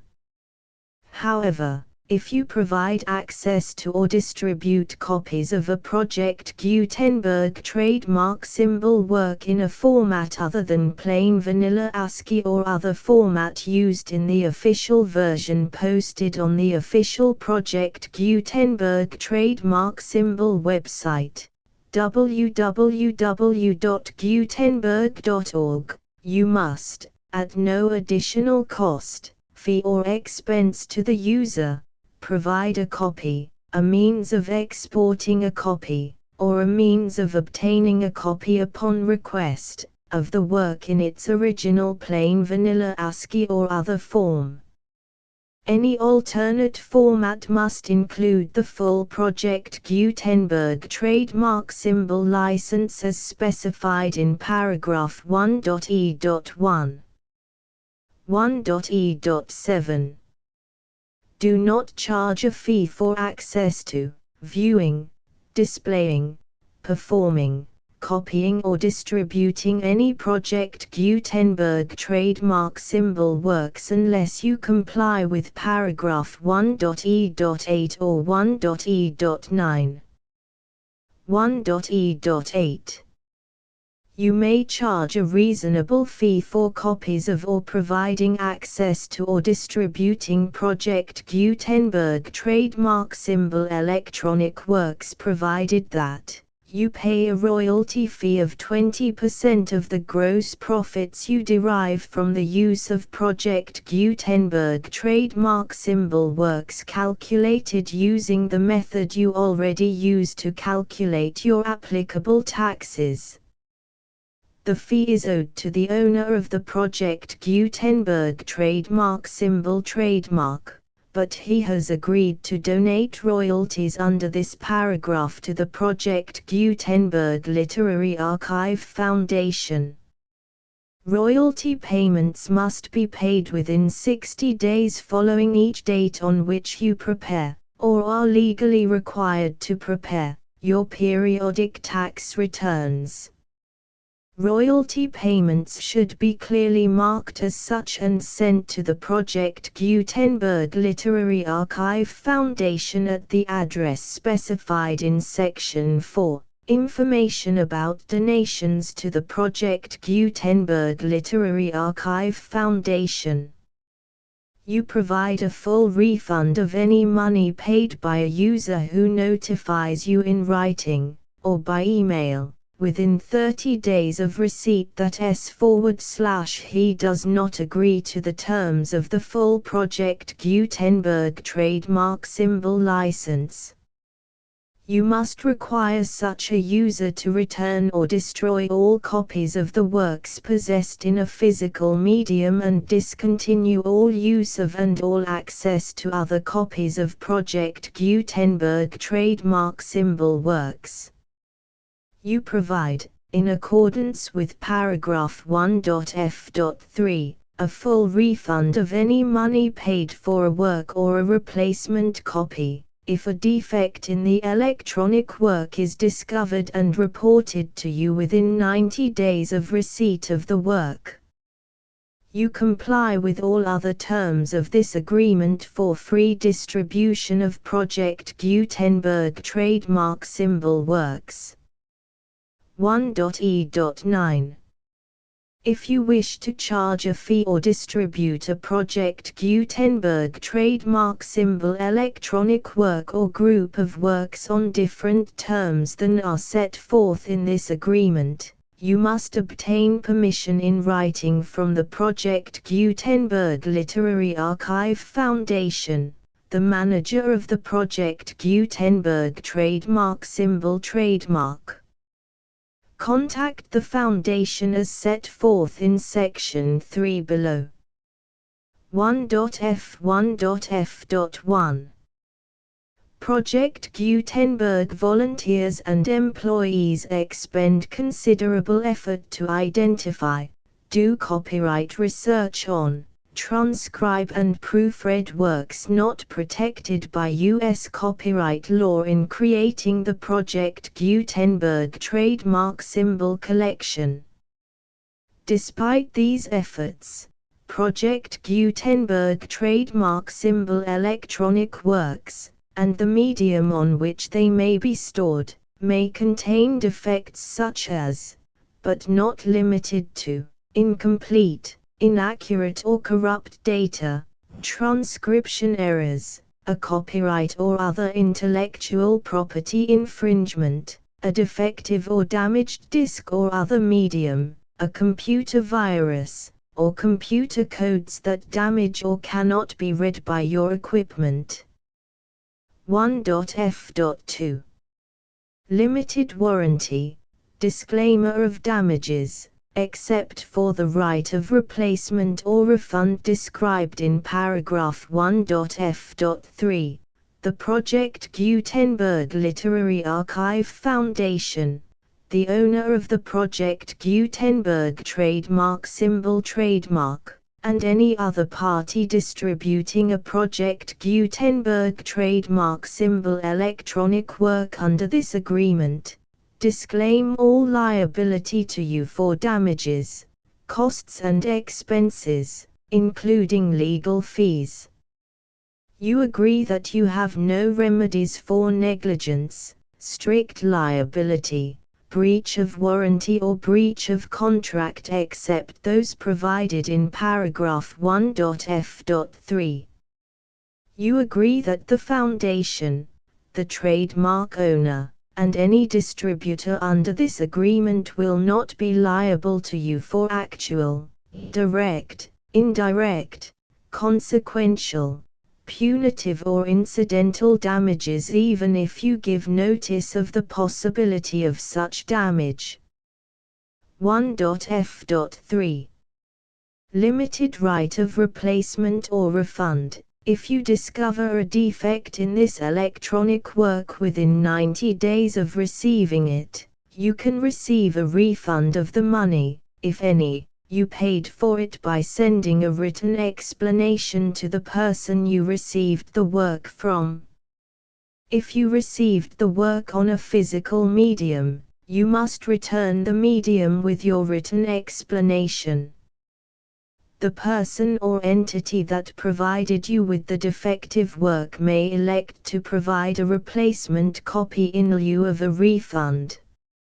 If you received the work electronically, the person or entity providing it to you may choose to give you a second opportunity to receive the work electronically in lieu of a refund. If the second copy is also defective, you may demand a refund in writing without further opportunities to fix the problem. 1.f.4 Except for the limited right of replacement or refund set forth in paragraph 1.f.3, this work is provided to you as is, with no other warranties of any kind, express or implied, including but not limited to warranties of merchantability or fitness for any purpose. 1.f.5 Some states do not allow disclaimers of certain implied warranties or the exclusion or limitation of certain types of damages. If any disclaimer or limitation set forth in this agreement violates the law of the state applicable to this agreement, the agreement shall be interpreted to make the maximum disclaimer or limitation permitted by the applicable state law. The invalidity or unenforceability of any provision of this agreement shall not void the remaining provisions. 1.f.6 Indemnity. You agree to indemnify and hold the foundation, the trademark owner, any agent or employee of the foundation, anyone providing copies of Project Gutenberg trademark symbol electronic works in accordance with this agreement, and any volunteers associated with the production, promotion and distribution of Project Gutenberg trademark symbol electronic works, harmless from all liability, costs and expenses, including legal fees, that arise directly or indirectly from any of the following which you do or cause to occur. A. Distribution of this or any Project Gutenberg trademark symbol work. B. Alteration, modification, or additions or deletions to any Project Gutenberg trademark symbol work, and c. Any defect you cause. Section 2. Information about the mission of Project Gutenberg trademark symbol. Project Gutenberg trademark symbol is synonymous with the free distribution of electronic works in formats readable by the widest variety of computers, including obsolete, old, middle-aged and new computers. It exists because of the efforts of hundreds of volunteers and donations from people in all walks of life. Volunteers and financial support to provide volunteers with the assistance they need are critical to reaching Project Gutenberg trademark symbol's goals and ensuring that the Project Gutenberg trademark symbol collection will remain freely available for generations to come. In 2001, the Project Gutenberg Literary Archive Foundation was created to provide a secure and permanent future for Project Gutenberg trademark symbol and future generations. To learn more about the Project Gutenberg Literary Archive Foundation and how your efforts and donations can help, see sections 3 and 4 and the Foundation information page at www.gutenberg.org. Section 3.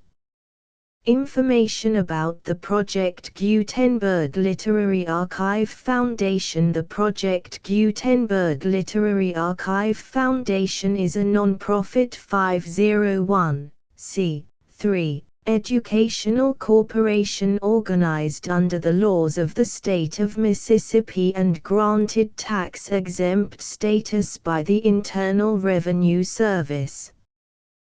The Foundation's IN or Federal Tax Identification Number is 64-6221541.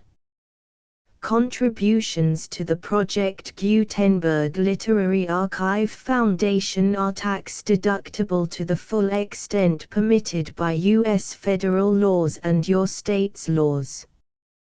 The Foundation's business office is located at 809 North 1500 West, Salt Lake City, UT 84116, 801-596-1887. Email contact links and up-to-date contact information can be found at the Foundation's website and official page at www.gutenberg.org/contact section 4.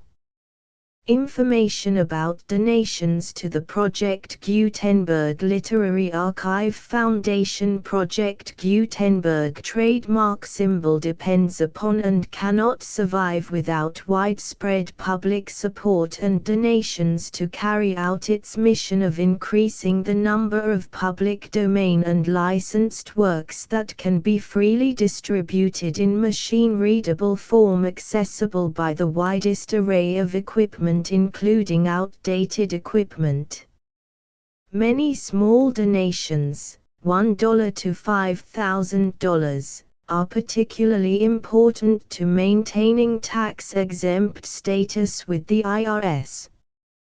The Foundation is committed to complying with the laws regulating charities and charitable donations in all 50 states of the United States.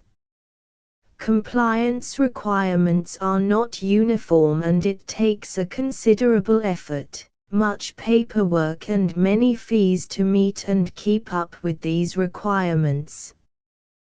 We do not solicit donations in locations where we have not received written confirmation of compliance. To send donations or determine the status of compliance for any particular state, visit www.gutenberg.org/donate.